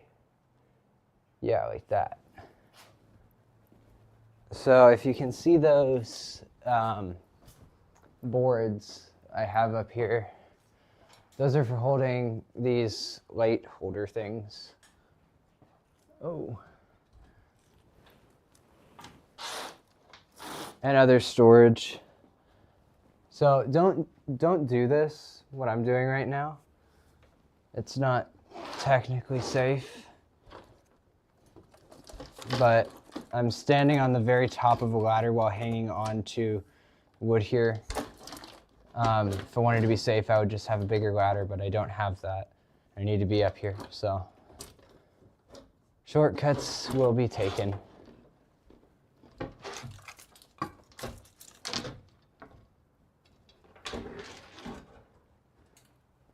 If I don't have a tool, I'll improvise. I won't get the tool.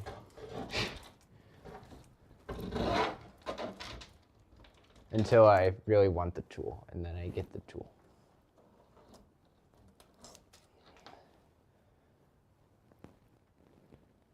Okay, now time to get down.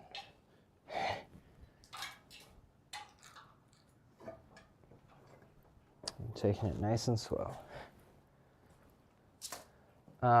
Some of the trees I have made, the mini trees, are just incandescent lights wrapped around upside down tomato cages.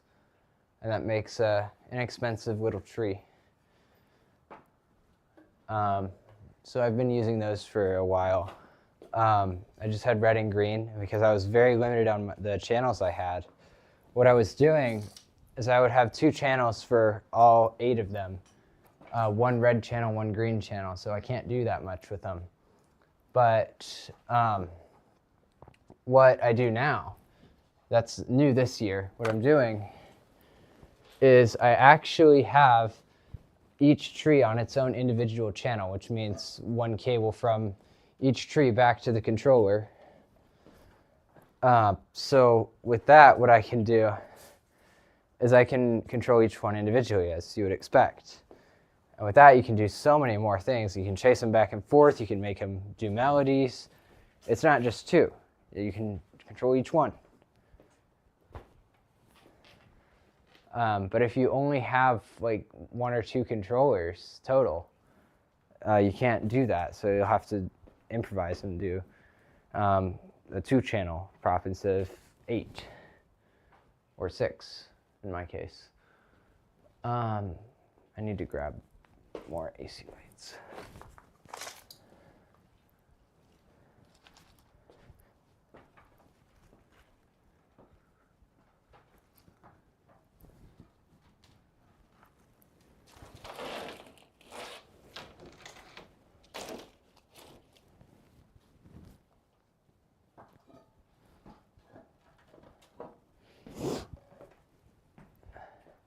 Such a nice day to do this, other than the rain earlier. But the weather's clear now. It's cold, but not crazy cold. It's Illinois cold, as usual. this time of year.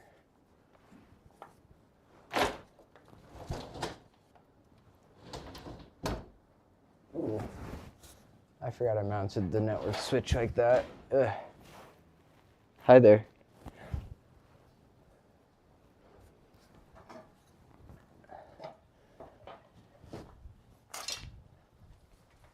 This is where a lot of the lights I have just stay in hiding. They go up here, kind of in the attic area of the garage.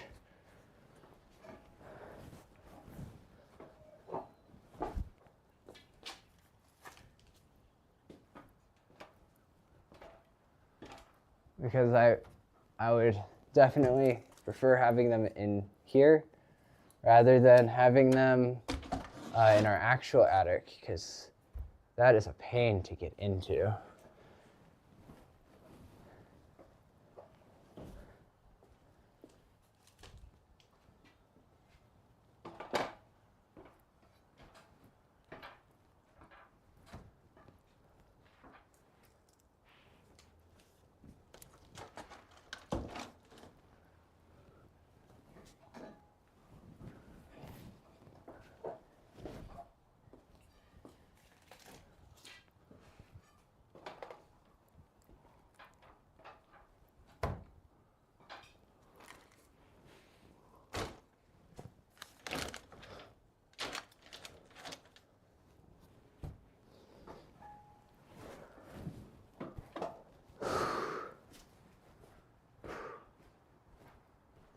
Working hard while also talking to at least one person. Maybe someone's watching it back right now. Not right now. When they're watching it back.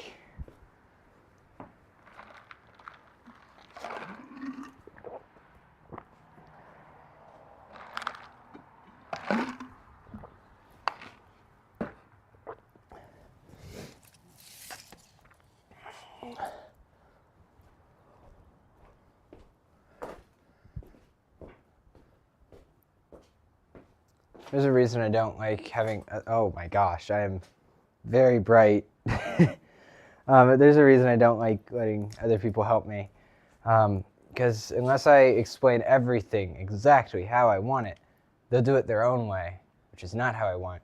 I want it like this. They'll do it like this until it's too full.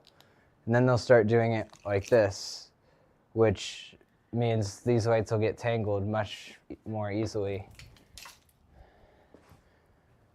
So, do I spend the time right now undoing that work and redoing it my way, or do I just leave it and deal with it? I don't know. And I'd rather just do it my way and save time later than screwing my future self.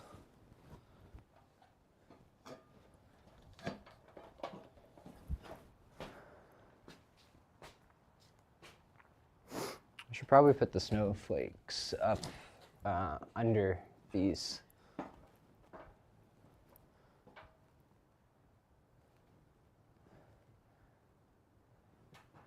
That light might just be a bit too bright. Let me turn some of the parts of it around so they're not facing me directly. Nope, it doesn't want to turn. Come on, turn. And face up.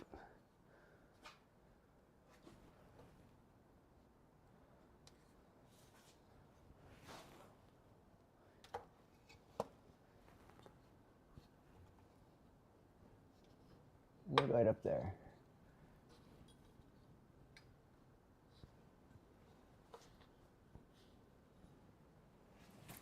Maybe that'll help. It's a bit better. Still no, I don't think, oh my gosh.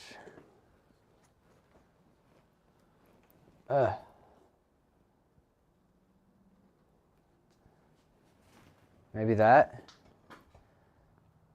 No, okay. I think this is a limitation of the webcam I'm using instead of the light. Yeah, okay. If I'm gonna use bright lights, I should be using a camera that deals with bright lights better.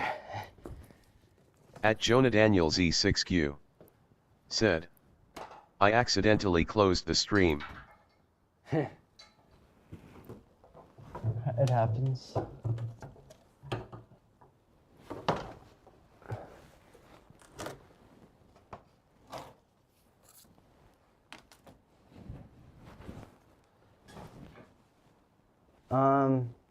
Okay, that's where the other snowflake went.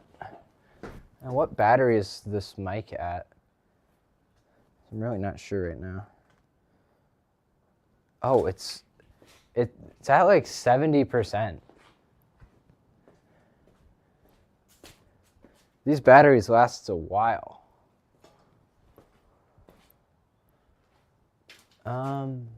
Snowflake.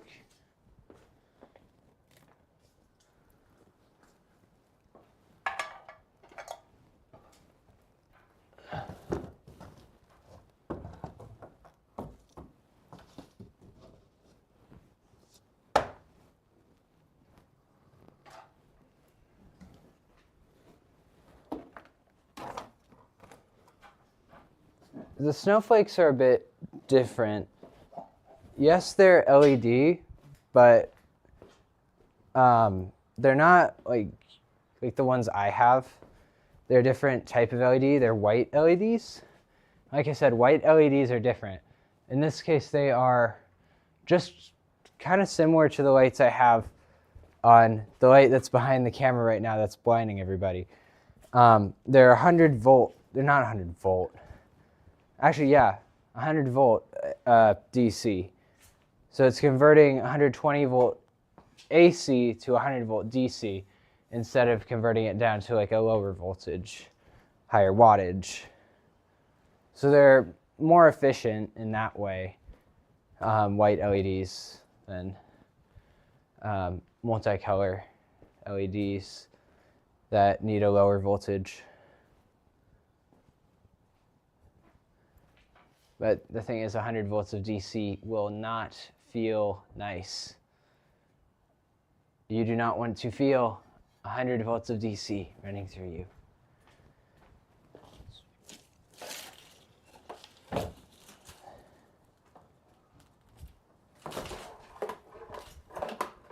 Because 12 volts, you won't even feel it. Because it won't run through you. 100 volts of DC, that would be comparable to getting shocked by an electric eel.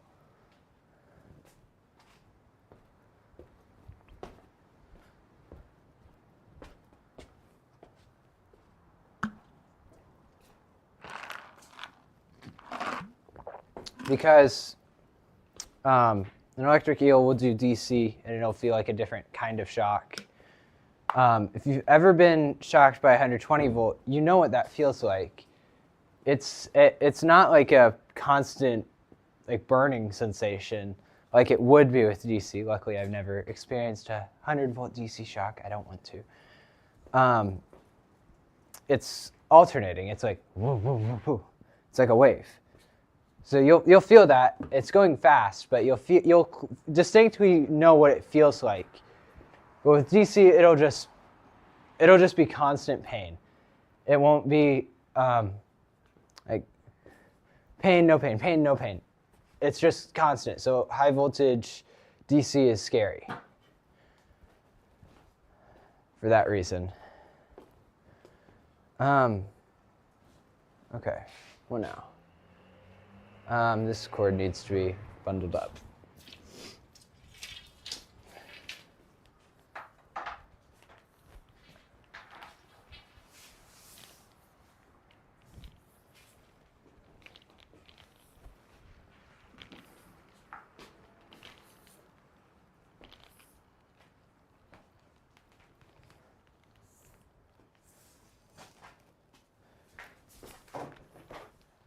This is a thick extension cord. It's not very long.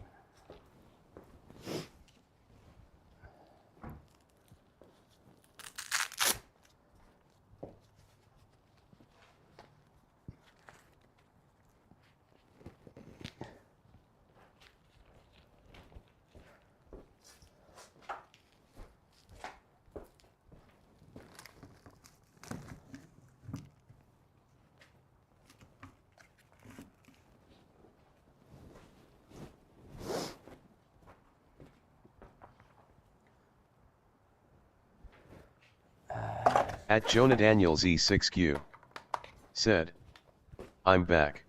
Hi, back.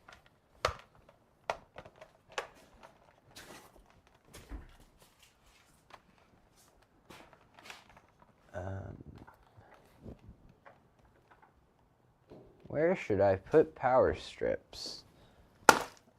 I have no idea, so I'm just gonna put them there. What I will do is I will put these on a light holder using gloves because I don't want to get pricked by glass. That would hurt. Know from experience.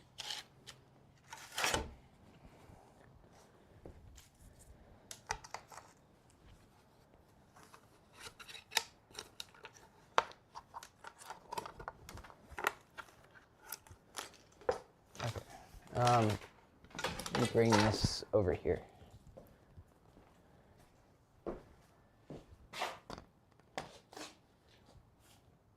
Okay, I'm gonna turn that either off or close to the garage because the light of daylight and that is overwhelming this camera's tiny sensor.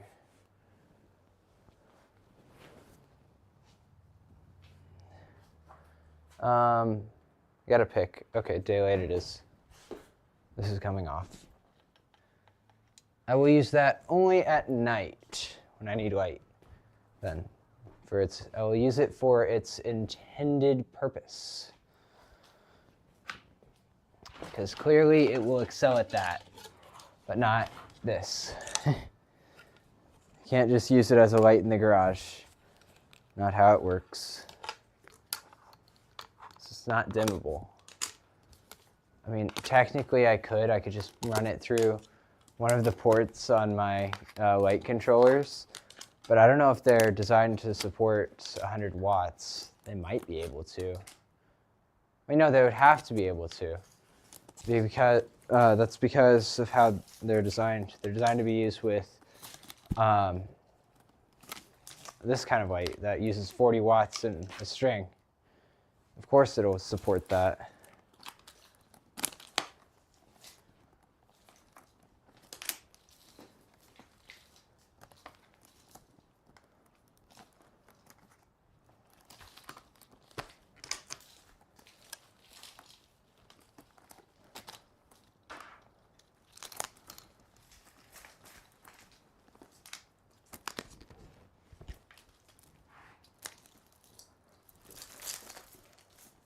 See, right now I'm spending time undoing someone else's work. What they did their way instead of my way.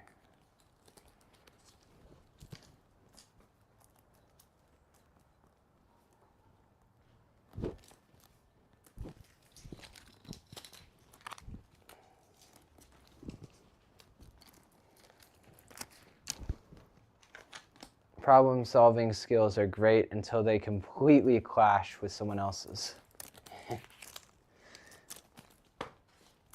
no, I didn't want you to do that. And I feel like that situation is extremely common.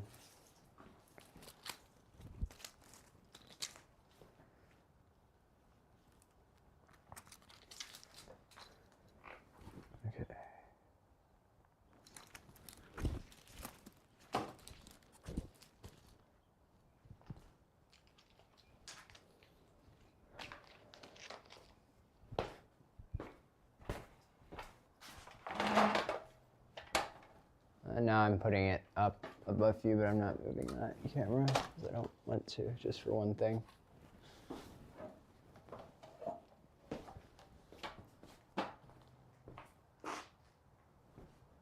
Update on the tripod battery. It is now at 65%, powering a camera and a screen. I wonder how long that's going to last.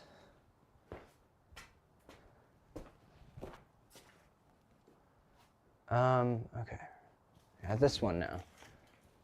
Maybe I have a bit more regular Christmas lights than I thought.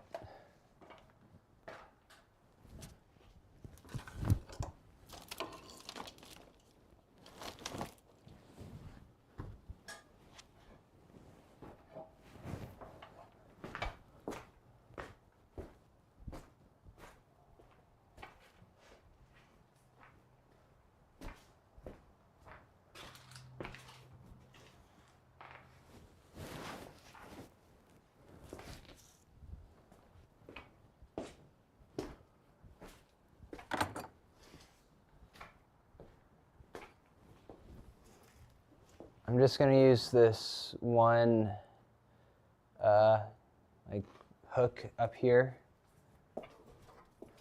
this one, to hold all my data cables, my Ethernet cables.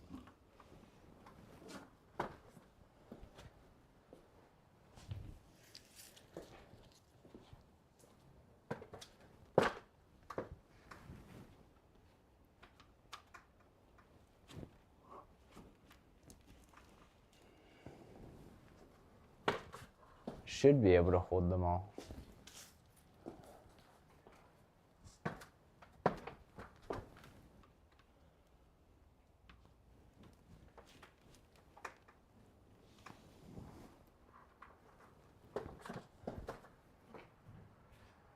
Wow, that cleared up a lot of space down here. Had to sneeze.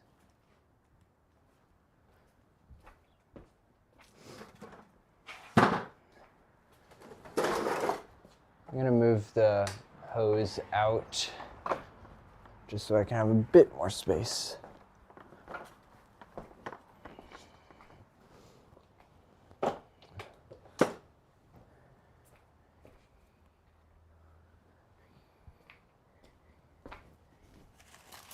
Okay, let's work on, well, yeah, let's get the pixel tree. We'll have to get that at some point, but now I can access this pipe that was under a bunch of things and actually get the lights off it. Where did I put my wire cutters that I can use to cut the zip ties?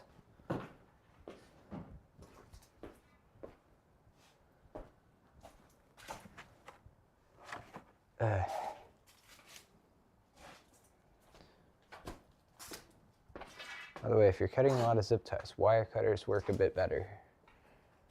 I don't have the little ones I'm looking for, but I know where a pair of big ones are. They're a bit less convenient because they can't fit under it that easily. These ones are designed for cutting like chicken wire, so they'll definitely be able to cut it.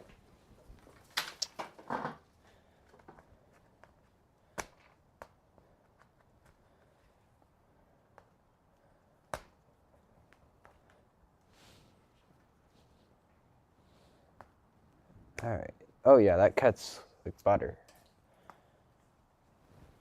I'm not even joking. Like if you can get it at the right angle, it'll cut like butter. It's just harder to get that angle, that's the problem. I'm cutting plastic with a device meant to cut metal, so kind of inevitable that it'll cut like butter, I guess.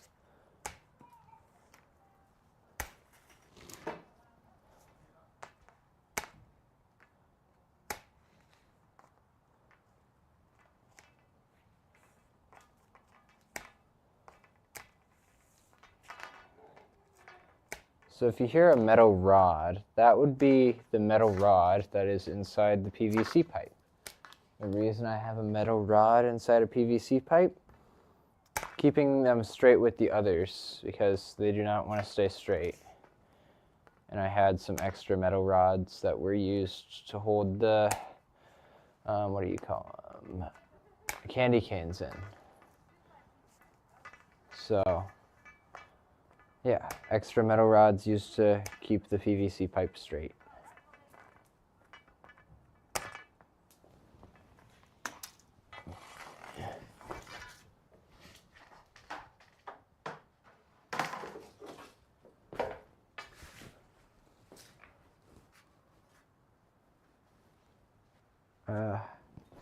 Put this one with the others.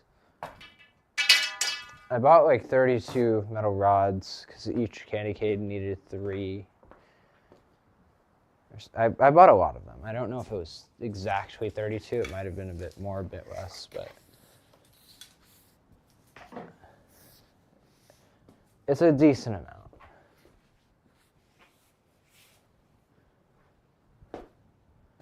All right, now I'm gonna put this other pipe up here with the rest of them. I have no idea how much PVC pipe I have bought for this light show.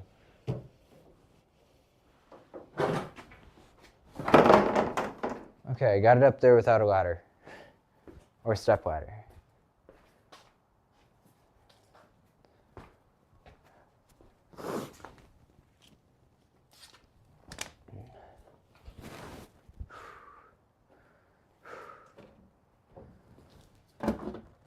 Leaf blower. Let's put that away. Won't need that till later in the stream.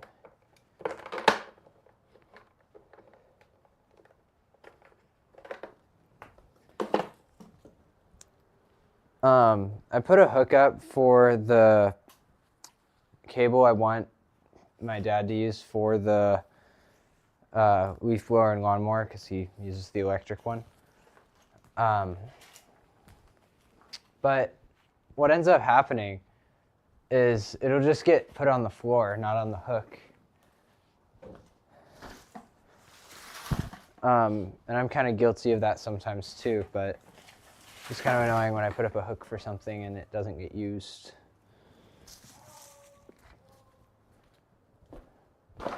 For that thing. Now it's got like fall decoration. At Jonah Daniels E6Q said, guilty as charged, buddy.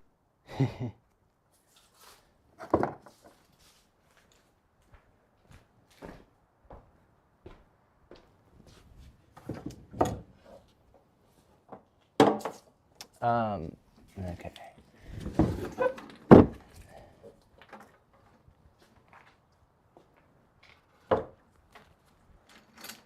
Hey Jonah, I'm sure you will recognize this type of connector, right?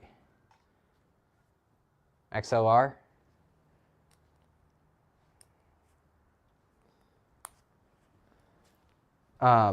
So you might At be Jonah wondering, Daniels why am I... E6Q said, XLR. Yeah. At Jonah Daniels E6Q Yeah. said, oh. Yeah, I'm sure you'd recognize it. So the thing is, XLR isn't always used for audio.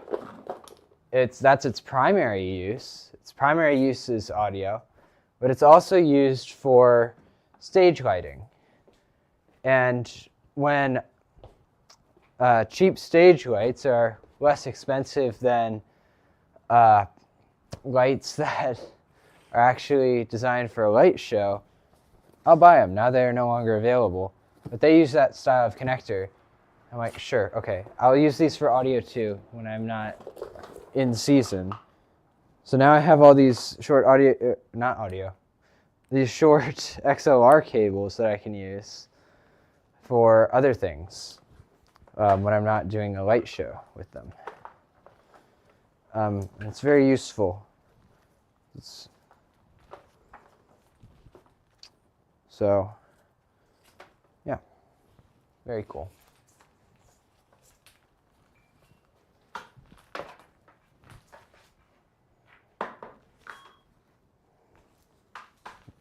Male person just walked by.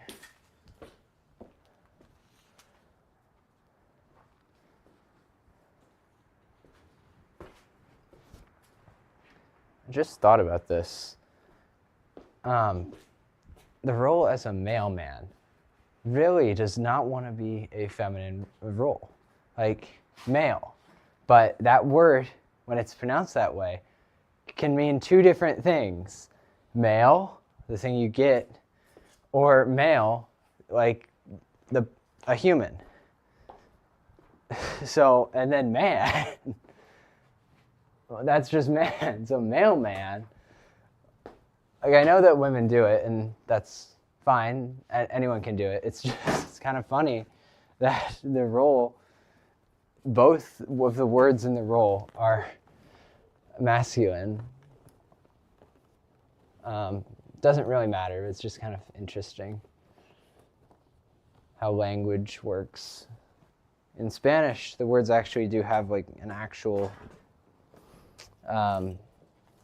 gender, so to say. Well, I don't know about gender. If masculine or feminine, that's a better way to say it. without pissing people off.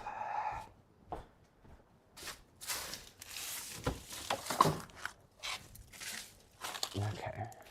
These are some seed pixels I cannot get working, and I have no idea why. So they are dead to me now, and they will get thrown away. These ones were part of the walkway system. This one was longer at one point, but part of it died because of a wiring issue I made. Yeah. So now I have less lights.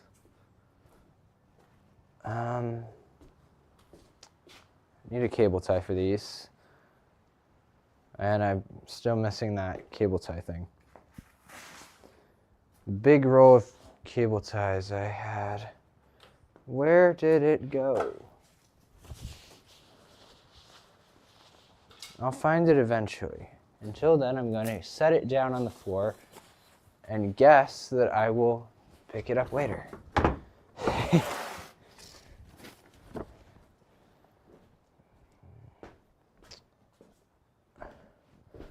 This box I'm holding is the floodlights I was talking about. Not very bright. Technically not waterproof, but I put them in a place where they wouldn't get rained on.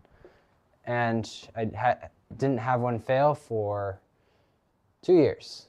So, there you go. Things that aren't waterproof will survive for a while, and then they'll die. And then you'll wish you spent more on actual good products. Welcome to life.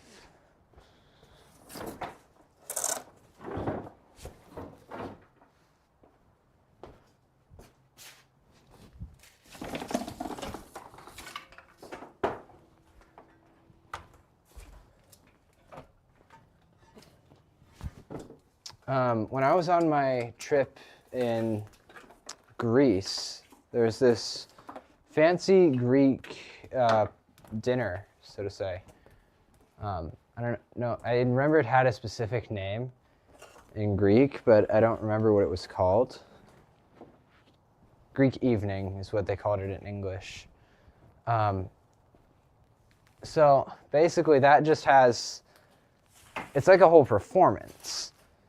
There's a stage and everything. There's a belly dancer. There were very good dancers and singers. Very cool. But me being me, I'm looking at the stage lighting they have. I'm like, hey, I recognize that light. It's the same, like, $15 light that I have. The only reason I went with one so cheap is because I needed 8 of them. And that adds up quite quickly.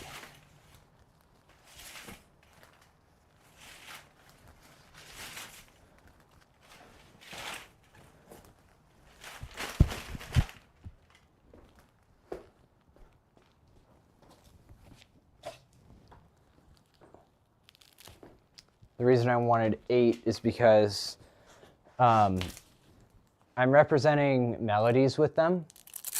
And if you're a musician, you would know, but most songs will have 4/4 time, and so they'll go in basically groups of 4 notes.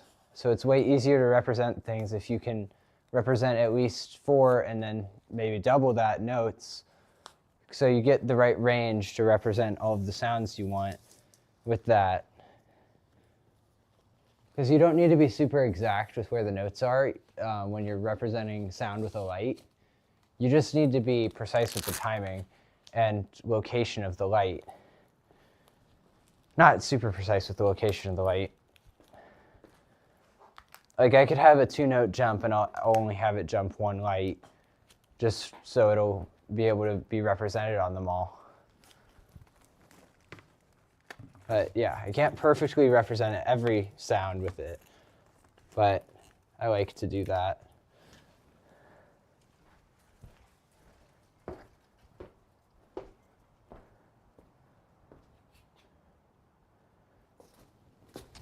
I'm sure there would be a way to automate that. Like just figuring out what note is played when in a song, and then just mapping the lights based off the timing of those notes. The program I'm switching to, X-Lights, it has a function to determine notes. But the thing is, there are a couple issues I have with that. It doesn't detect when there are like multiple notes. So if there's a chord, it won't tell us that, but it'll determine change, which is good, but it's interesting. I didn't find it as useful as I thought it would be, because the changes aren't always where you would want to change the lights. So when I'm sequencing with pixels, each musical phrase has its own color or 2 colors or 3 colors. It's just a good time to change the colors each musical phrase. So it looks good. Also picking colors, that's important.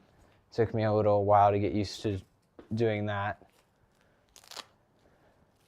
Because when you have infinitely many colors you can pick, it's kind of hard to decide on a good one that would look good.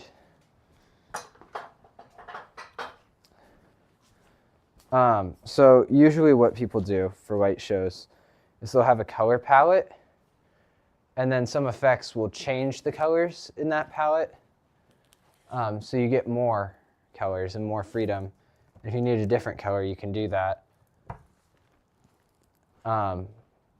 Like in Candy Cane Lane, there's that part where they say colors out loud. So of course you would want it to be the colors they're saying.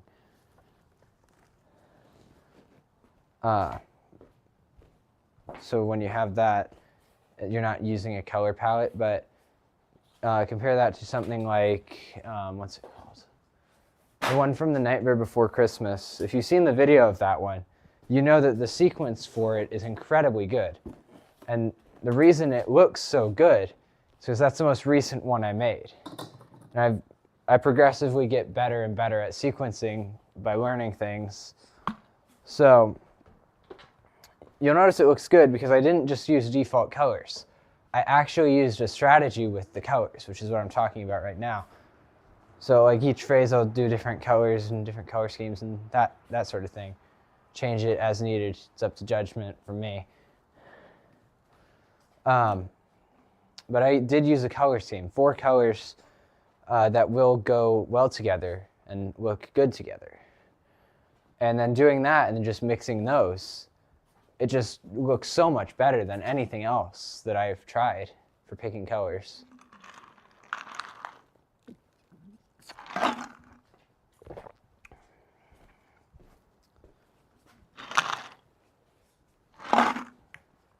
I think I'm gonna refill this water bottle, so I'm thirsty.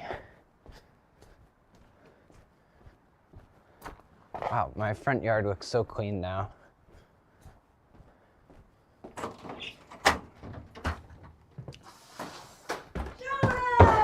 Hi, I'm filling up a water bottle. Not done yet.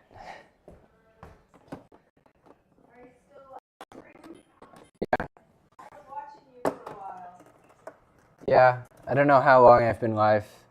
I've been trying not to pay attention to the timer. I like how you have where the comments, they read to you out loud. Well, yeah, that would make more sense. Yeah, it's really cool. All right. Good luck All right, on bye. your project. Thank you.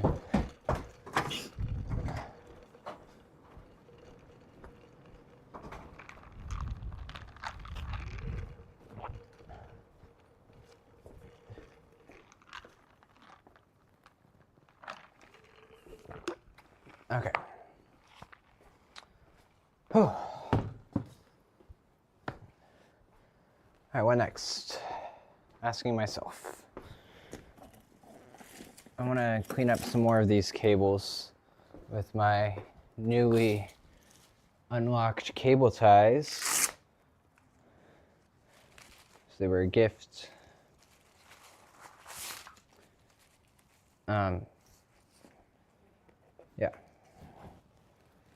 Oh, these ones are newer, so they have branding on them. Okay.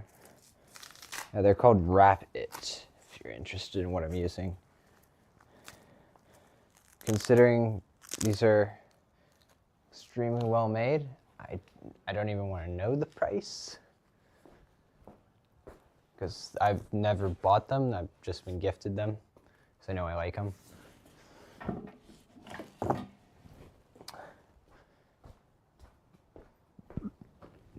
If you don't know what you want for Christmas, ask for cable ties. Always, always, always handy.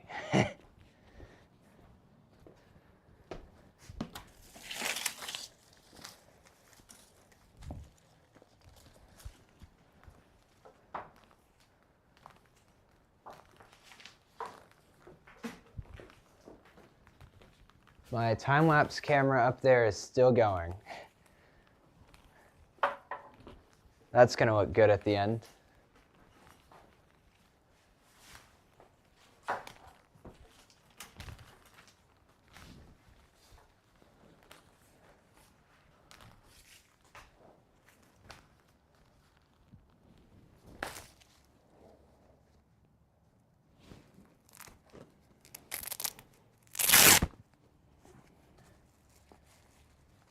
So the way I'm using these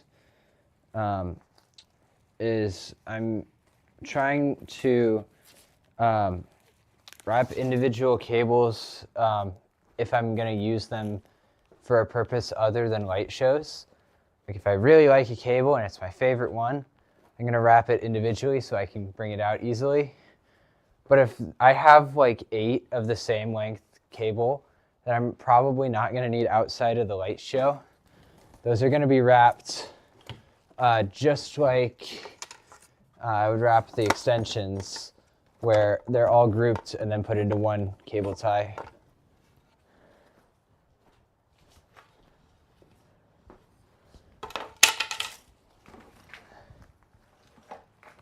Or these things, which I used for the floodlights. These are just regular extension cords with outlets on the way through.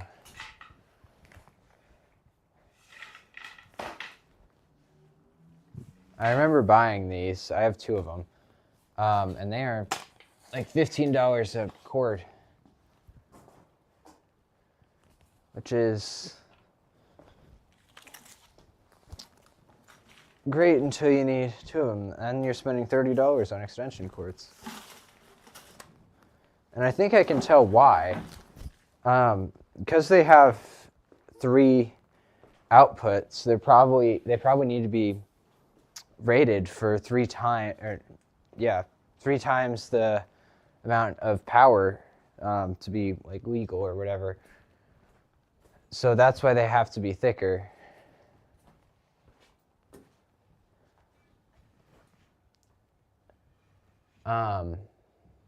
Cable tie, that's right.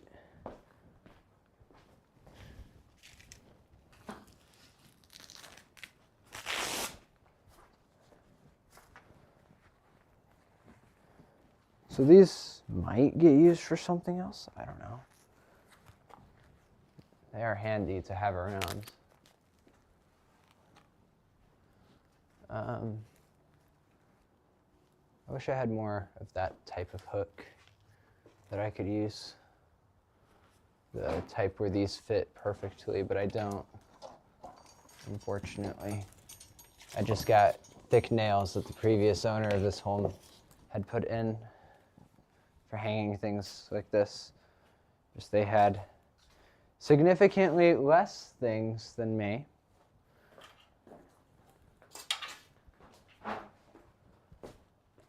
Where's the stepladder?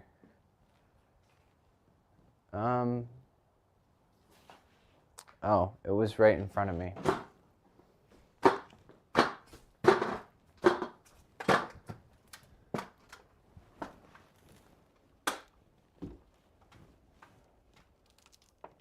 Okay, I'm gonna see if I can fit all of the data cables I have up there.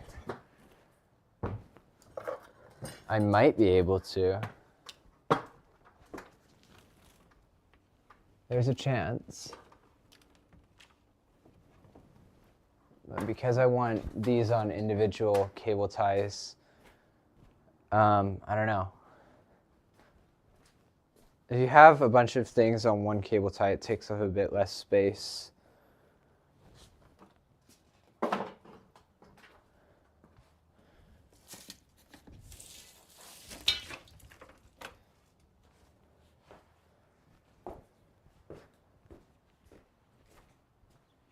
And if you have a cable tie like the ones from Rapid, it'll have a little loop for us.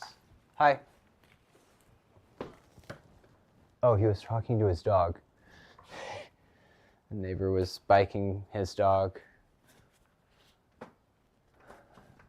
It's actually not crazy uncommon. Like, I've seen it more than once. It's definitely not common, but it's not crazy uncommon.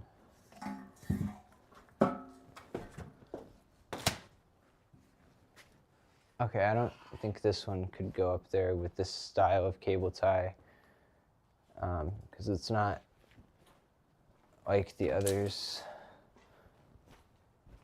So I don't think I could fit all of the data cables I have up there. It's crazy because 1 year ago, year and a half ago, I wouldn't have been able to, or I would have been able to,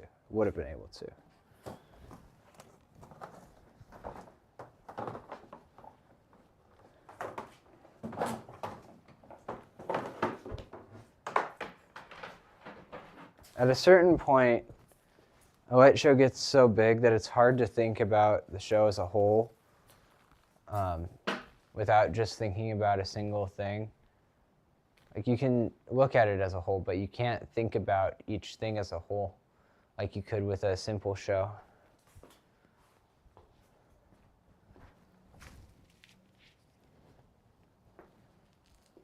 Because once you start doing pixels, then IP addresses and networking gets involved. Which is fun.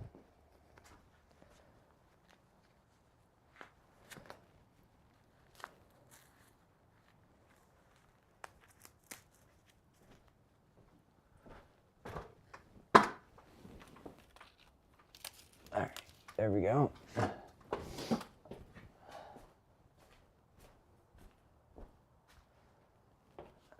Any more data cables I see around? Ethernet cables. I see a couple, but they're not light show specific, so I don't know if I want to use them and put them up there.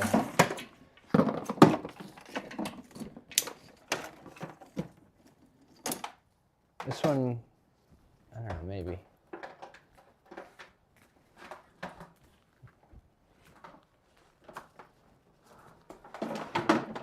Oh, it's attached to a controller. That's why it's sitting with the controllers. Okay. Let's open up the controller then.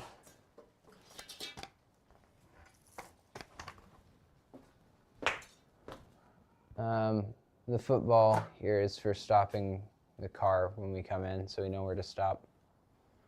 Yeah. Well, it's gonna. I've got the camera in like the right spots where it's right by the football. Plastic, like foam football. Not plastic, it's just foam football. Okay, screwdriver time. The toolless controllers, where you don't need a tool to access them, are so much easier to work with.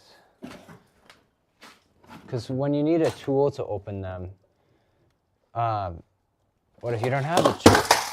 Dang it. Okay. Just dropped a little part holder. We're gonna have to clean that up eventually. But yeah, I prefer the toolless ones.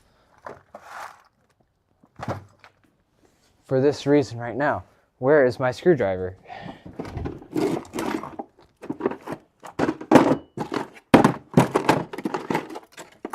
Okay. Okay, I think this screwdriver should work. It's a different type, but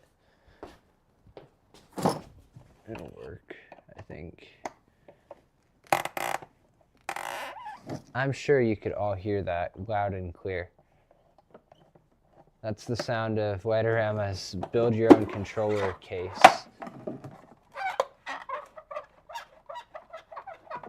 Clearly, they want you to buy theirs and not build it yourself. So, there you go.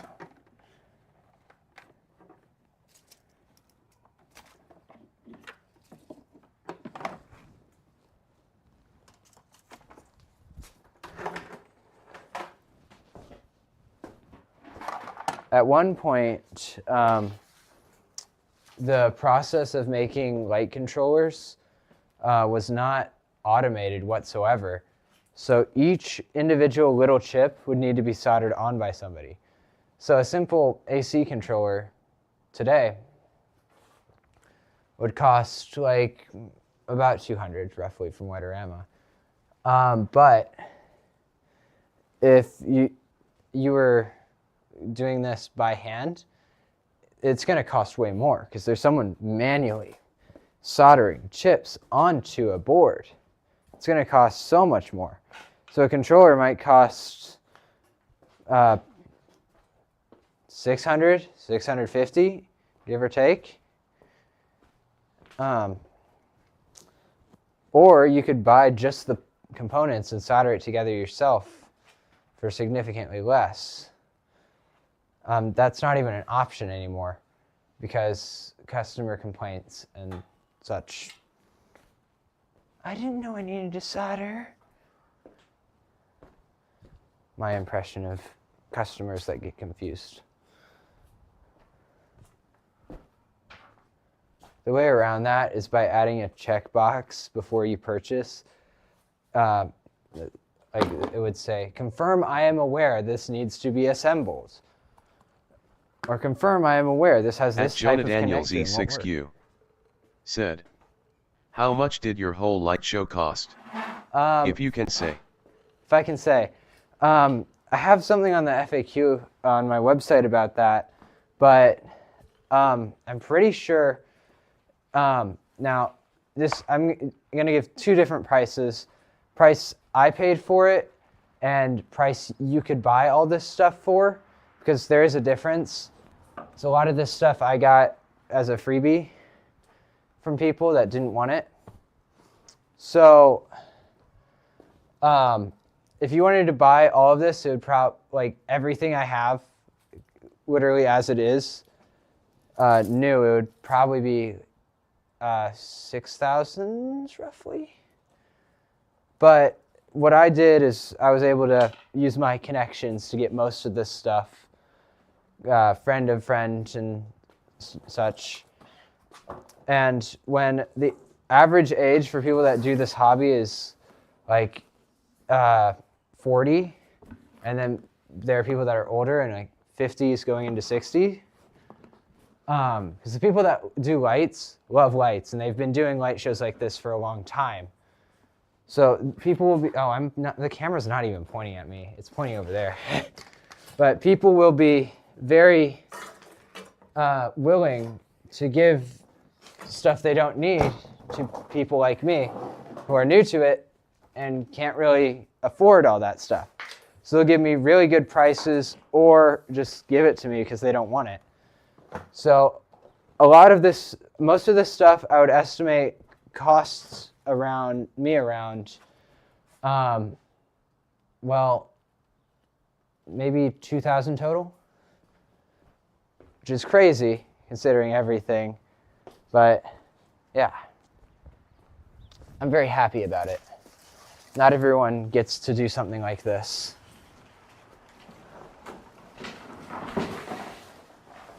Does that sufficiently answer your question?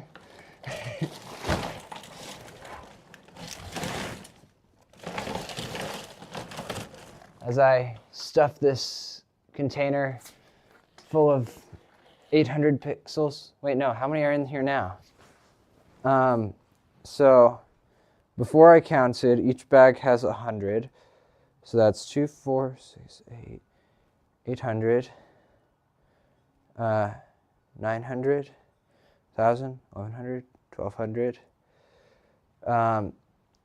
12 plus 8.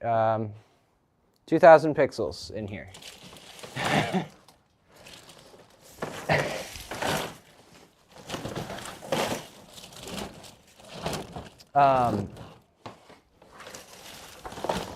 Yeah. It's an expensive hobby. But there are ways you can get the price down and do something similar for a very reasonable price. Like if you already have a bunch of lights and just a static light show, it's pretty easy to get started with just a single controller like this one that'll control regular Christmas lights. These are just 16 channels, fade up and down, shimmer, and do a couple other effects. These aren't crazy expensive. You just need a computer to run the show, maybe a bit of audio equipment, and you can probably get started for less than $400 and just have something to show off to people. That will be so much better than just having lights on 24/7. Now, you got to accept that it's going to be a lot of work that way, but okay, I am moving this tripod around. Stay put. It'll be a lot of work, and you got to accept that, but if it makes people happy, that's what makes it worth it for me.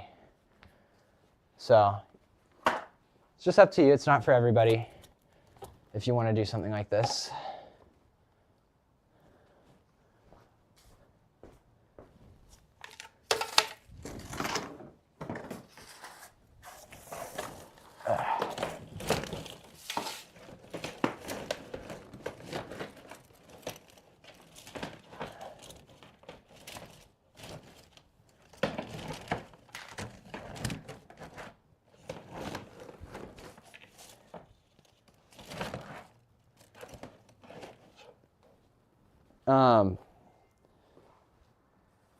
For context, each string of lights in here, each string of 50, costs around $15 to $25 depending on quality and where you get it from.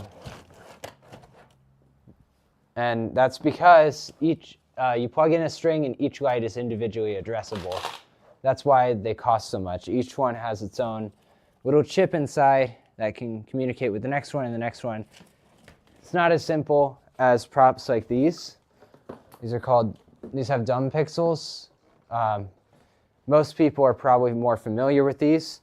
You have one wire for ground, and then the rest are red, green, and blue.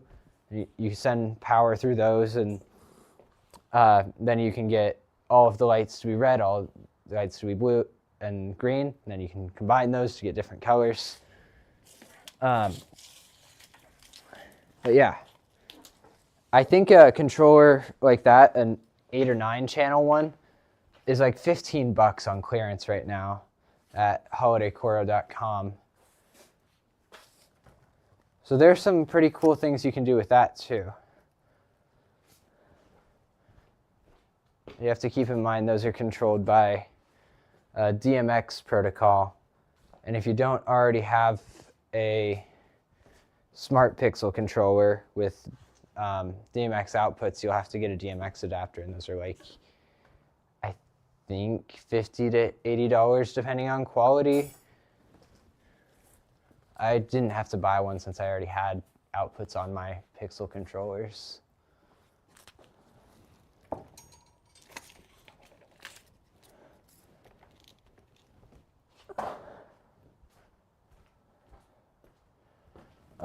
Okay, I'm gonna start stacking my little trees here. These ones. These are made of, what's it called? Upside down tomato cages with lights wrapped around them. And that makes a little tree. And that sound was me hitting the garage.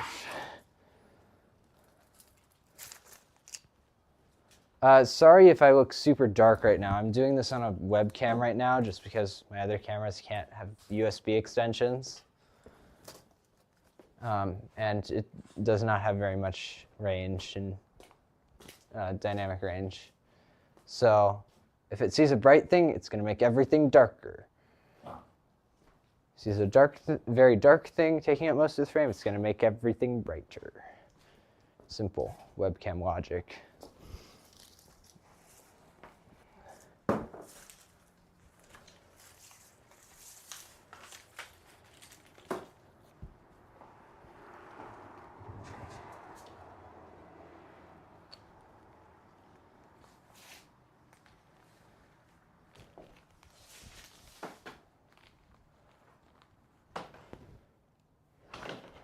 Now I'm wrapping up a pixel extension I missed earlier. I didn't see it because it was buried under the lights from the pixel tree I have.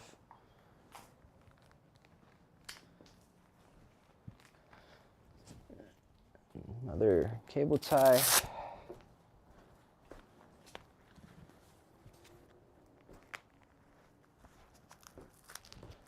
And I'm going to put that with the others, but on top, because I know for testing purposes I might need to use these because they're a bit shorter, modular, you know.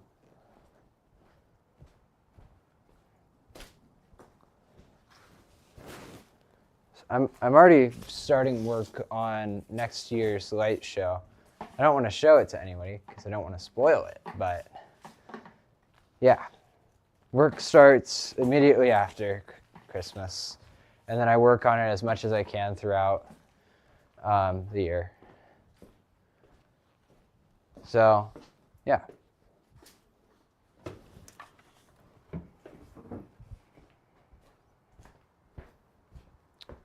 Very fun.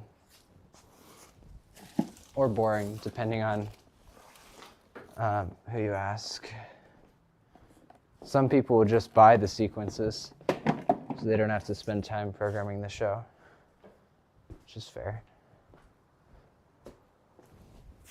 If you have a job, it would get kind of difficult spending all that time programming a show. A full-time job, that is.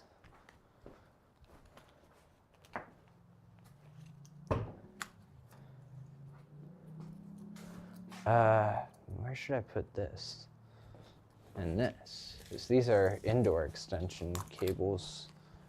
And the only reason I feel comfortable using those is because when people say a extension cord is not rated for outdoor use, they really mean is prolonged outdoor use. Like these will work outside, it's just they might not work to the exact standards that an outdoor cable should. So I just have to keep that in mind and not do anything stupid with them, and it will be safe.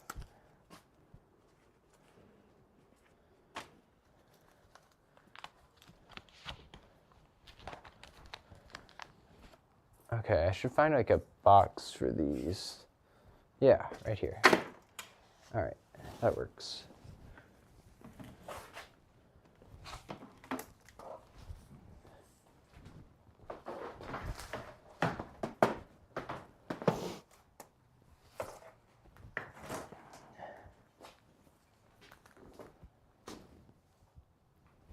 Oh, that got so much brighter. Why is it that much brighter? What's so bright over there? The outside world. Okay, cool.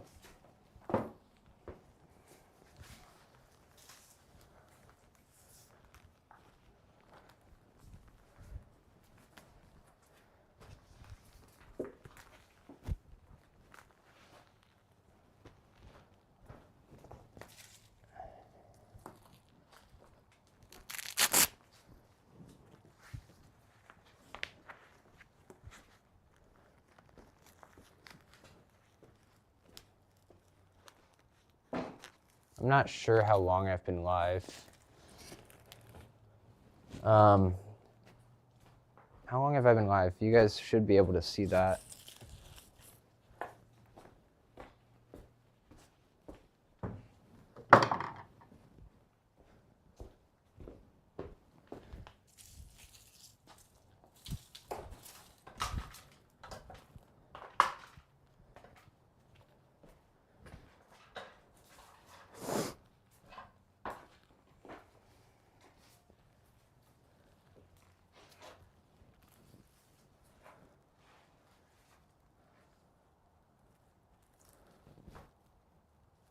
How did a knot get formed in this?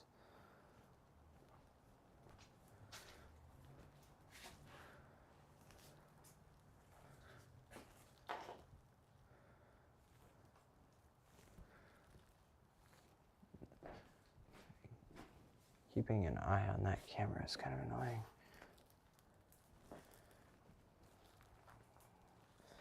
Wish I had one of the ones that follows me around. Oh, there's another knot now?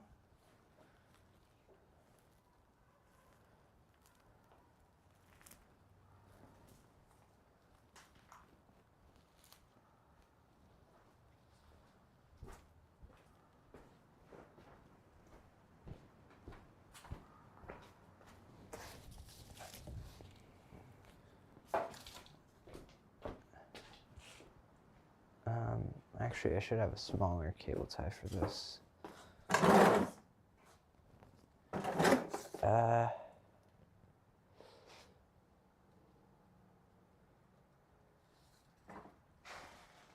Here we go. Here's a cable tie that's small enough for this.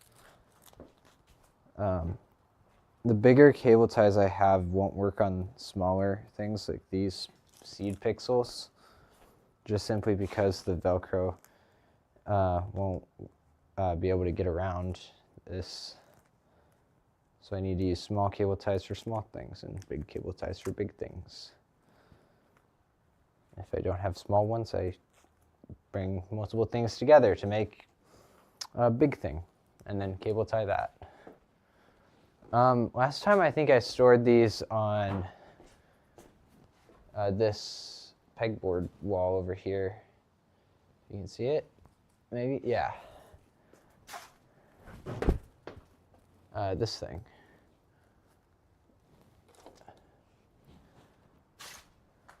And then I use small cable ties in a big cable tie so it would have a little hook thing on it that I can use.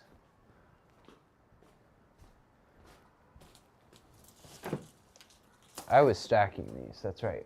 Let me continue that. These things, the trees. Not sure where these are gonna end up going.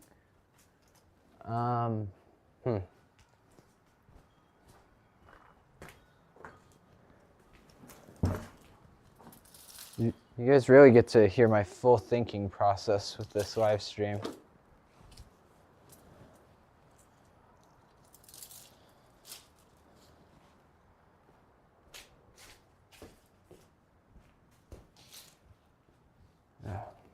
Butter.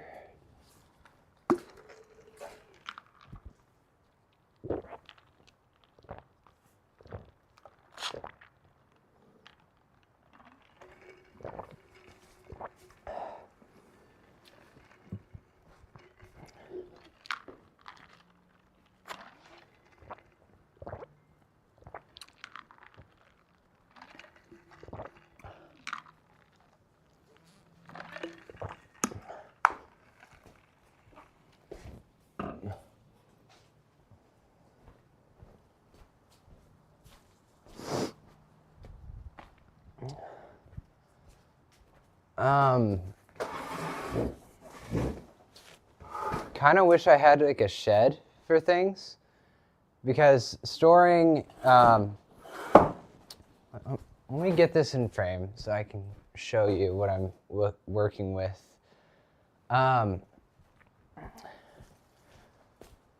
These things, my one large singing face that's heavy, because it's made of wood. These take up so much space. take a good like 3 feet, maybe, give or take. 3 feet off of the back of the garage, we just lose. And when we're trying to fit a car like this in, we just kind of lose a lot of the space. We lose the space to walk around it, which is kind of a problem if you've ever tried to fit multiple people in a car.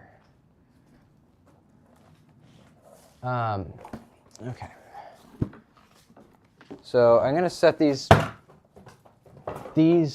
to the side now. These little AC trees. And start putting these up. Now to do that, I will need to close the garage because they go in the portion that is covered by the garage above me right now. So let's do that. Let's close the garage without crushing anything, ideally.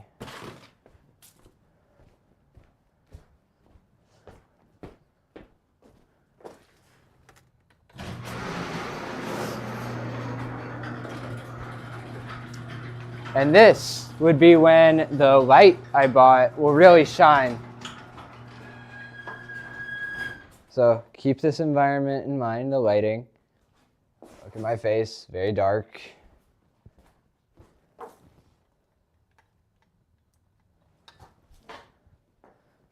Look at that.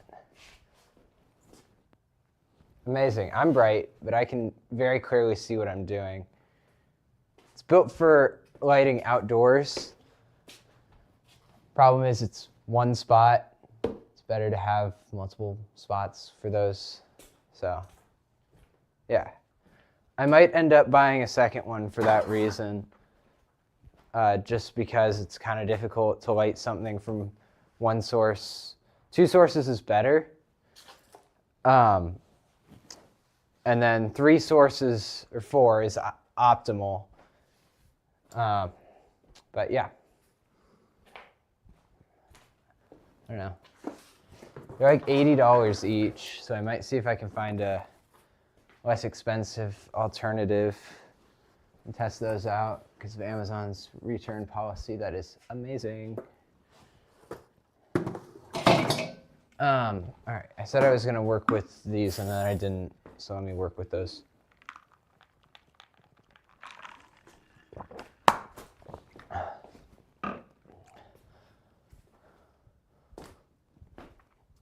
I believe these are called hex trees or something, from holidaycoral.com. I did not buy them. I got them aftermarket, so I didn't have to assemble them. Sometimes when I buy things that were assembled by other people, I have so many questions that I just can't get answers to. Like, they'll have a black wire, and then the pixels will have a blue wire. Or not a blue wire, like a yellow wire, and they'll mix that instead of the darker colored blue. Just the choices like that, because colors aren't always completely standardized, are kind of like, it's just not what I would do, so I don't know. Other people are different. Just nature of humans. Okay, that's how those get mounted up there. I just put them up. They stay there.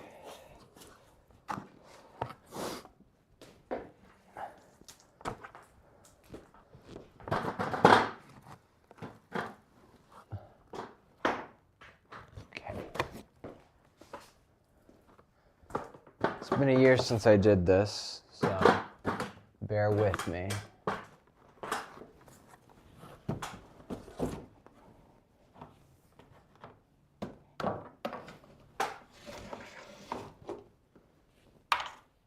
So I believe I just wrap these around like that. It would be nice if I had more boards like I did over there. Unfortunately, I do not have more wood to use for that purpose. It's very dusty up there. I have like 8 of these. 6, 7, 8, yeah. 8 that get used, and then broken ones that if I have issues, I can fix those up real quick and put them back in. With the candy canes, I just have a working backup because those are so important to the sequences. Like literally center stage in my light show right now, even though they're a relatively basic prop compared to the tombstones from the Halloween show that they're using the same channels as.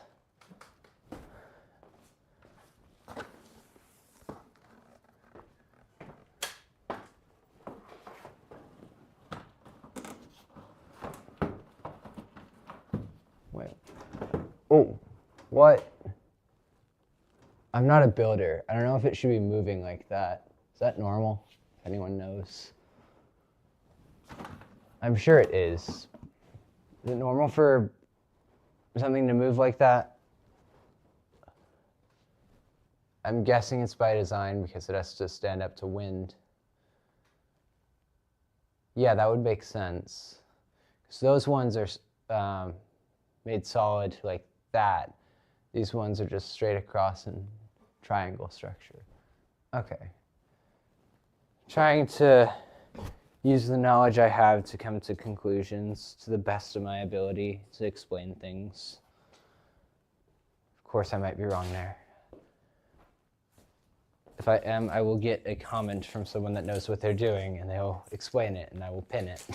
At Jonah Daniels E6Q said, "You've got a lot of stuff put away." I did. Oh boy, what time is it? I haven't not been looking at the time at all. It's 2:01. I started at 8:30 in the morning.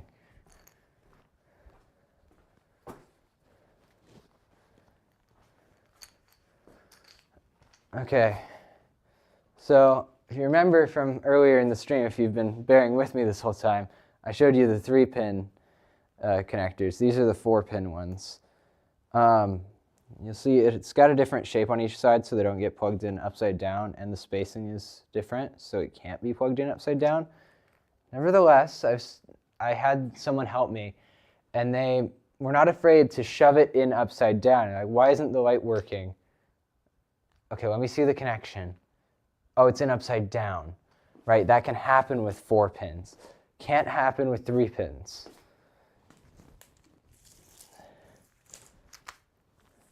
And with these, they will be getting 1 large cable tie. At Jonah Daniels E6Q said, "I think I've been on the stream for like 3.5 hours and I may stay till the end. I'm just waiting to go home so I can watch LOL." Dedicated viewer right there. It's good to have at least a couple of those. Especially when starting.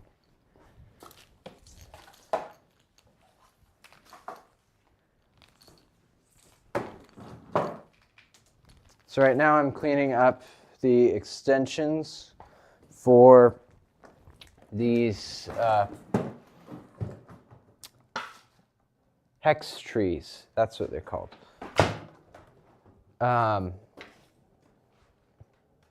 Someone is really revving their engine out there. So with that, because they're dumb pixels, they have dumb pixel extensions, 4 pins. That's what I was talking about. I'm just trying to relate things to other things. So things make sense. Things. It's an amazing word.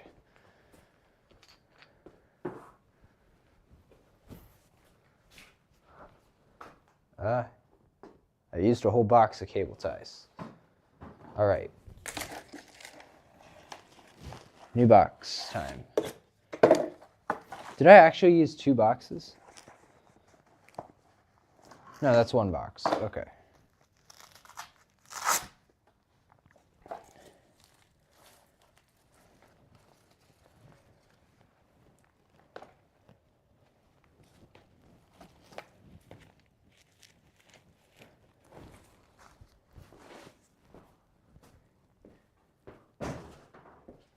Okay, I wanted to put the 4 pins in a different location than the 3 pins because I always mix them up for some reason. So those are all 3 pin over here. So where do I put 4 pin? Huh. Actually, there's this beautiful hook right here. I wish I could bring the camera over and show you. Unfortunately, I do not have a wireless camera. It is on a wire. So I can only bring it about that far from the computer. But if you can see it, there's 2 beautiful hooks right here that are looking real attractive for these cables.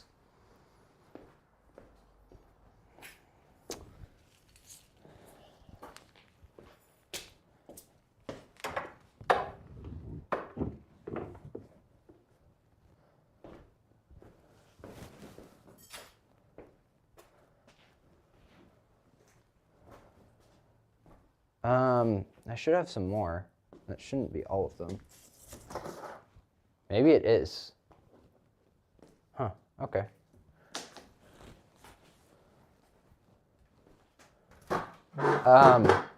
If you didn't know, for the seed pixels that go along all of the roof lines I have, I'm actually using just a bunch of binder clips to hold them on. You can see the shadow of the camera. There's the webcam you're seeing me through. But yeah, anyways,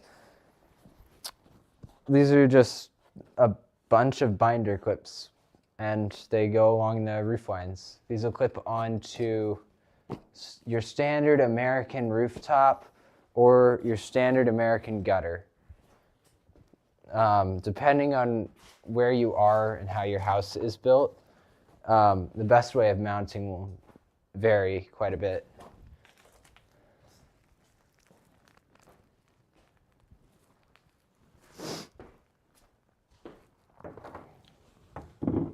Okay, this hook can fit a lot, so what I'm going to do is I'm going to put the regular extension cords towards the back, and then the pixel extensions towards the front. Because generally the pixels get put up first, because there are more things that can go wrong with them.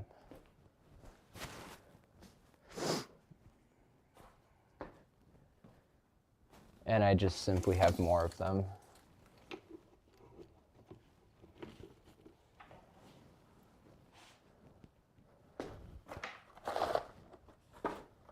If you're wondering what all these boxes in here are, some of them hold, like when you buy lights, you know how you get backup bulbs? Some of those boxes are just holding those. Some of them are just entirely new strings of lights that are backups. If strings fail, I can just quickly get them out. So that's what those are for. This should go somewhere. I don't know where I want to put this. There is that large hook right there I could use for these. But usually I like to hang things from that, if that makes sense, not put cables on it. Because it's not on the wall. Where could I put this? It's got to be a good spot. These pixels. These square ones that I don't know if I'm going to be using next year. All right, we'll put them here. For now, that is. I might move things around later.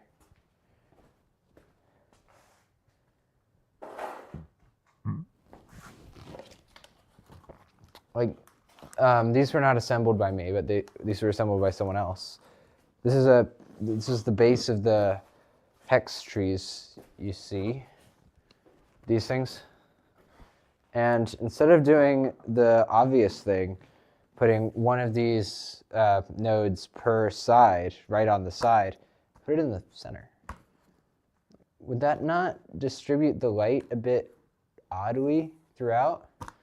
it would distribute it so much more evenly if it was one per side and not just in here all random.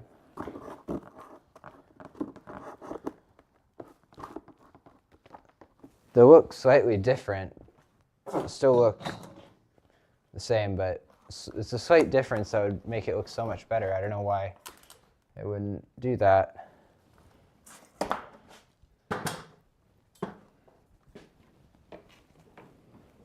Anyways, back to putting these up.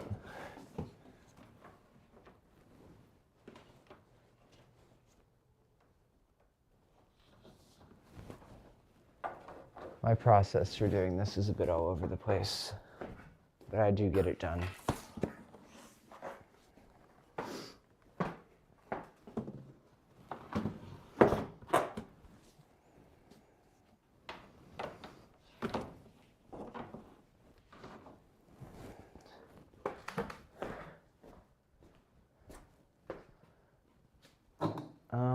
This should go here like the others.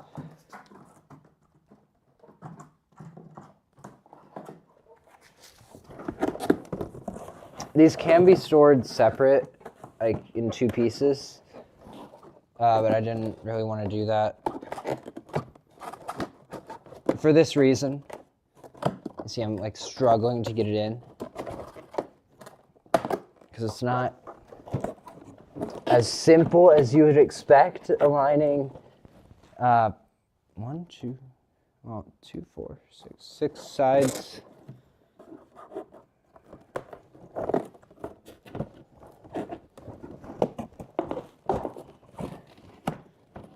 Okay, no, that's not one. That,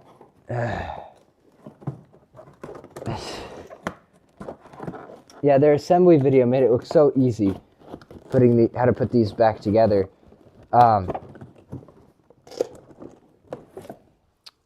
There might be a better way, I'm not sure.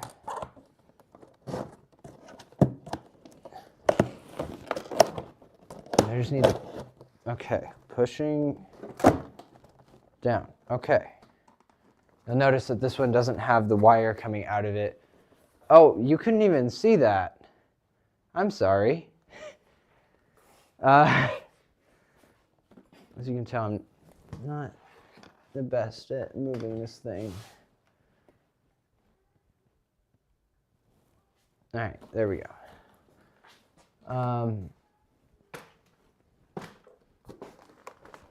So I'm gonna put this with the others, even though it doesn't have a connector cable, just because I need to store it somewhere.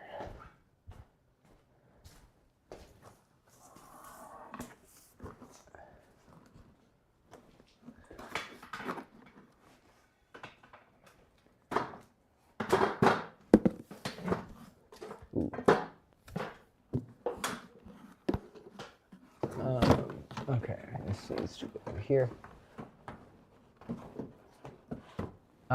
And if you're wondering how I keep these from blowing over in the wind, I can show you.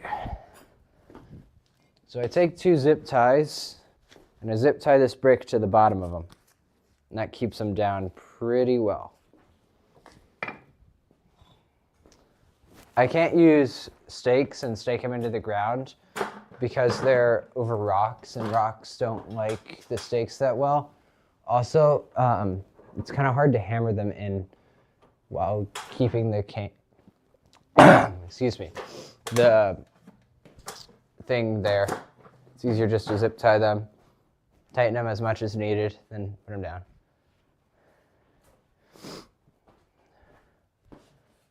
One of the other cases where zip ties are absolutely necessary to be used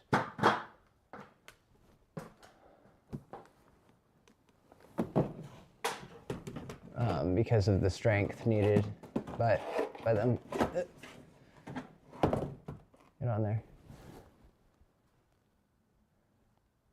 That's weird to look at because the rope coming down is being lit by a bunch of lights. You can see a bunch of shadows for it.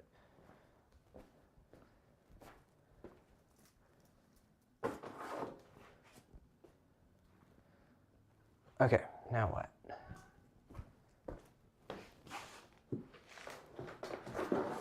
Candy cane time. Could those go up there this year? I don't think so. Okay, can I open the garage? Would that be safe? Let's see. Yes, I can. Let me do that to get a better light source.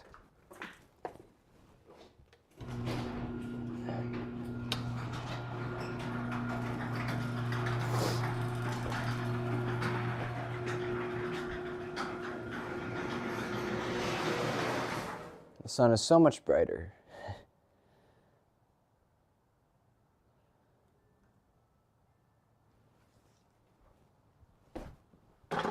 Okay. Candy canes should probably go back there where I have more space then. In fact, I've already got one back there. Still alive. It says 5 hours, almost 6. Okay. Why is this one so wet?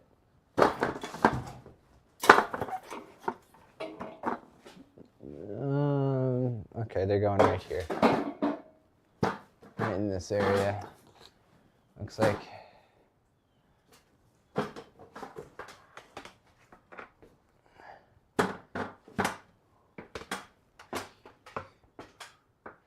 I could hang them, then this is blocked, so I don't want to hang them. So I'm gonna stack them to the best of my ability.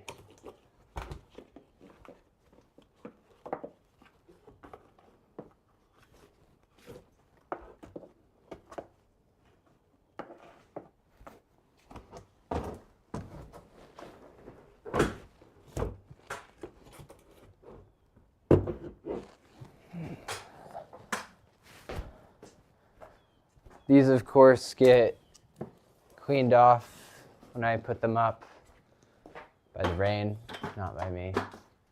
So I don't have to worry too much about them getting dirty.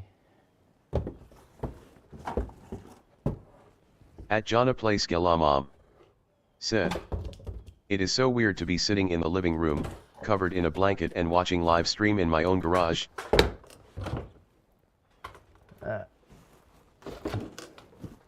Yeah. I can imagine.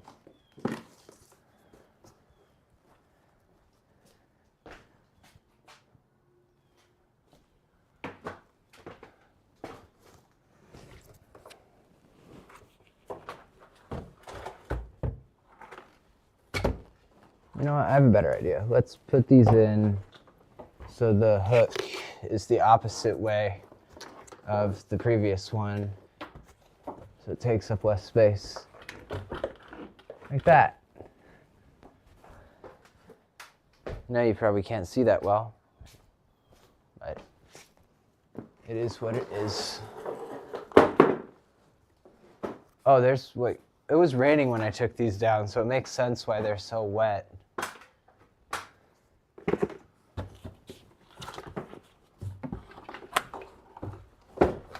If you're wondering why I was doing it when it was raining, it's because I tried when the ground was dry.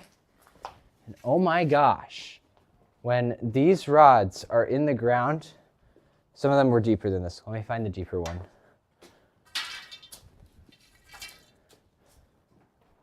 You can see the dirt goes all the way to here.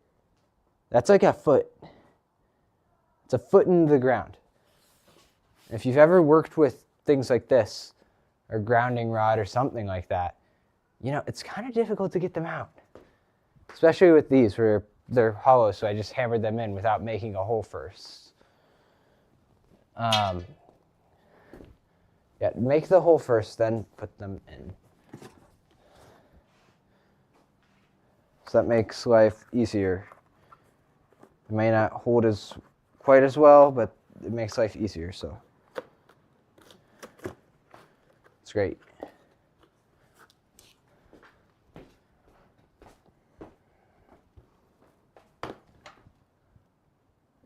I need to be on that ladder.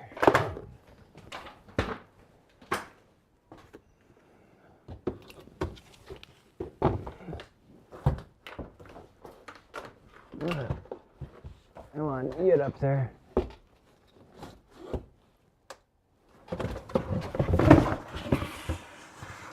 Those are both empty. Okay. Cool, I can use that for lights then. I feel like that's gonna fall if I do it like that. So I'm just gonna stack them like a Jenga tower of candy canes. They're thick candy canes.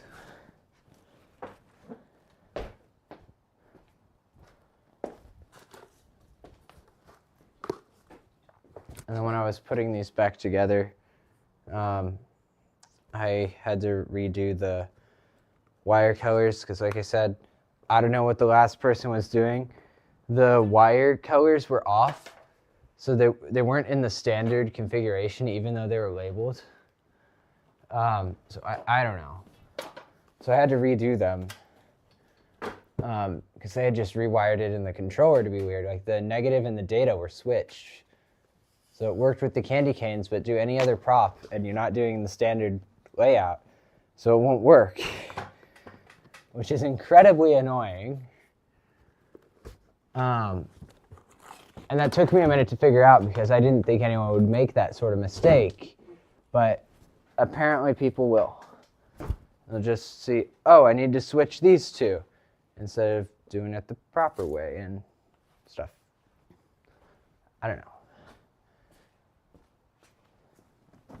Sometimes I feel like people treat work as work and don't take like pride in it. Like if I make something, I want it to be good. I want it to be a good product. And if it tells someone, and if I know it's not going to be good, I'm going to tell people this isn't going to be good. And then we change things to make it better. That's just how I work. And I don't know why some people just simply don't have that sort of mindset. Put the leaf blower up and away.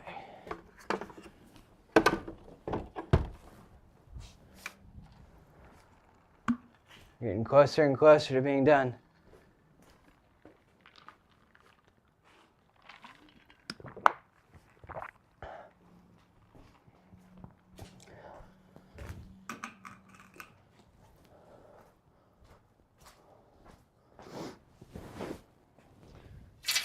Okay, now for the rods that held the candy canes. Where do I put these? Let's see.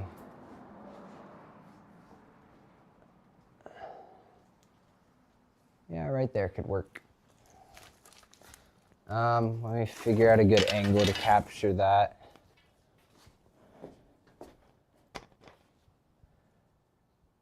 All right.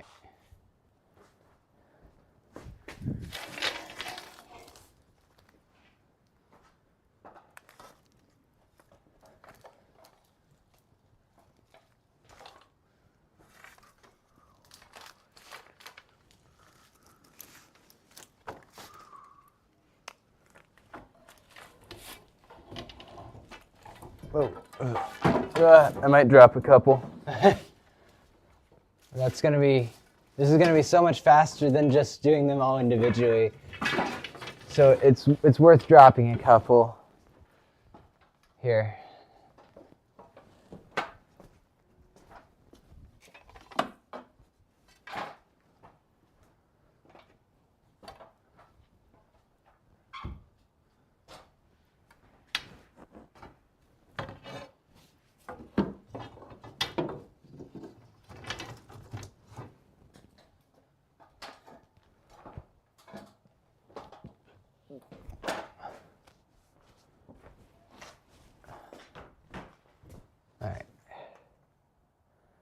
So this box, this is the one that holds like 2,000 pixels or something.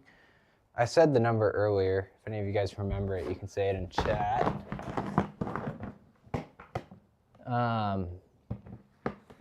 I could think of it, but I don't want to right now.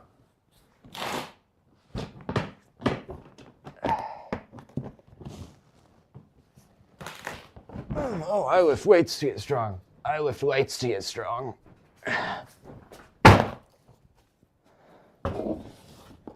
At Jonah Daniels E6Q said, I'll join back in a minute. Okay, cool. Ugh. I cannot describe how heavy this is. Ugh. I probably shouldn't put it on top of an empty box. Oh my gosh. Ugh.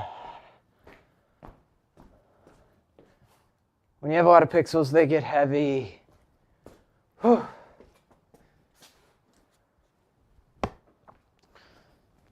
These are all cable tied, right? Sweet. So I can put these all together somewhere in a big cable tie.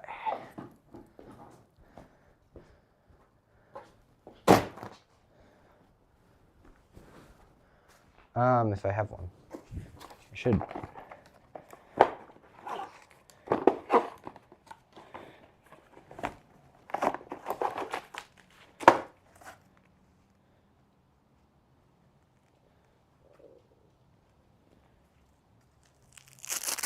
Hey Mom, if you're watching this, could you grab me a granola bar?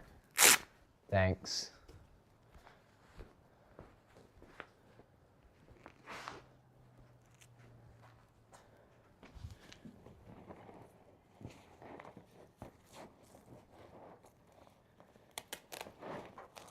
Let's see if I get the granola bar. I've got it on ultra low latency, so they should hear it about 2 or 3 seconds after I say it with our internet speed. I've done some tests on this, how fast it will respond.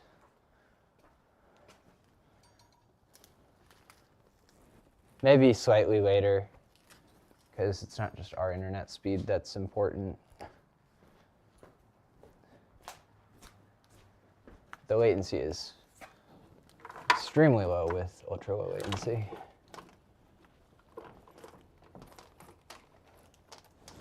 Okay, so now the seed pixels are up.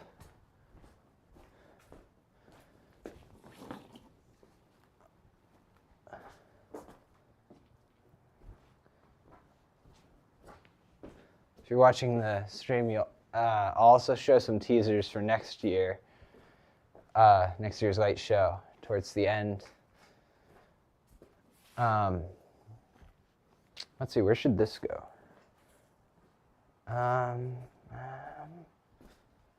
Let's see.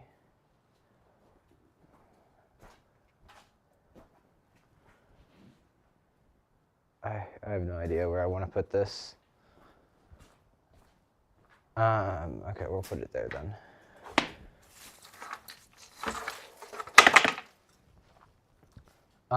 If you've seen the light show, these are the cords for the tree I built made of regular lights with a pixel star. Funny story here. I thought the pixel star, oh wow, this is bright, because pixels are way brighter than regular lights, incandescents. So what I had to do is, because cameras will capture the light show, it'll look overexposed because they'll expose it for the lights below it. And then when it's overexposed, it just looks like there's a circle on top of the tree. So to compensate for that, I'm running the pixels there on like 20%, maybe 30% brightness. And that fixes the issue mostly.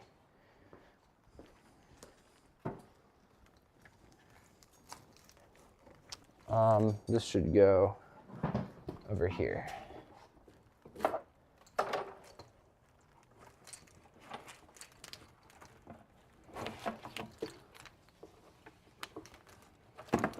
Maybe my mom was not watching because I have not gotten a granola bar yet. Or she just doesn't want to get off the couch. Never know. Or she is watching and she's asleep.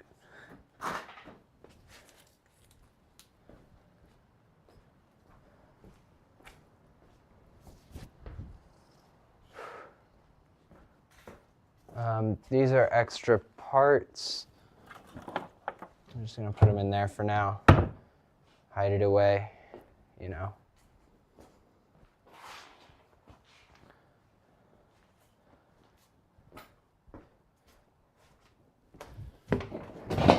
All right, controllers. What in the world is in this box? Okay. A cable tie. Someone has a whistle. So I am going to do is stick most of my controllers in this box, just so they're all in a centralized place.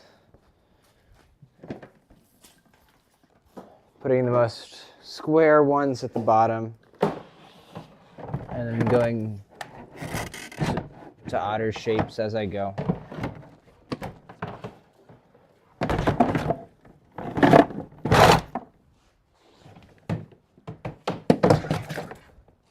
I should move that closer, like this, so you guys get a good look at the box. Like that.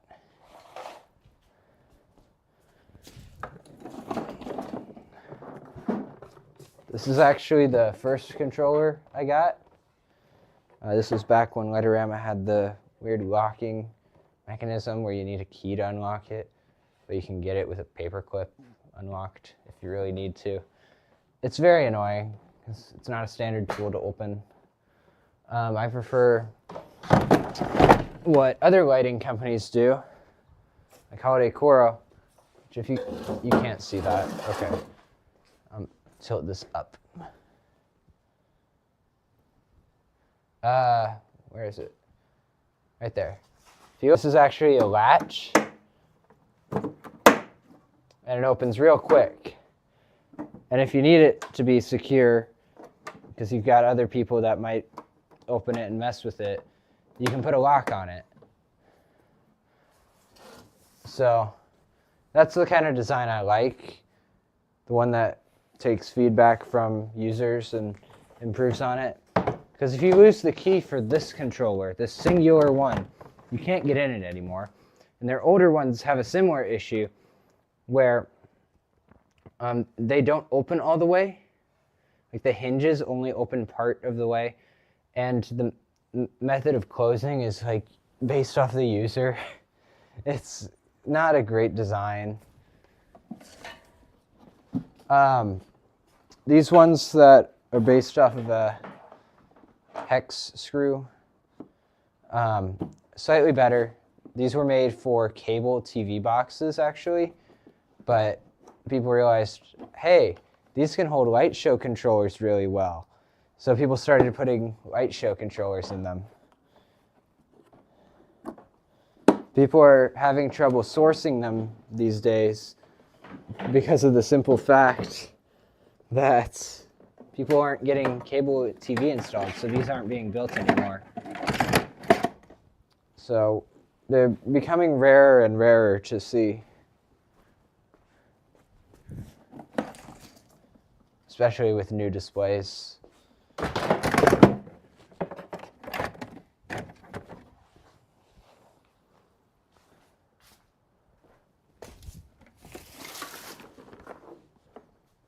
This was the very first Pixel controller I owned.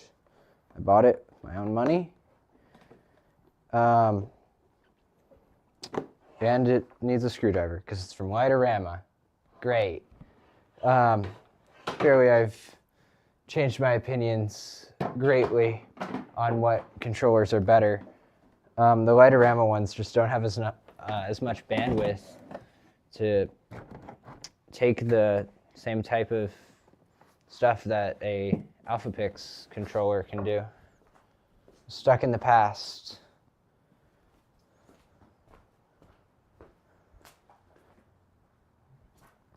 Even just doing one string of lights that could be done easily on the AlphaPix, it'll struggle with sometimes, which is crazy to me.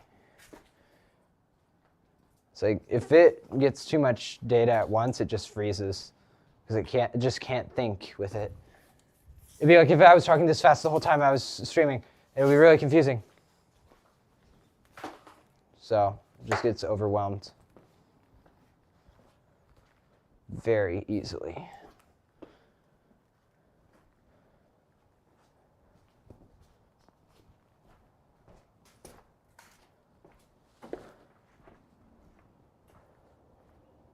Huh.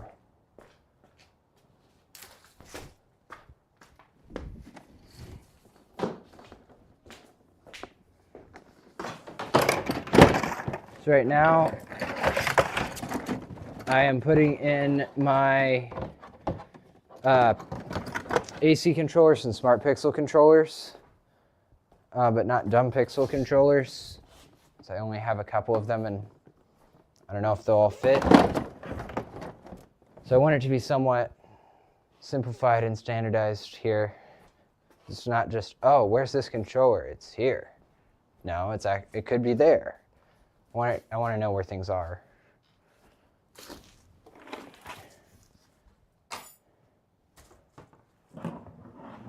Like here are my wire cutters that I just found sitting there. I'm going to put these with the other tools. Now I remember that.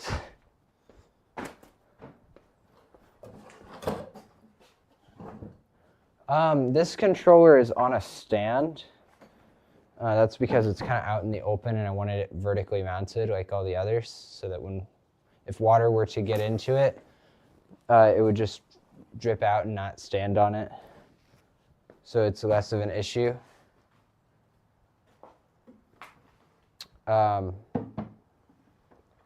Yeah, so I think I might just leave it on the stand because I don't want to take the stand apart each year.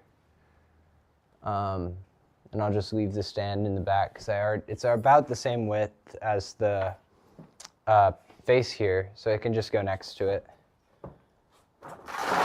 Again, this is why a shed would be so great for storing light stuff.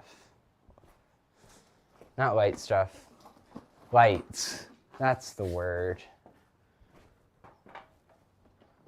I forgot some of these. I left some out. Okay. Time to close the garage again.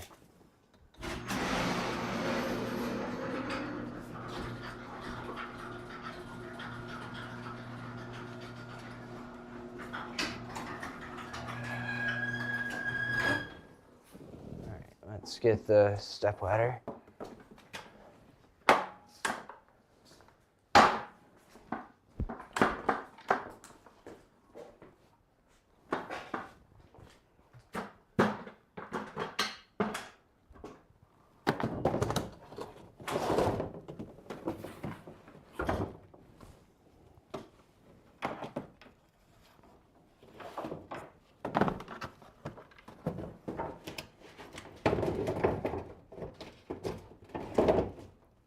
All right.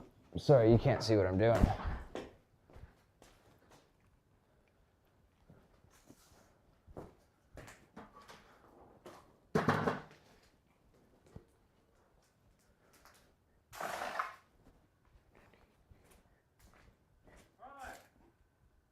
What?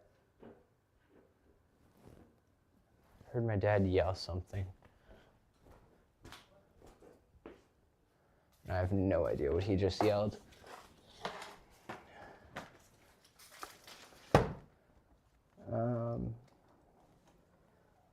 This should probably go behind the cable so it stays.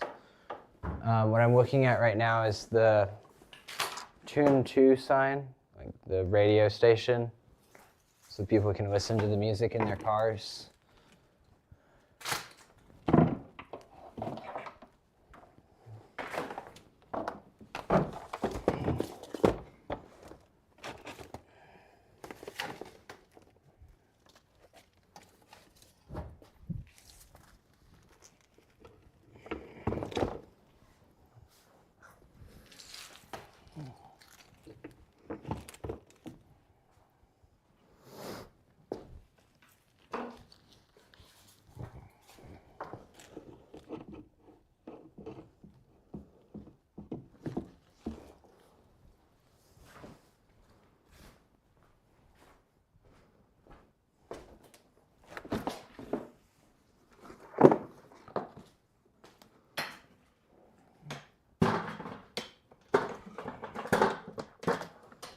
Yeah, almost fell there.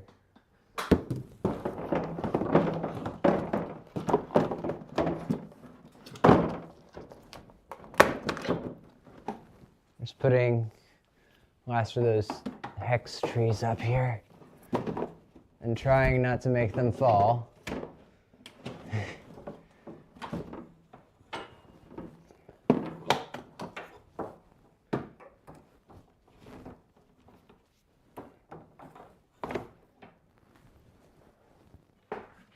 All right, water break. Now you can see they're all just stuffed up there.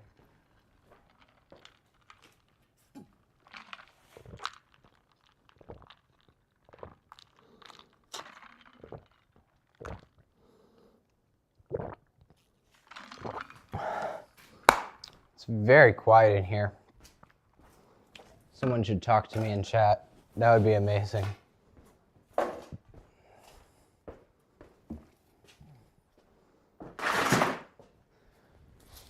Just suggesting things to people. Or I have 0 viewers and I'm talking to myself. I don't know. I don't look at the viewer number. Because when it gets too high, it stresses me out.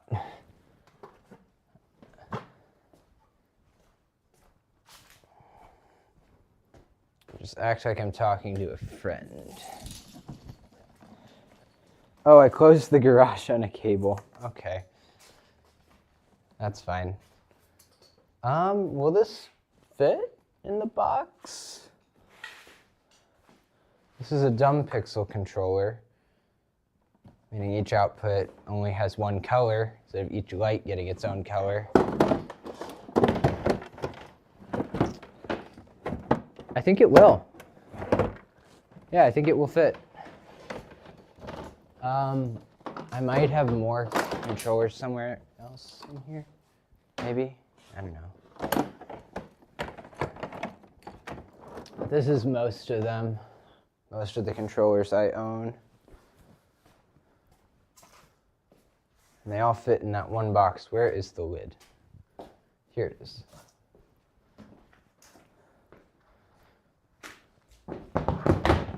And this one is actually heavier than the lights because this is full of power supplies and cables and controller boards, controller cases. Actually, wait, no, the lights are heavier. Last year it was different. Yeah, the lights are definitely heavier this year. Okay. So by weight, I have more lights than controllers now, which is actually a bit interesting.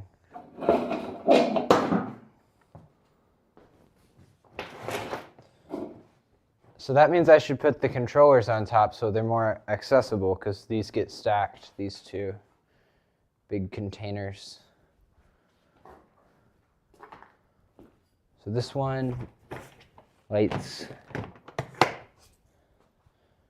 So this one goes on bottom then.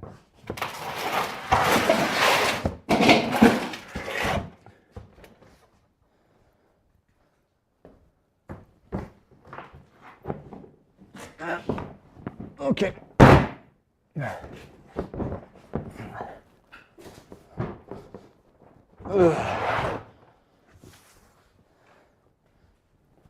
Gotta have some muscle to do a light show.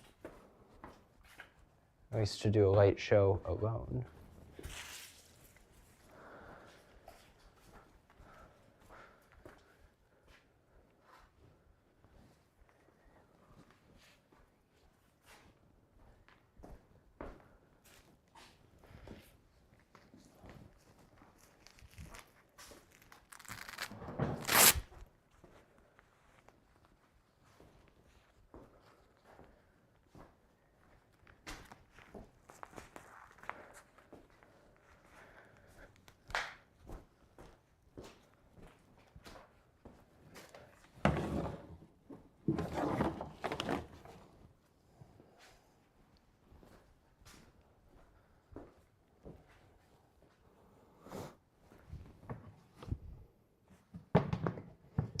Oh, these are the well, here's some rope I have.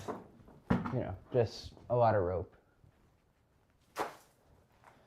That was given to me for free. Someone else had a tree made of pixel strips like these. Let me get these closer to the camera so you can see what I'm talking about. These things, I'm sure most of you are familiar. These ones are smart. So each three lights are individually addressable. So it's 50 channels, 150 lights. That's pretty good for like a walkway, which is what I'm gonna use them for, instead of a tree. So that's what we're gonna do with them. I do not need the garage closed now, so I can open it back up.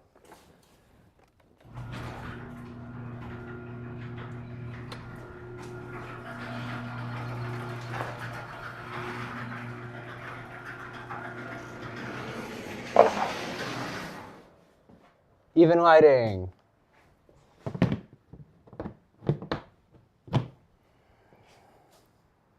So close to being done. Just have a couple more things to do. What time is it? No, it's 2:40. Okay.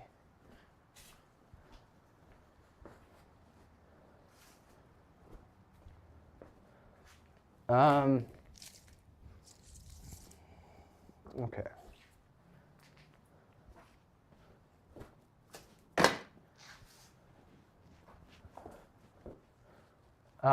Okay, let me talk about this for a second. This thing that I'm holding is actually a matrix mesh. So this is for next year. Each little hole on here is gonna have a pixel. I got a gift card, vanilla gift card if you've heard of it. Basically just a gift card you can spend money anywhere on. At Jonah Daniels E6Q. Yeah. Said. I came. At Jonah Daniels You what? E6Q. Said. Back. Maybe send that in one message. Because it sounds very weird. Anyway, so this is going to be basically like a pixel screen. And the reason I'm doing that instead of just getting a TV is because, one, it's outdoors and it needs to be waterproof. That's pretty much the best reason for it.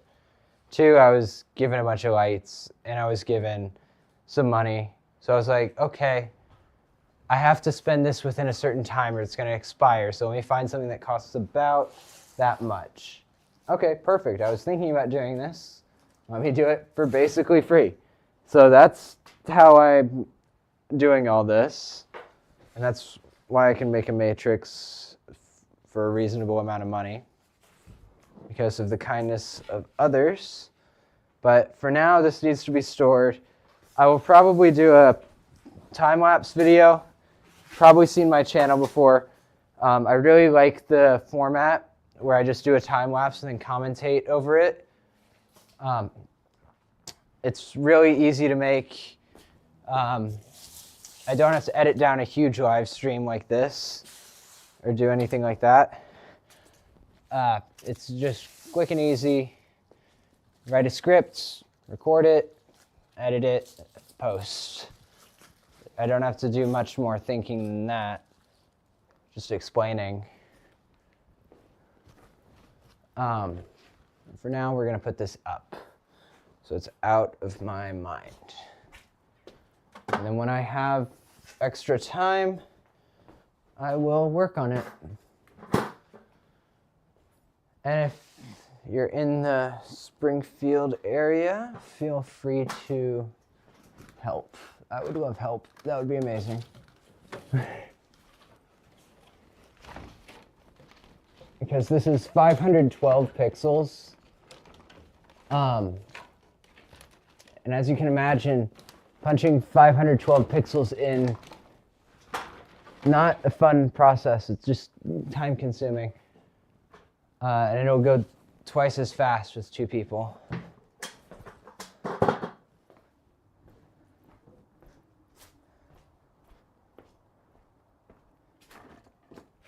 Okay. What was this bag from? Oh, this was from the light we got, and I unboxed on stream earlier.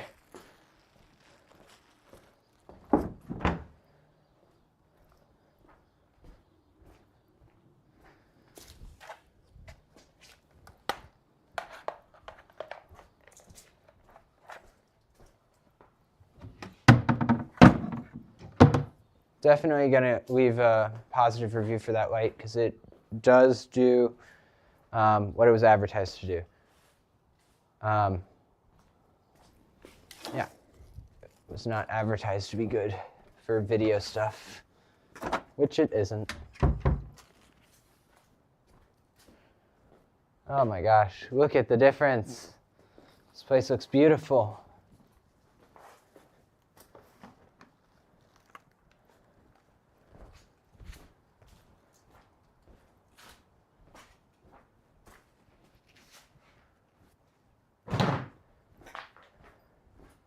I have a separate time-lapse camera running, but you guys will see that in a video.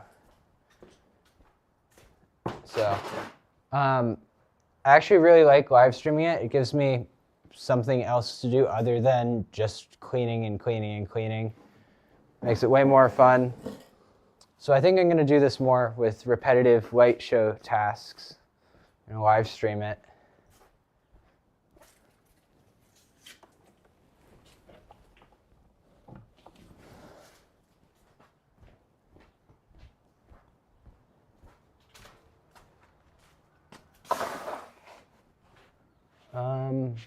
Okay. Are we ready to move this over? Maybe.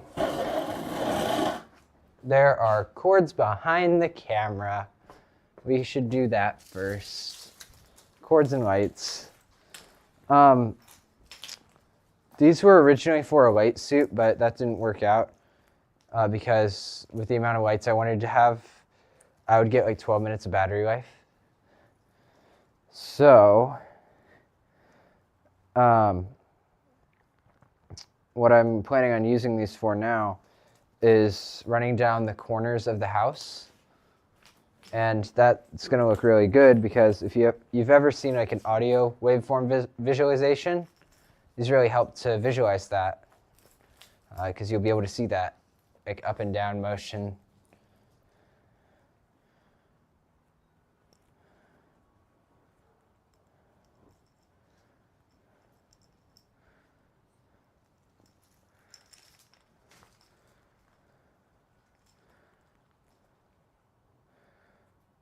Okay, tangled seed pixels. These are so hard to deal with. Oh my gosh.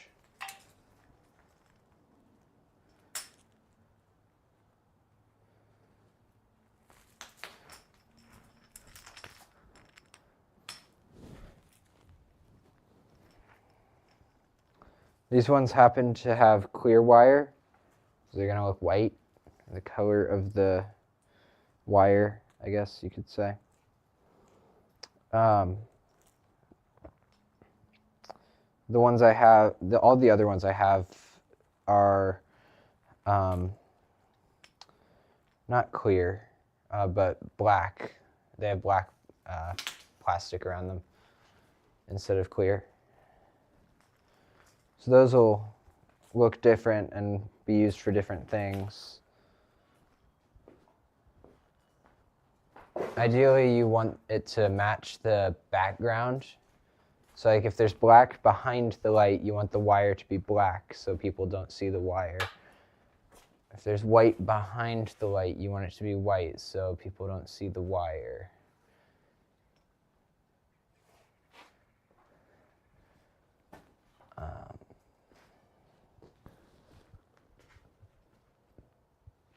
I'm looking for the smaller cable ties. Whoa, there's like a big crack here. There's an unused zip tie. I'm not using a zip tie for storage like some people do. It's just very wasteful.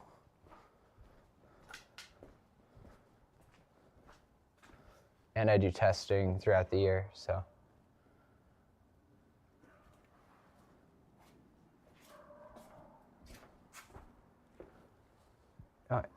At the beginning, I had a roll of cable ties, and now I just don't have it. I don't know where it went.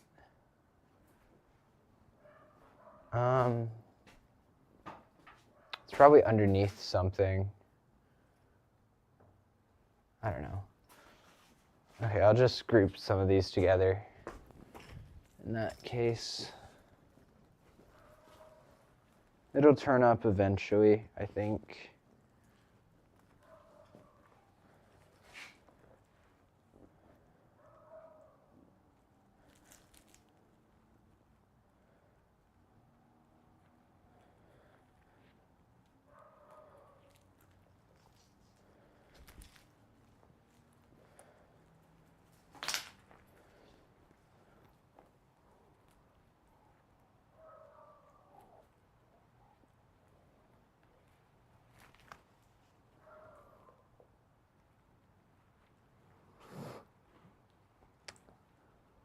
Like I said, untangling seed pixels suck.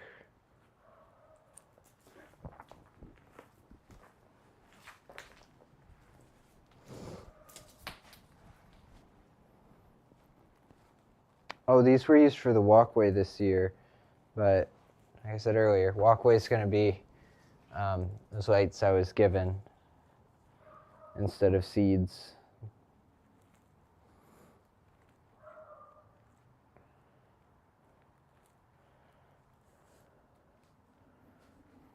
These aren't even attached. I just got a text. Random number says hello 3 minutes ago. Okay. Oh, I probably shouldn't have said that because someone's looking for my phone number and now they know they have it. Damn it.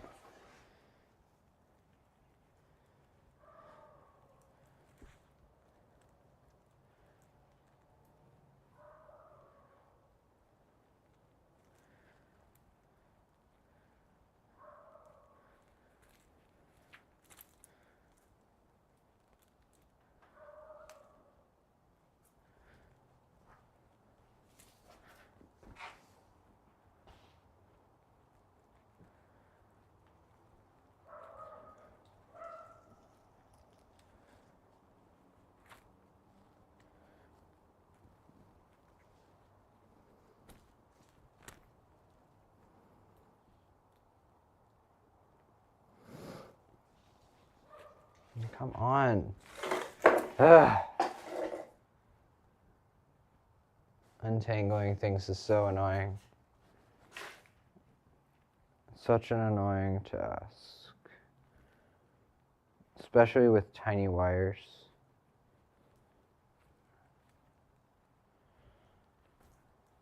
It's almost like cable ties exist.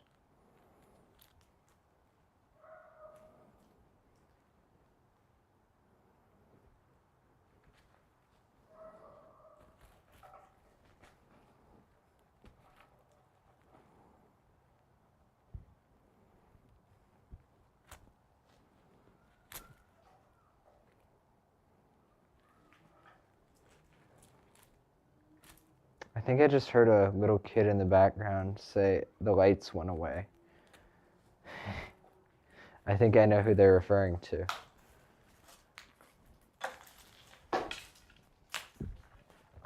Okay, finally, we got another string out.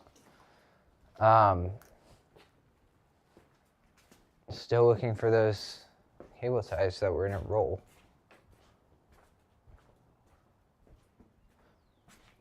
I'm sure I set them down somewhere.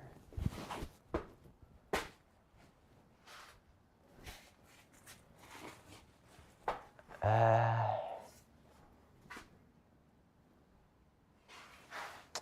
right.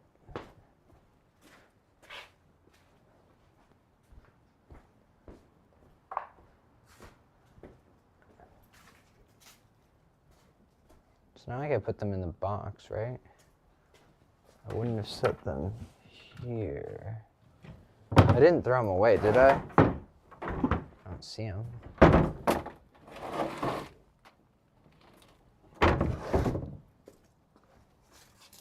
Are they back here? No. In here, maybe? No?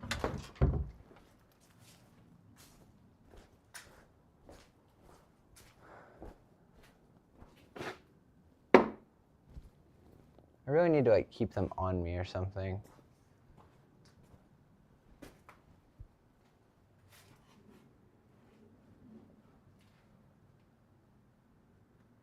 Maybe I put them up here somewhere.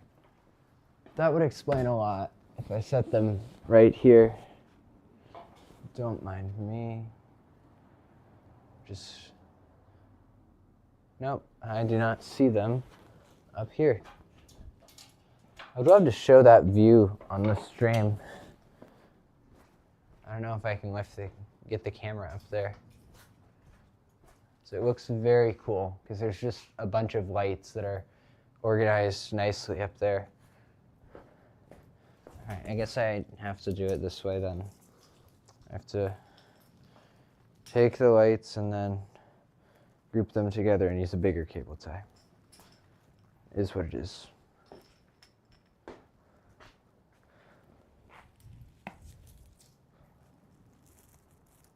Except for these. Those ones don't get organized, they suck. Yeah, super thin wire, get tangled super easily, just a pain to use. I don't like those, they're from a different Pixels store. I was experimenting with different options for seed pixels.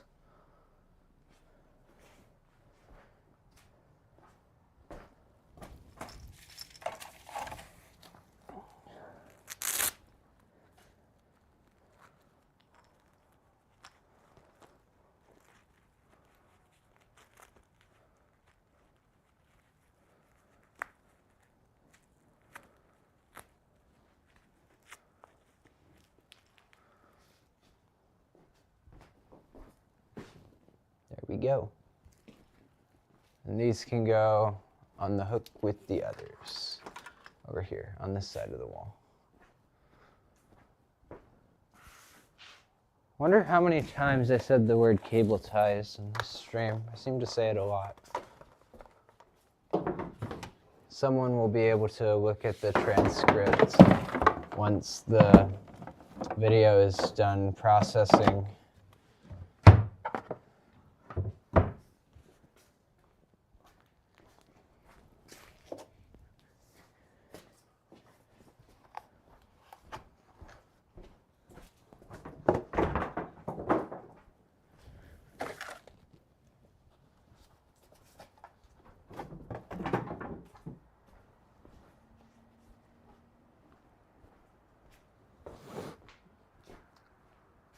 So close. So close to being done with 2025's light show. I did multiple light shows. Halloween and Christmas.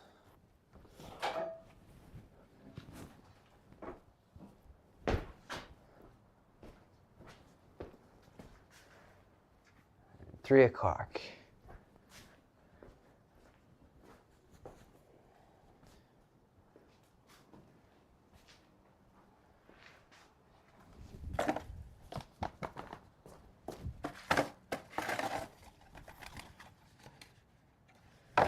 Seeing if these boxes are empty, just see if I can just throw them away and get them out of my hair.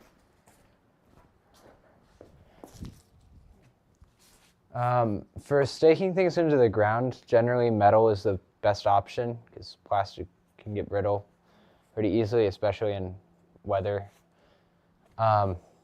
Sometimes the thicker plastic stakes are just better because they'll have more surface area than the metal ones and won't pull out nearly as easily. So like for securing a support thing, like to hold something else up, I'll use the plastic ones since they'll have better grip. But anything else, I'll use metal stakes for.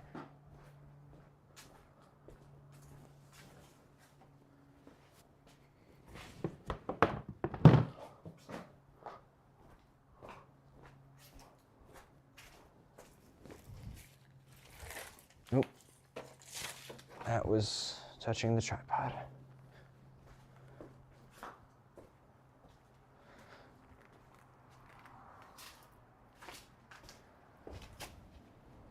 You know, if I didn't have this mic on me, significantly less people would be watching, because if you can't hear someone clearly, why watch? Can't see someone clearly? Okay, I'll watch because I can still hear him clearly. So audio is the most important part if you're making a video, because you can't have good video with bad audio. They just don't work together. You can have bad video with good audio, not the other way around.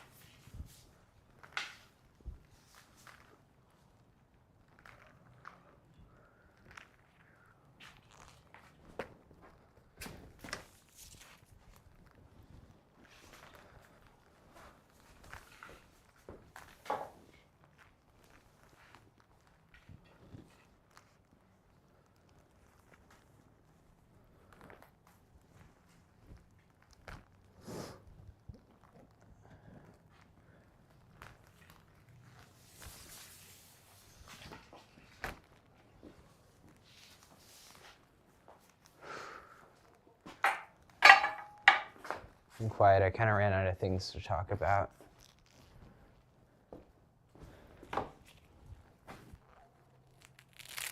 Guys, give me something to talk about. Some questions, something I can talk about. And then get on to another topic.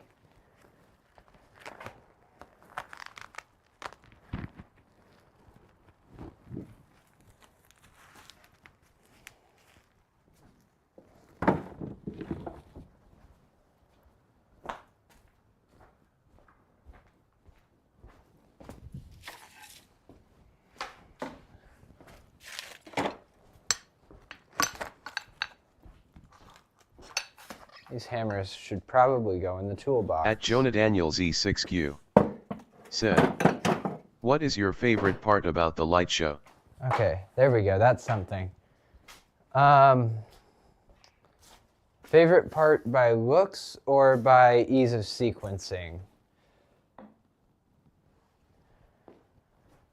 Or both, I guess. I guess you'd probably want both. So, I really like... At Jonah Daniels Okay. E6Q said, "Looks." Looks, okay. So, based solely off looks, that's my favorite part. For the Halloween show, it'd have to be the tombstones, because those look incredibly good. They have very fast refresh rates because they're 12 volt instead of 5. And there's just a bit more flexibility with 12 volt that you don't get with 5 volt. So you can make them brighter and a couple other things. So Halloween show, definitely Tombstones. Christmas show's a bit more difficult to assess because that roof portion that I added this year, it looks really nice. But when sequencing it, there's not a lot I can do. Like, it's 15 strings, but with 15 strings of whites, you can only do so much. Like, I couldn't change the colors of it if I wanted to. It's just all multicolor. But compared to something like the pixel trees or the candy canes, they can do multiple colors, but they don't look as, they'll look okay. But they all have things that I just don't like. Like, there are better options, I mean. Like with the candy canes, there are pixel-based candy canes, like node-based, kind of like the, what do you call them? The Tombstones are. They're node-based candy canes. And I think those look significantly better than the corrugated plastic, Coro-based ones. So I just prefer those.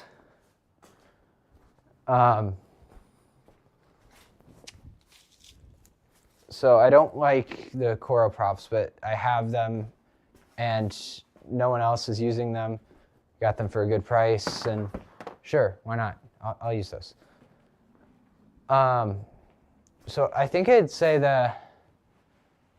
just based solely off looks, the thing on this area of the roof, the 15 channels, because that's just a bunch of lights coating a surface, and that looks good. Not much you can do with sequencing, though.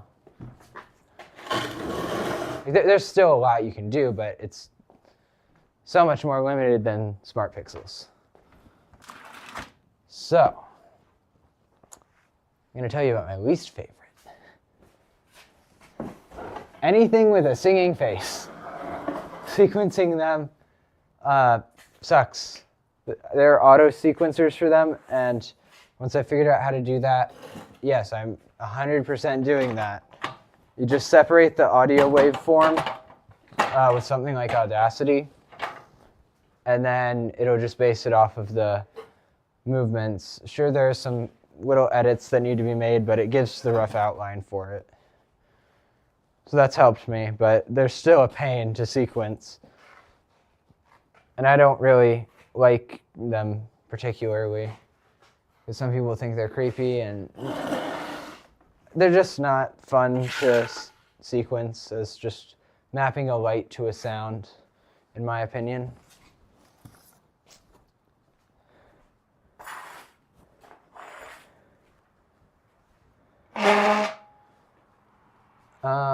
Okay. File storage box. What can we do with this?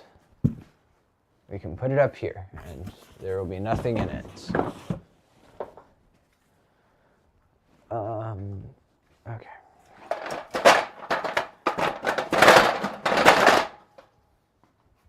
I should probably put these up here. So these are just the little mini AC trees I was talking about earlier.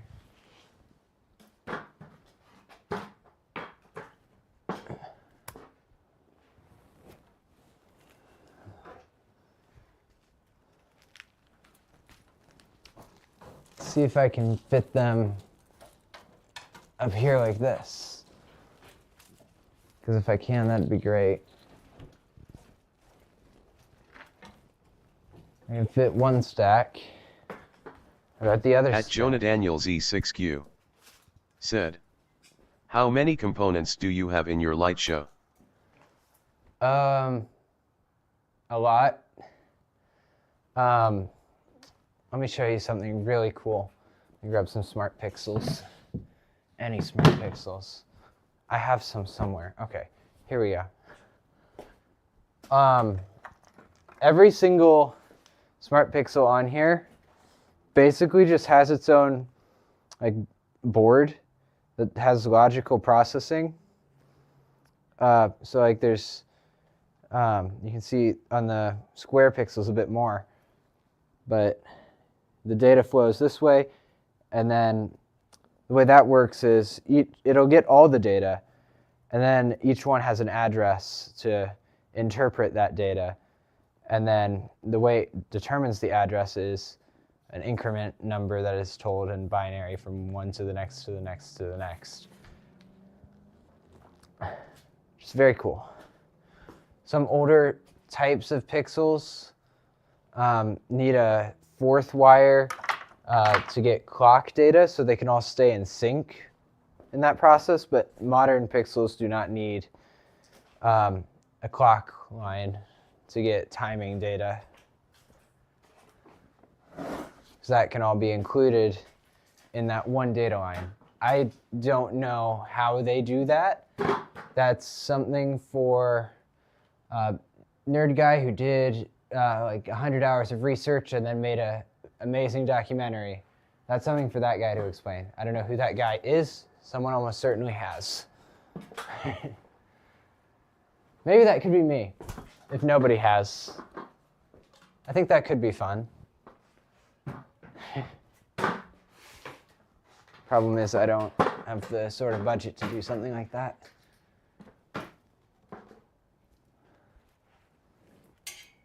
Get it animated in 3D and do all that fun stuff. Makes videos that explain things so much better.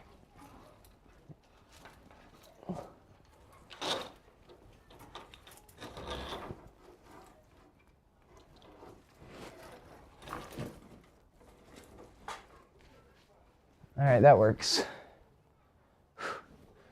Now they're out of the way in a good way.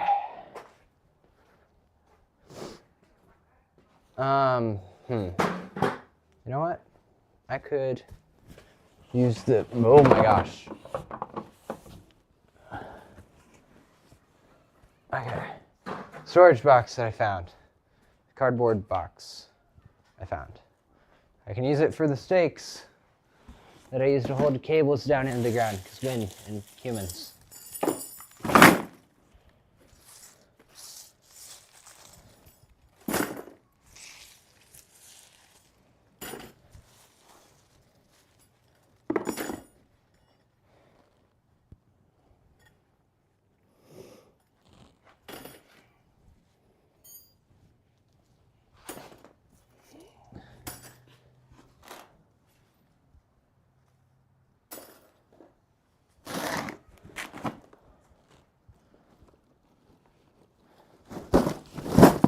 That actually works pretty well.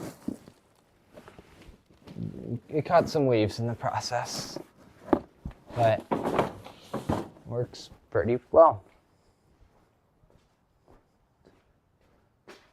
So close to being done.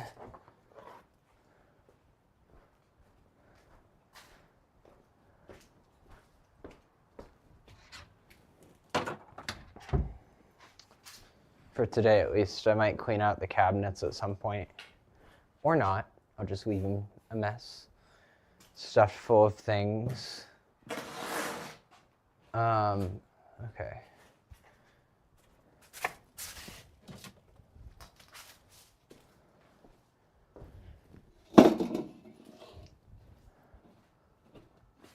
I don't know where to put this where it's accessible, but it doesn't take up a crazy amount of space.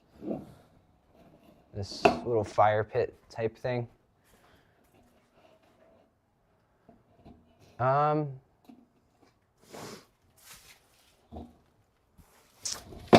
it could go there, just on top of those boxes. That's fine.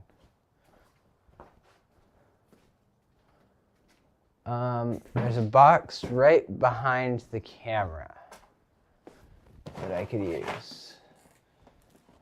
Well, that I could take. Oh my gosh, it's heavy. It's filled to the brim with pixels. Smart pixels. As I don't want to knock that over.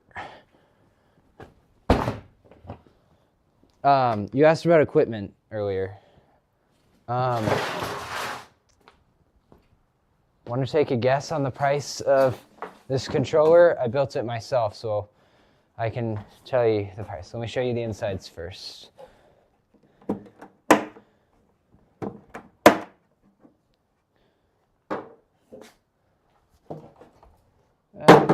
That shows it pretty well. So, let me explain what it does a bit. These two ports are network ports. It's got a network switch built in. So you can basically daisy chain them. We got push-in connectors. It's an expansion board system, so it can be expanded upon. It can have like something like a max of 48,000 pixels. That's how many it can drive with this CPU. Has two old style outputs, so like a DMX 512 universe that it can use. Take a guess. It's got two power supplies. I wanted to save some money there. Probably should have spent money for a known good brand. I just went with an Amazon brand. What's the worst that could happen? Kablooey. Oh, there you go. Take your guess.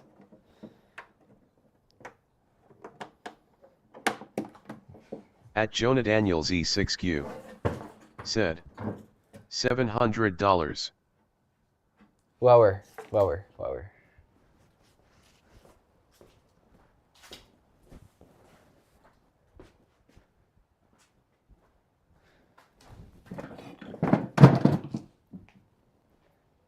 If I was buying it pre-built, that would probably be the price. But since I'm building it myself, it's lower. At Jonah Daniels E6Q said $400. Slightly higher.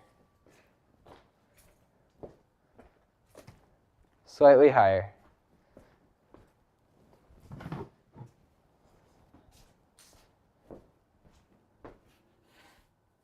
At Jonah Daniels E6Q said $450. Yeah, right around that was the price. This is just filled with pixels. So it was filled absolutely to the brim with pixels at one point, but I'm using some of them for other things right now, next to your stuff.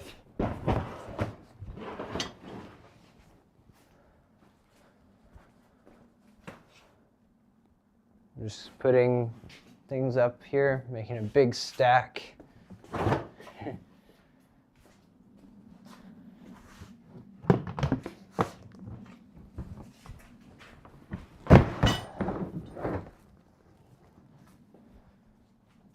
Nice big stack of boxes of lights.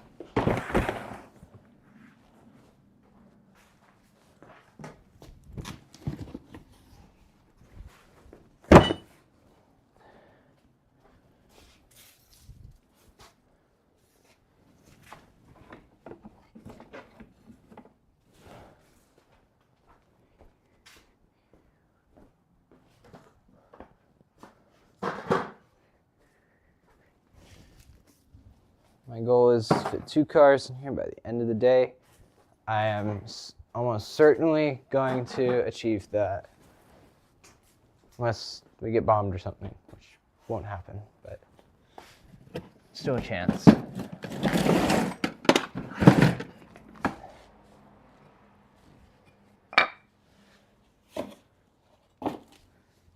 Oh, there's a better spot for bricks, I feel like. I don't know where, but I feel like there would be a better spot to put these bricks. I don't want to put them up high because if they fall on somebody, that would be bad. I want a container for them, but I don't see any. Like, I see tubs, but I don't want to put bricks in a tub. It's a bit weird.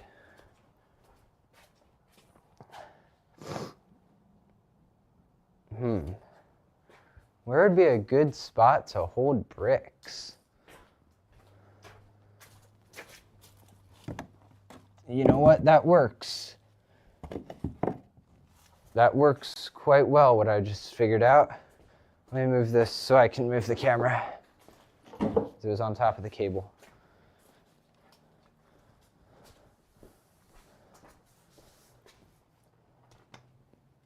Didn't unplug it, did I? Yeah, it can go over here. Perfect.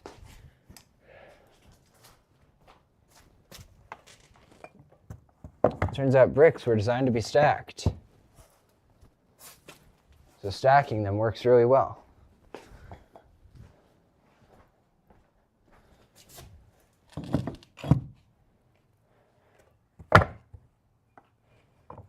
Can't stack them too high, of course, but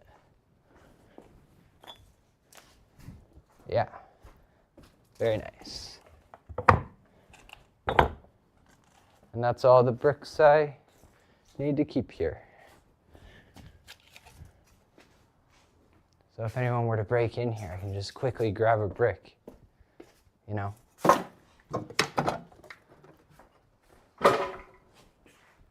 Okay, that fell.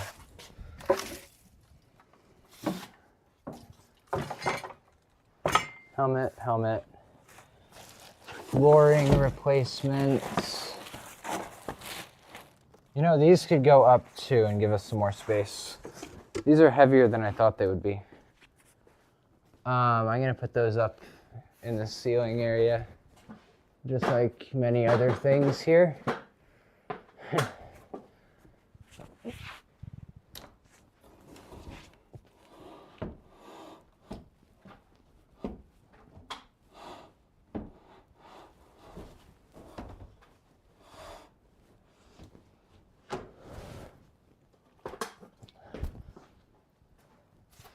Yeah, if I had a shed, this would not take nearly this long to do, as I could put everything in there and organize it. It wouldn't take as long because I could just set things on the ground.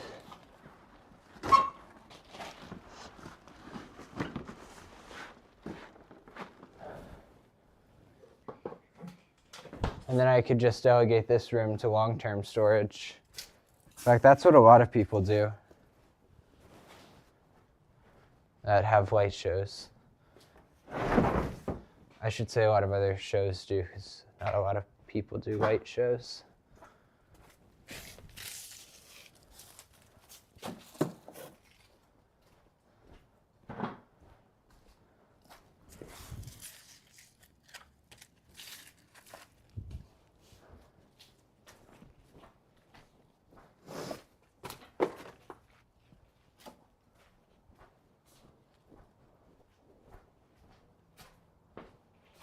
And pick up some cable ties I didn't use, the bigger ones.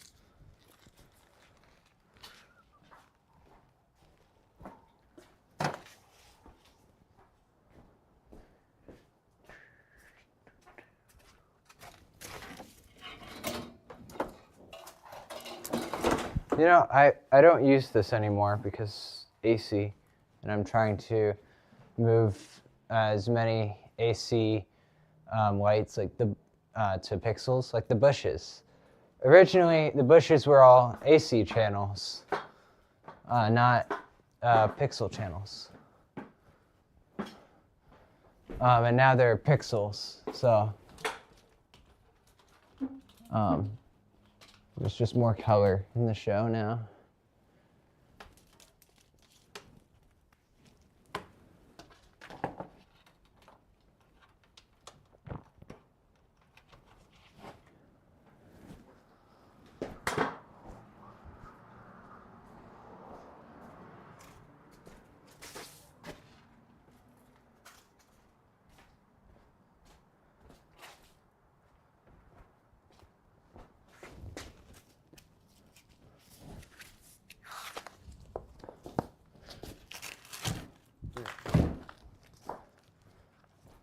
So instead of putting the bike in this corner here, sorry, I got the camera pointed at a corner, this corner here, with a door we don't really use, what I'm going to do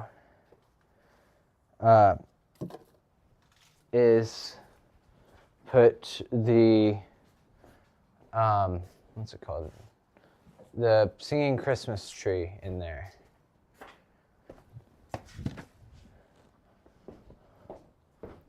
Also, I've got this box of dumb pixels from a prop that I was given that had dumb pixels, and I wanted it to have smart pixels. So I put Smart Pixels in it.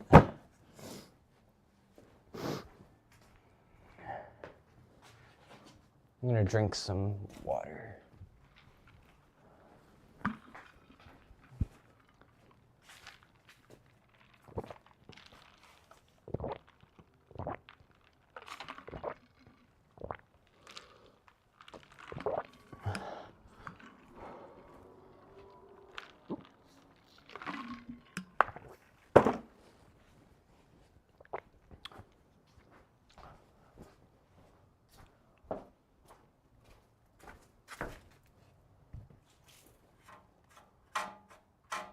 There's metal separating the wood and the brick here. Wonder why. It's interesting.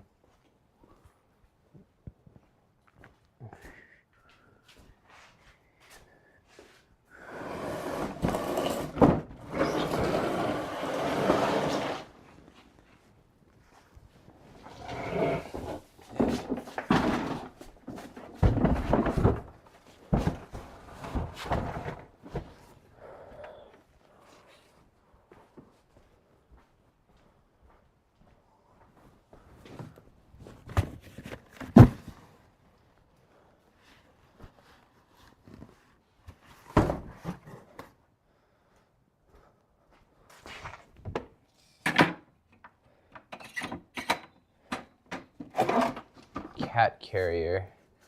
Yeah, that can go here. Bucket. Yeah, that could go At here. Jonah Daniels E6Q said, "Hey Jonah, guess what? Chicken butt. Right? Did I guess it? Wait a second. Okay. At Jonah Daniels E6Q You talk. said, gosh darn it." At Jonah Daniels E6Q said, "You cracked the code." I know.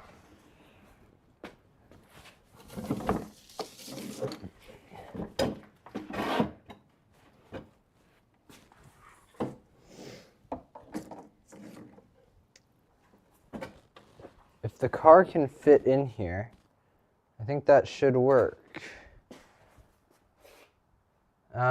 Wait, no, I have a better idea. Let's put this in like that. My brother doesn't use this bike. I don't know why we just keep, okay. There's parts of yard signs that I'm hitting. I don't know why this family just keeps old bikes. No, I wanted to put it this way. Okay. So there's more room. Hi.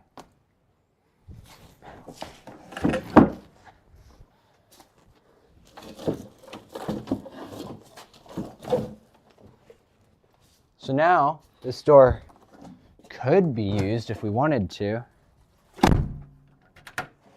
but it doesn't have to be. Perfect. So smart.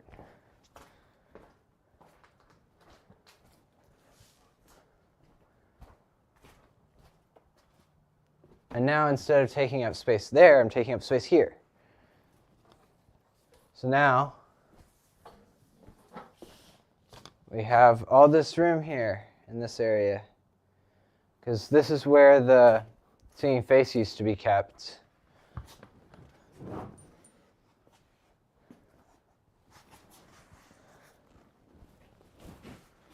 Whew, that all is heavy. Heavy stuff there. Okay.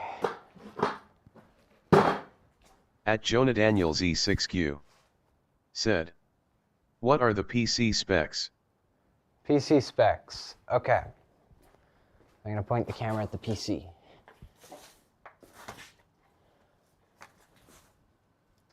Okay. RTX 4070 Super.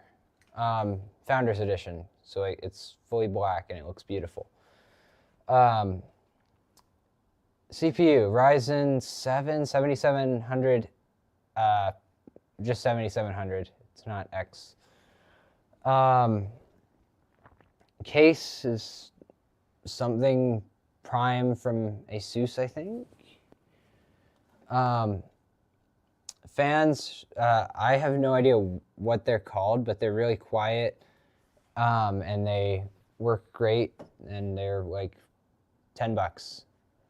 They're just black and no color changing fancy stuff. Some dumb pixels on the top that are just connected to my motherboard, because I have lights already. I don't need to buy PC lights that are premium and expensive. I can just use the lights I have. Power supply, it's Seasonic. I know they make good power supplies. It's non-modular, save a bit of money. I can just stuff cables. I don't need all the space, really. Motherboard, B650M from the Aorus series, 1 gigabyte. SSD, I have a Samsung 990 Pro, 500 gigabytes, because I don't really use the C drive for storing things all that often. And then I have some regular SATA drives, like SSDs, that are in here, that are slower but fast enough for video editing. And those are a lot cheaper for bigger capacities. So I've got, I think, a 1 terabyte one, maybe 2. No, 1. It's 1 terabyte. And yeah, that's the specs. Oh, 32 gigs of DDR5 memory. Can't forget that.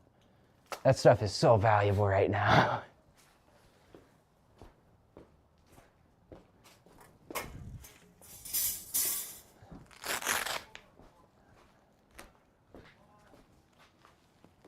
Okay. At Jonah Daniels E6Q said, do you prefer MATX or ATX? MATX, this is a MATX case.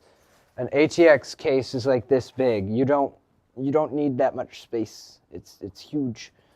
I prefer a smaller PC that can cool efficiently without being water cooled and heavy, and because I move my PC around a lot to do stuff like this, or go to friends' houses, or move it to a different room. So weight was a factor in building this. That's why I prefer the smaller boards. Just weight and case size and such.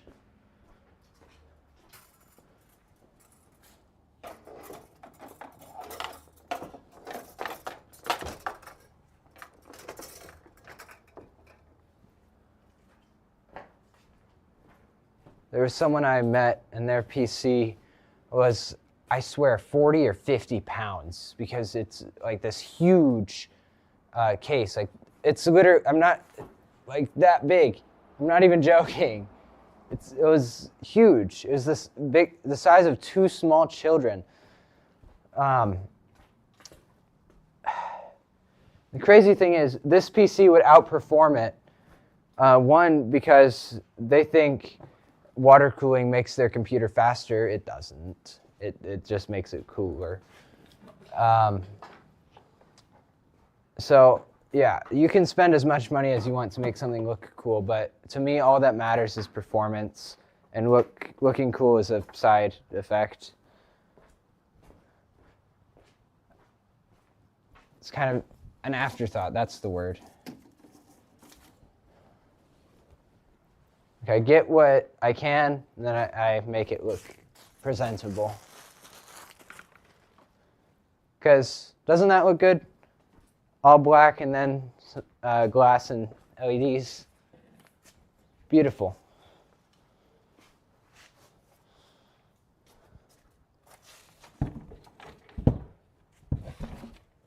At Jonah Daniels E6Q said, indeed it does. At Jonah Daniels E6Q said, taking notes LOL.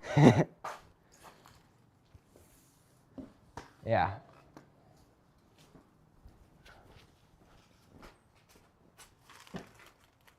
Why is there a leaf attached to this cable? Did it grow around? Okay. It was just wrapped around. It looked like the leaf had grown around the cable.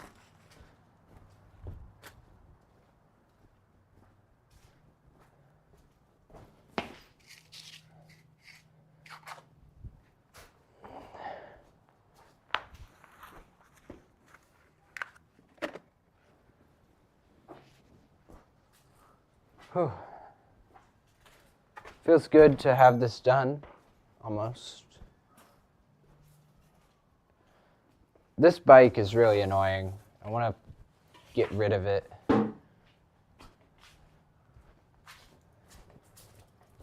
There was this one story I heard on Darknet Diaries. It was like an introduction. Some guy put a bike out and just left it there. Or it wasn't a bike, but it was something else, like a screen or something. Left it out, no price tag or anything, and nobody took it. Then he said, take it for $20, and next day someone stole it. It was really funny. People will steal with the opportunity. They will not take things they don't need for free. It's very interesting how humans interact with each other.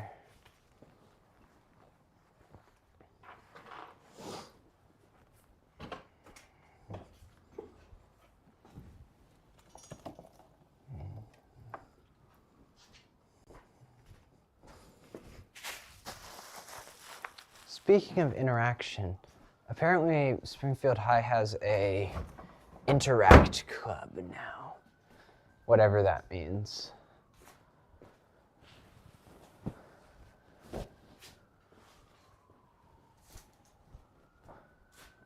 Okay. One mower that we don't use.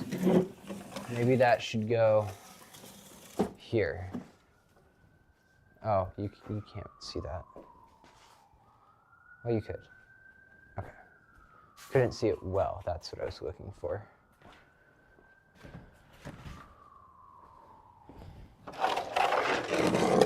Now this sleigh, where does this go? Oh my gosh, that's a very full top area of the roof.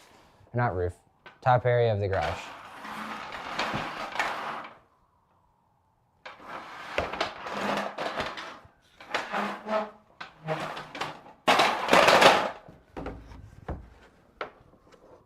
At Jonah Daniels E6Q said, are Ethernet or Wi-Fi motherboards better?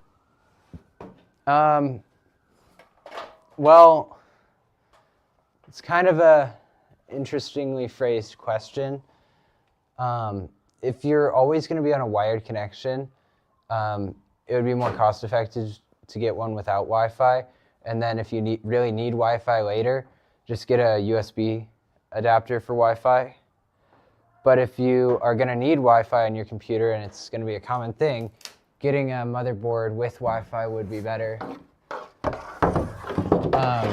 But ideally you would be on Ethernet, but a Wi-Fi board will have Ethernet too.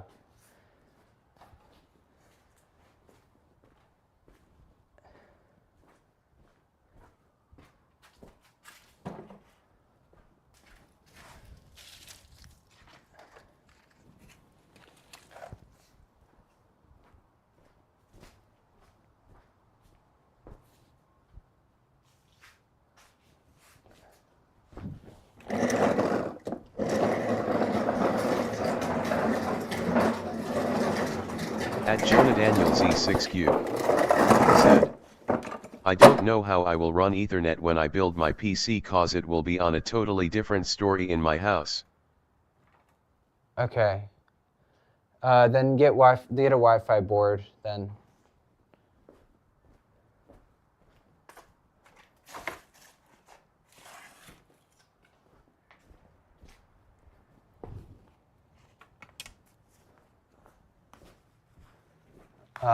Because built-in will be better than a USB one.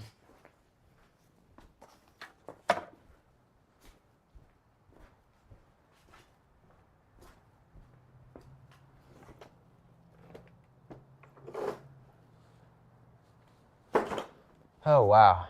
This place looks amazing.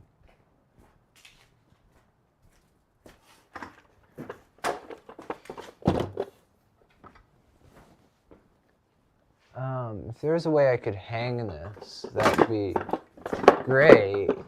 Oh, wait a second. I can.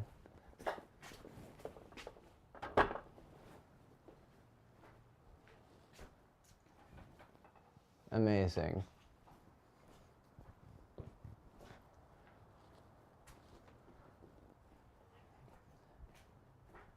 Got to be as space efficient as possible in here.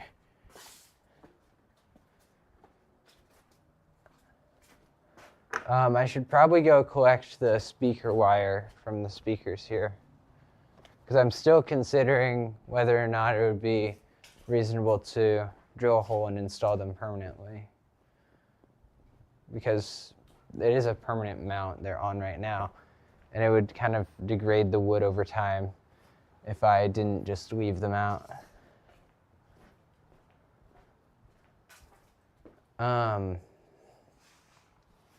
Stepladder. Right, it's up here. Can't put something away when you're not done using it, I guess. I won't be able to show this because my cable can't reach out that far.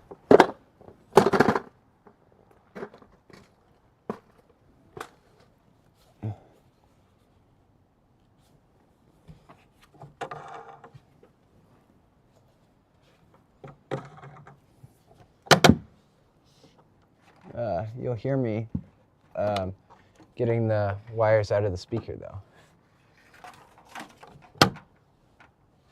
and adjusting its angle to do that.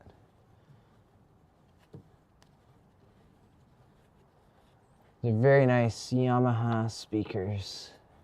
If you ever need an outdoor speaker, these are an amazing option.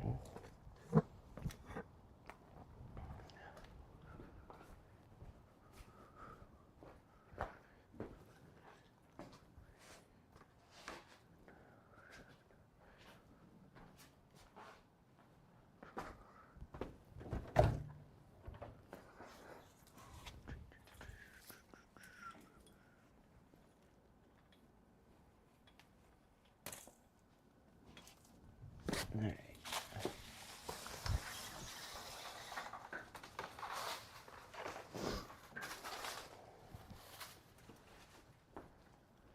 Speaker wire is very easy to work with because there's not a connector on the end. Oh boy, that's interesting. When I pulled it out of the speaker, it took off the end connector, the end little solder thing I made. It should look like this. I don't know why it broke. Maybe that's why people keep them stranded. That would make sense, I guess.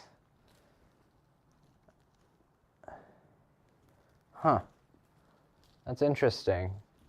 I hope I can get that out of the speaker hole for the speaker wire, because these are passive speakers, meaning they need a separate amp. Active speakers have the amp built in. If you couldn't tell, you have to research and learn a lot of things just to do a simple light show. Simple, yes. Relatively simple. There are people with far more complex shows than me.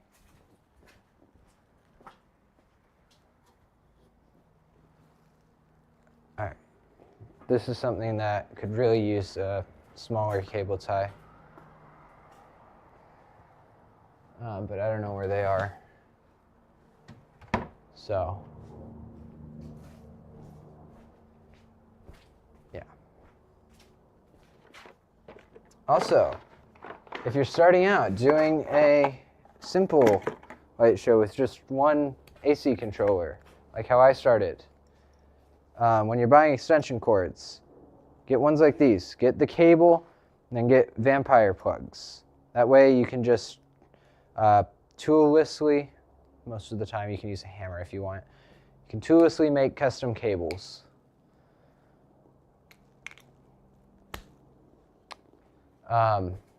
Vampire plugs are amazing. They just stab into it.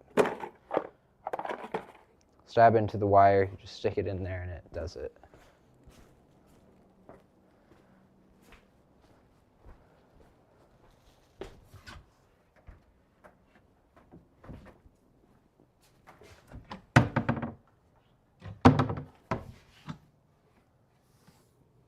I really have no idea where those cable ties went. They just disappeared.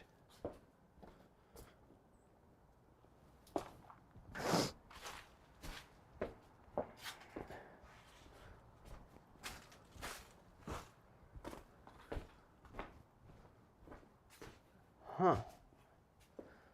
I thought they would have turned up by now. I guess not.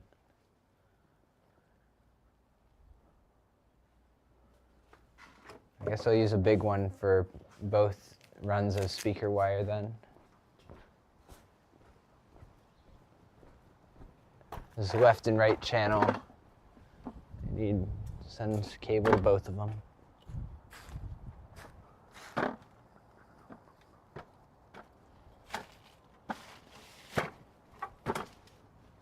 I'll be more careful this time, try not to break the wire.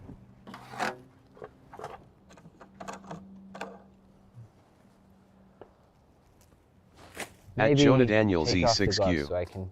said, Oh, wait. is 750 watt or 650 watt PSU better for a build estimated at 447 watts? If I heard your question correctly, depends how much you want to future-proof your PC. Like if you want to upgrade a different part without needing to upgrade a power supply. Like if you're going to upgrade in the future, just depends. You said 400 watt estimated, probably 650 would be good. That's about my setup right now.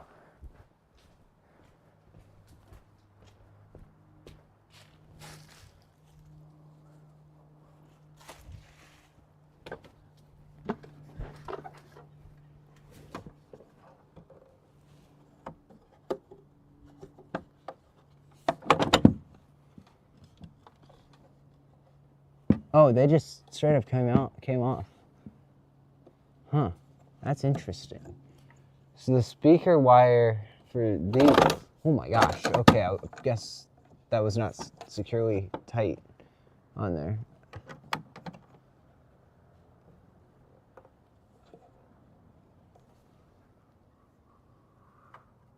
Huh, so I guess it just broke.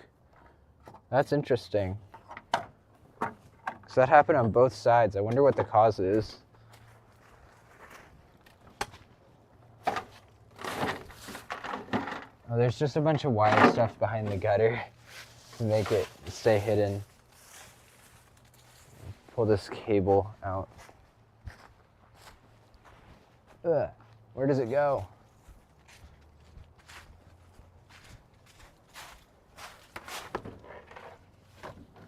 The door's locked. Hold on. It goes through the door for some reason.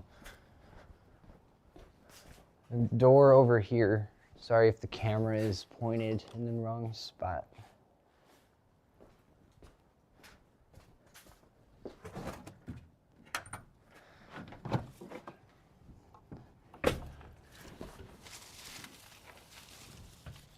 Oh, it got knotted to a plant. That makes sense. Now what's it caught on? Same plant. Okay, cool.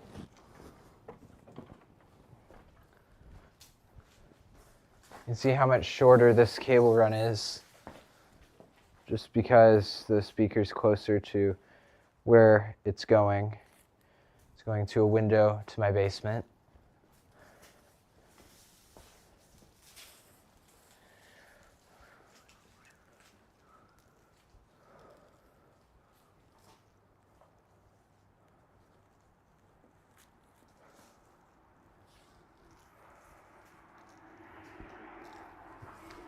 Update on the tripod battery, it is at 44%.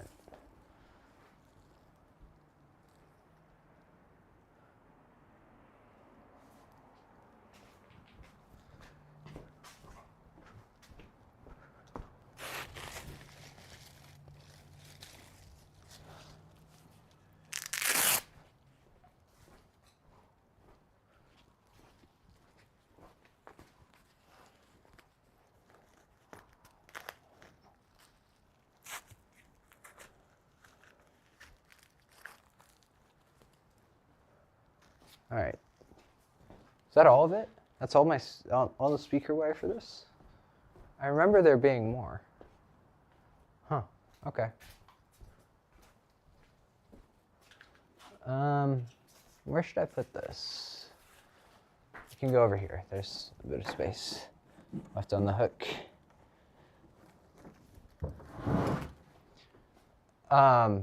Okay. Jonah, you want to see what a GPU box looks like? 'Cause it's kind of over-engineered, but it makes sense. It's an expensive thing.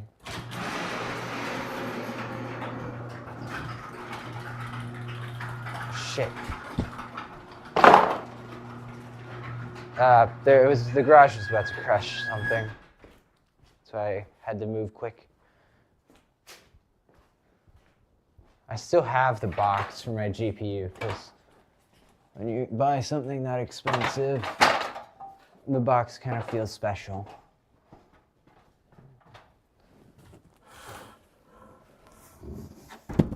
This doesn't have a GPU in it. This is just the way that At the Jonah box- Daniels E6Q said, let's see it.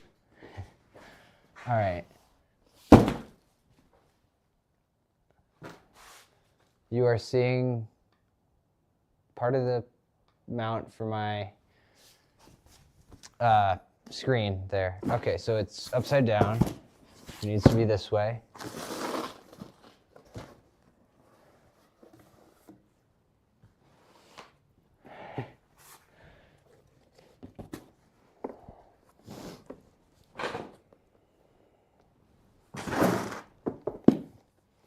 This is for Founders Edition cards. It will, of course, look different for other people, but like that. And then you're presented with the GPU. Problem with this sort of At box Jonah design. Daniels E6Q said, that is quite the unboxing. Yeah, problem with this sort of box design is people will open it like this and the GPU will fall out. And as you can imagine, that's not good. You don't want that.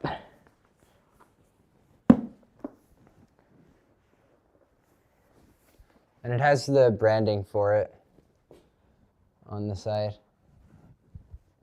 It looks very futuristic and cool, I guess.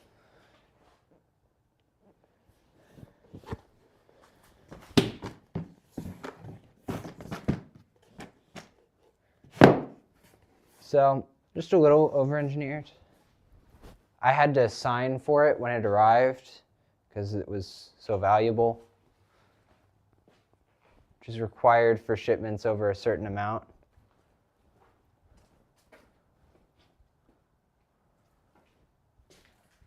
I don't know if I want to keep this anymore because it's kind of just sitting here and taking up space.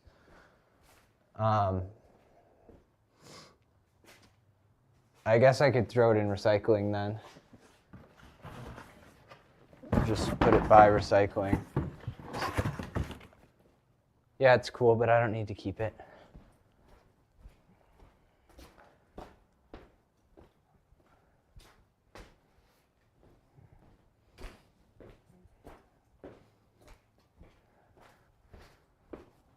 Let's close and lock this door. There we go.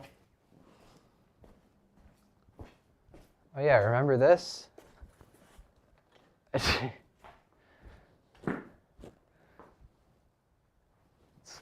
It's lit. Where are my gloves? I need to keep an eye on those.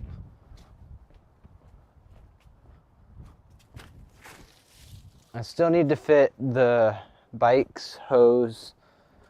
Yeah, that's it. Bikes and hose. Those are the things that need to come in here. And then it's just cleaning up the live stream equipment and finding a spot for the light.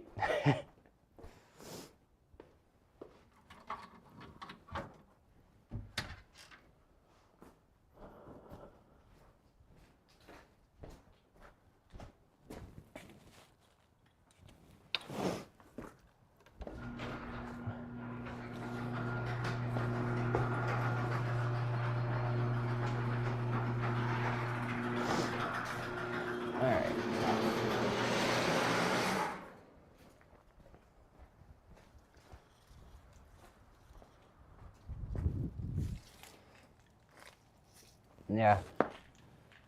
I think I could just, steer this in, right?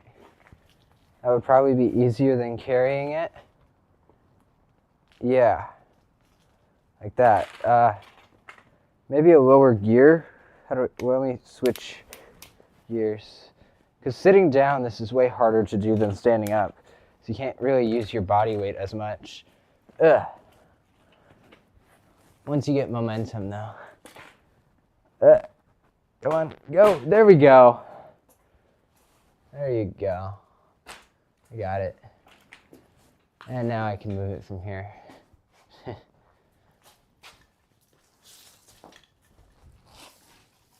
So now it won't be shoved in the corner where it's difficult to get to.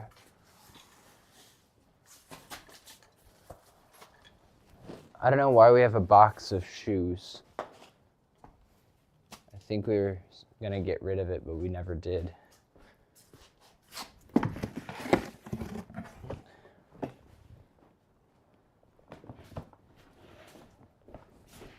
So it will be going here. So someone has to decide what to do with it because it's on top of the trash can. That's how I deal with things that I don't know how to deal with when I don't want to talk to other human beings.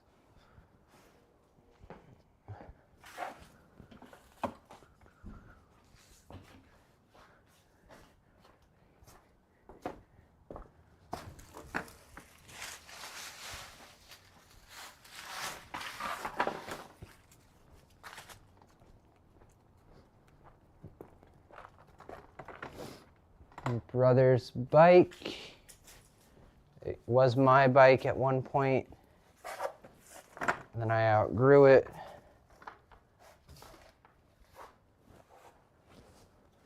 Hose is in here for the winter.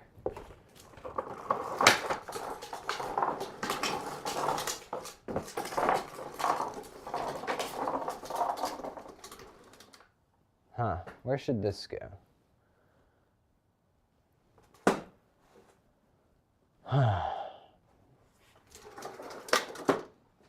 Decisions, decisions, decisions. I think it should go here. I don't know, actually. These things should go.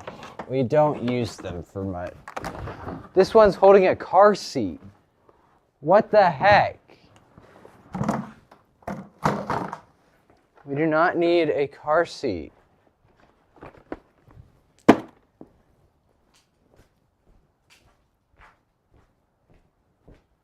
What's in this one? Nothing. What's in this one? Probably also nothing. Nothing. And there's a hole in it. I don't want these. They need to go. They never get used for anything. They have holes in them. They gotta go. I don't know where. They need to go.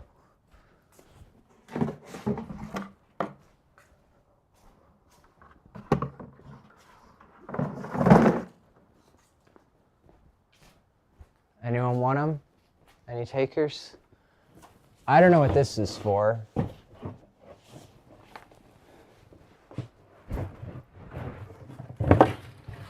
Why do we have this? Let's get rid of it. Or use it for something practical.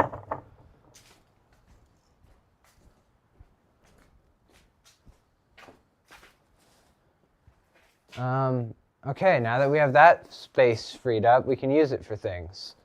Perfect. Oh, yeah, you could see that. Some of it, at least. That's the speaker chat is talking from. I just set it up there for now.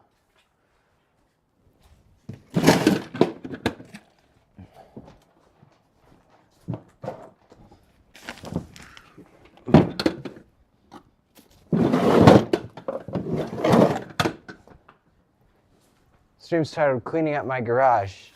Never said anything about the light show.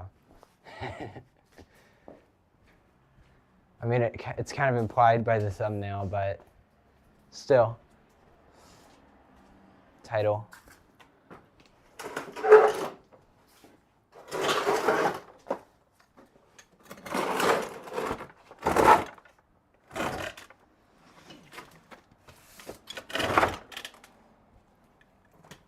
Yeah, like that. I like that. It works really well. And just lock the brakes on so it doesn't roll away.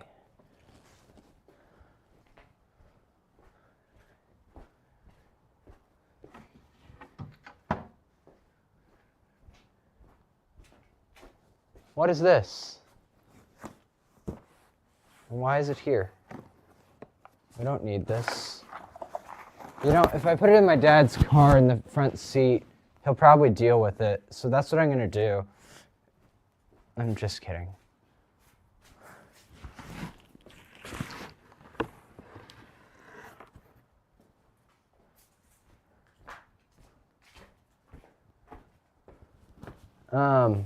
Okay.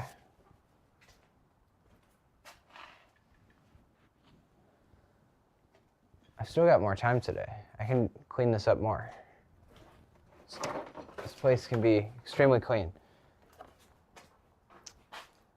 Because the snow shoveling stuff was just set down, not put on the hook I put up for it. Like right here. Where we keep tools of that nature. And sledgehammer.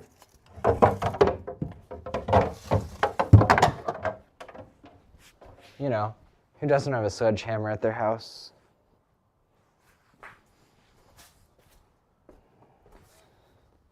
It's just classic American family things.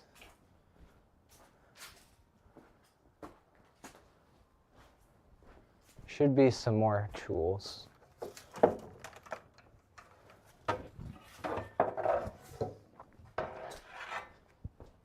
That will fit on here.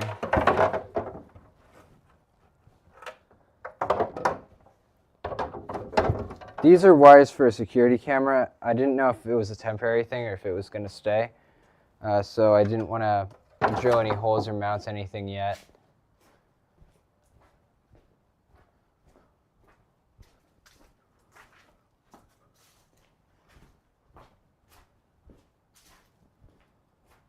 Okay, so these are things that need to be gotten rid of because we don't need them and they're just taking up space that we could use for things.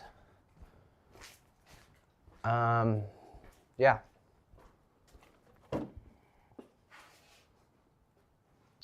All right. That's pretty much it. That's where I'm going to keep everything. 2 bikes on this side, 1 bike on that side, 1 bike in the back. So our whole family has bikes.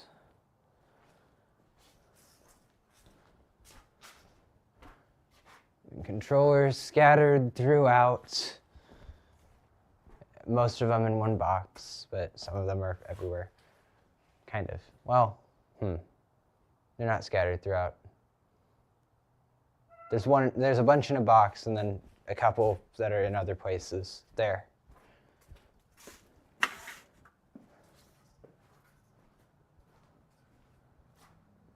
Oh, this is a network switch exclusively used for the light show. Maybe that should get a spot. That should go right there.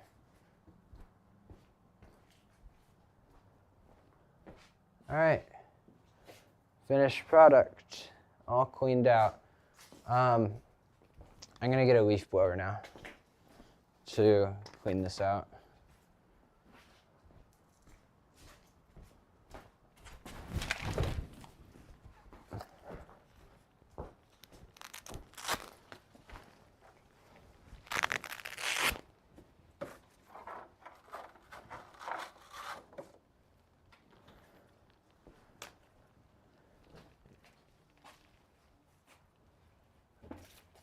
Okay. Good spot to plug this in. This outlet's in use by the camera. I guess I'll unplug the bike light chargers.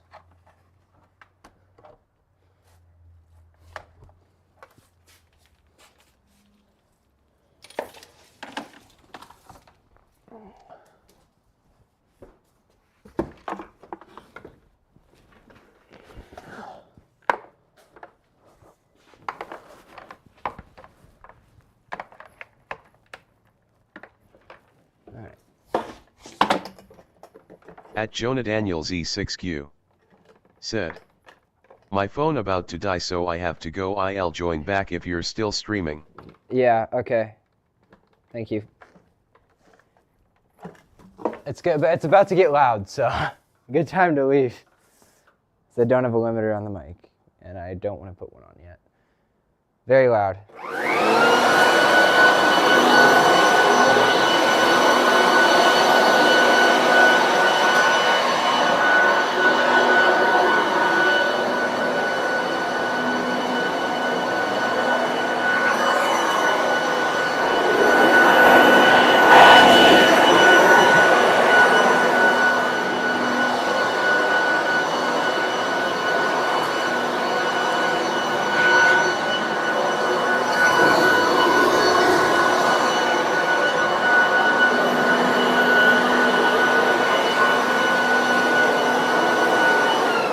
You know what? That's probably really, really bad for the PC now that I think about it. Let me keep doing it over here and not do this back area.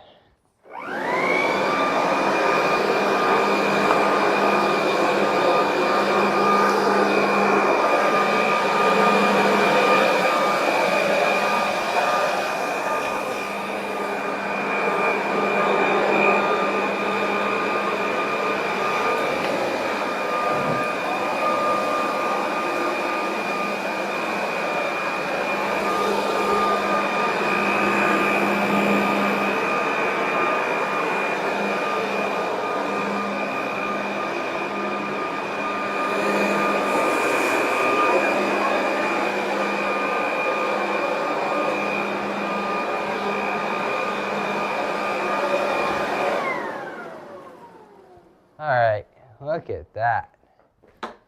Clean garage floor, no leaves. Oh, it's beautiful.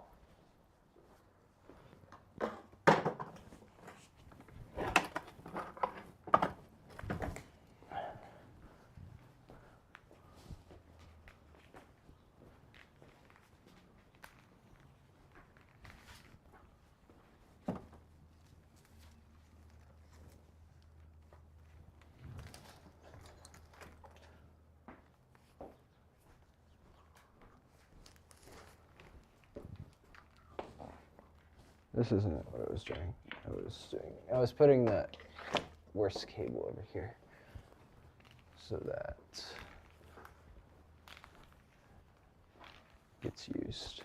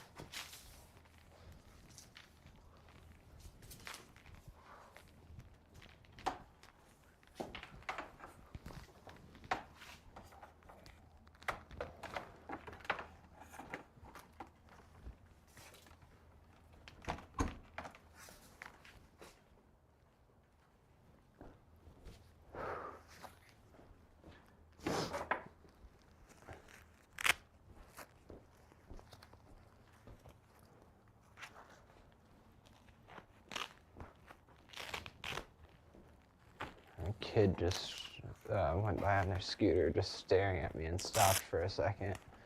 They are not afraid to judge people. And it's kind of funny. Stepladder, somewhere. Here it is.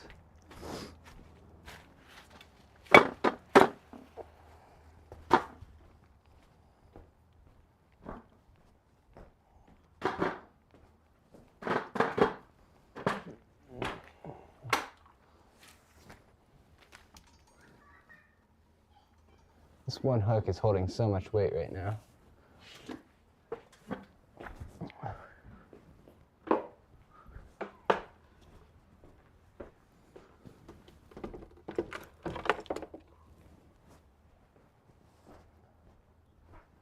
All right.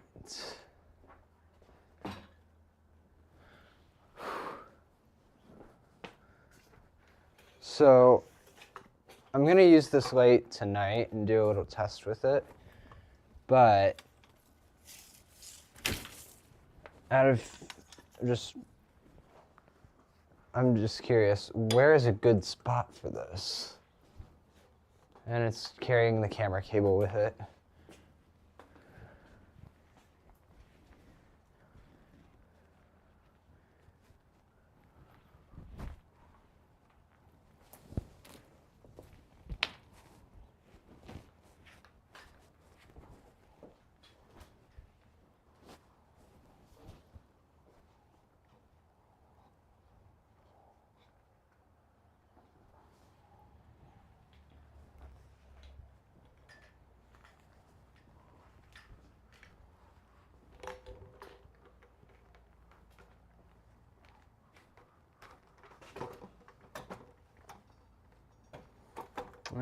That would cover a bike. What would work best? Probably would be, well, actually this can be brought down in size. It doesn't have to be stored at full size. It can be stored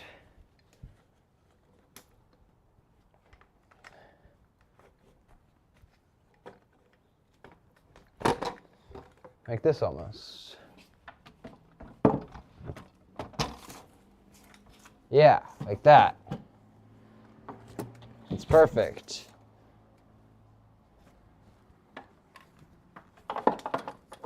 That's the perfect spot. Let's go. All right. And then this can go here.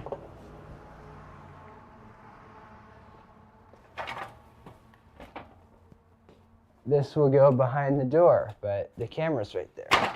Let me move the camera.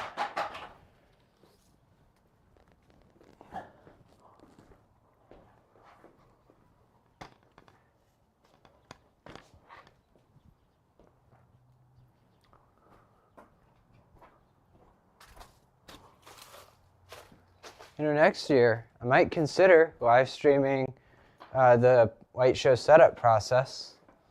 That could be done. You'd probably just see a couple angles, but it would be cool. It's more practical to live stream this than to record it and edit. So I didn't realize how practical it is to do it with the wireless mic.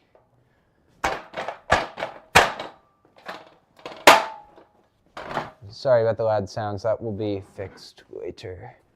I just didn't put a limiter on it before the stream.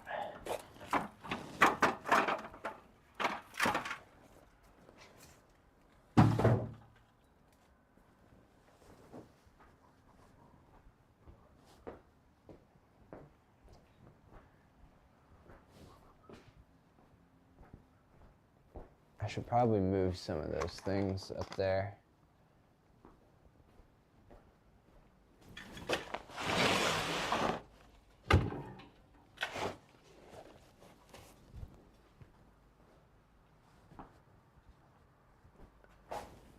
And this is the speaker for chat.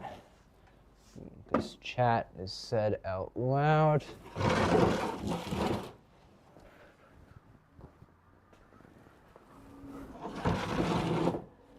That's a cooler. This is, at one point, oh, I pressed a button. What did that do? Nothing, okay. At one point, at my old house, I had a solar setup. And with that, it had some hardware. We didn't want to take the solar panel down, so we just left it there for the homeowners.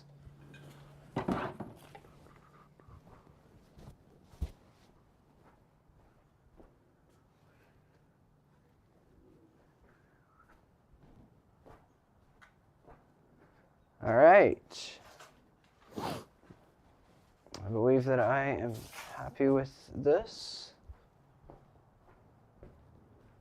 Everything is cleaned up, as you can see.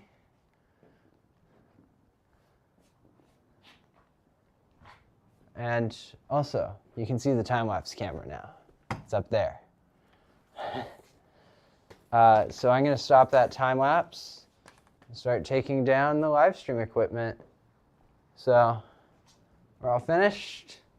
Thank you guys for watching. I'll see you again, because I like streaming light show stuff. It's actually pretty fun, because I can just fully explain my thoughts instead of summarizing them for YouTube, because YouTube, you need different type of audience.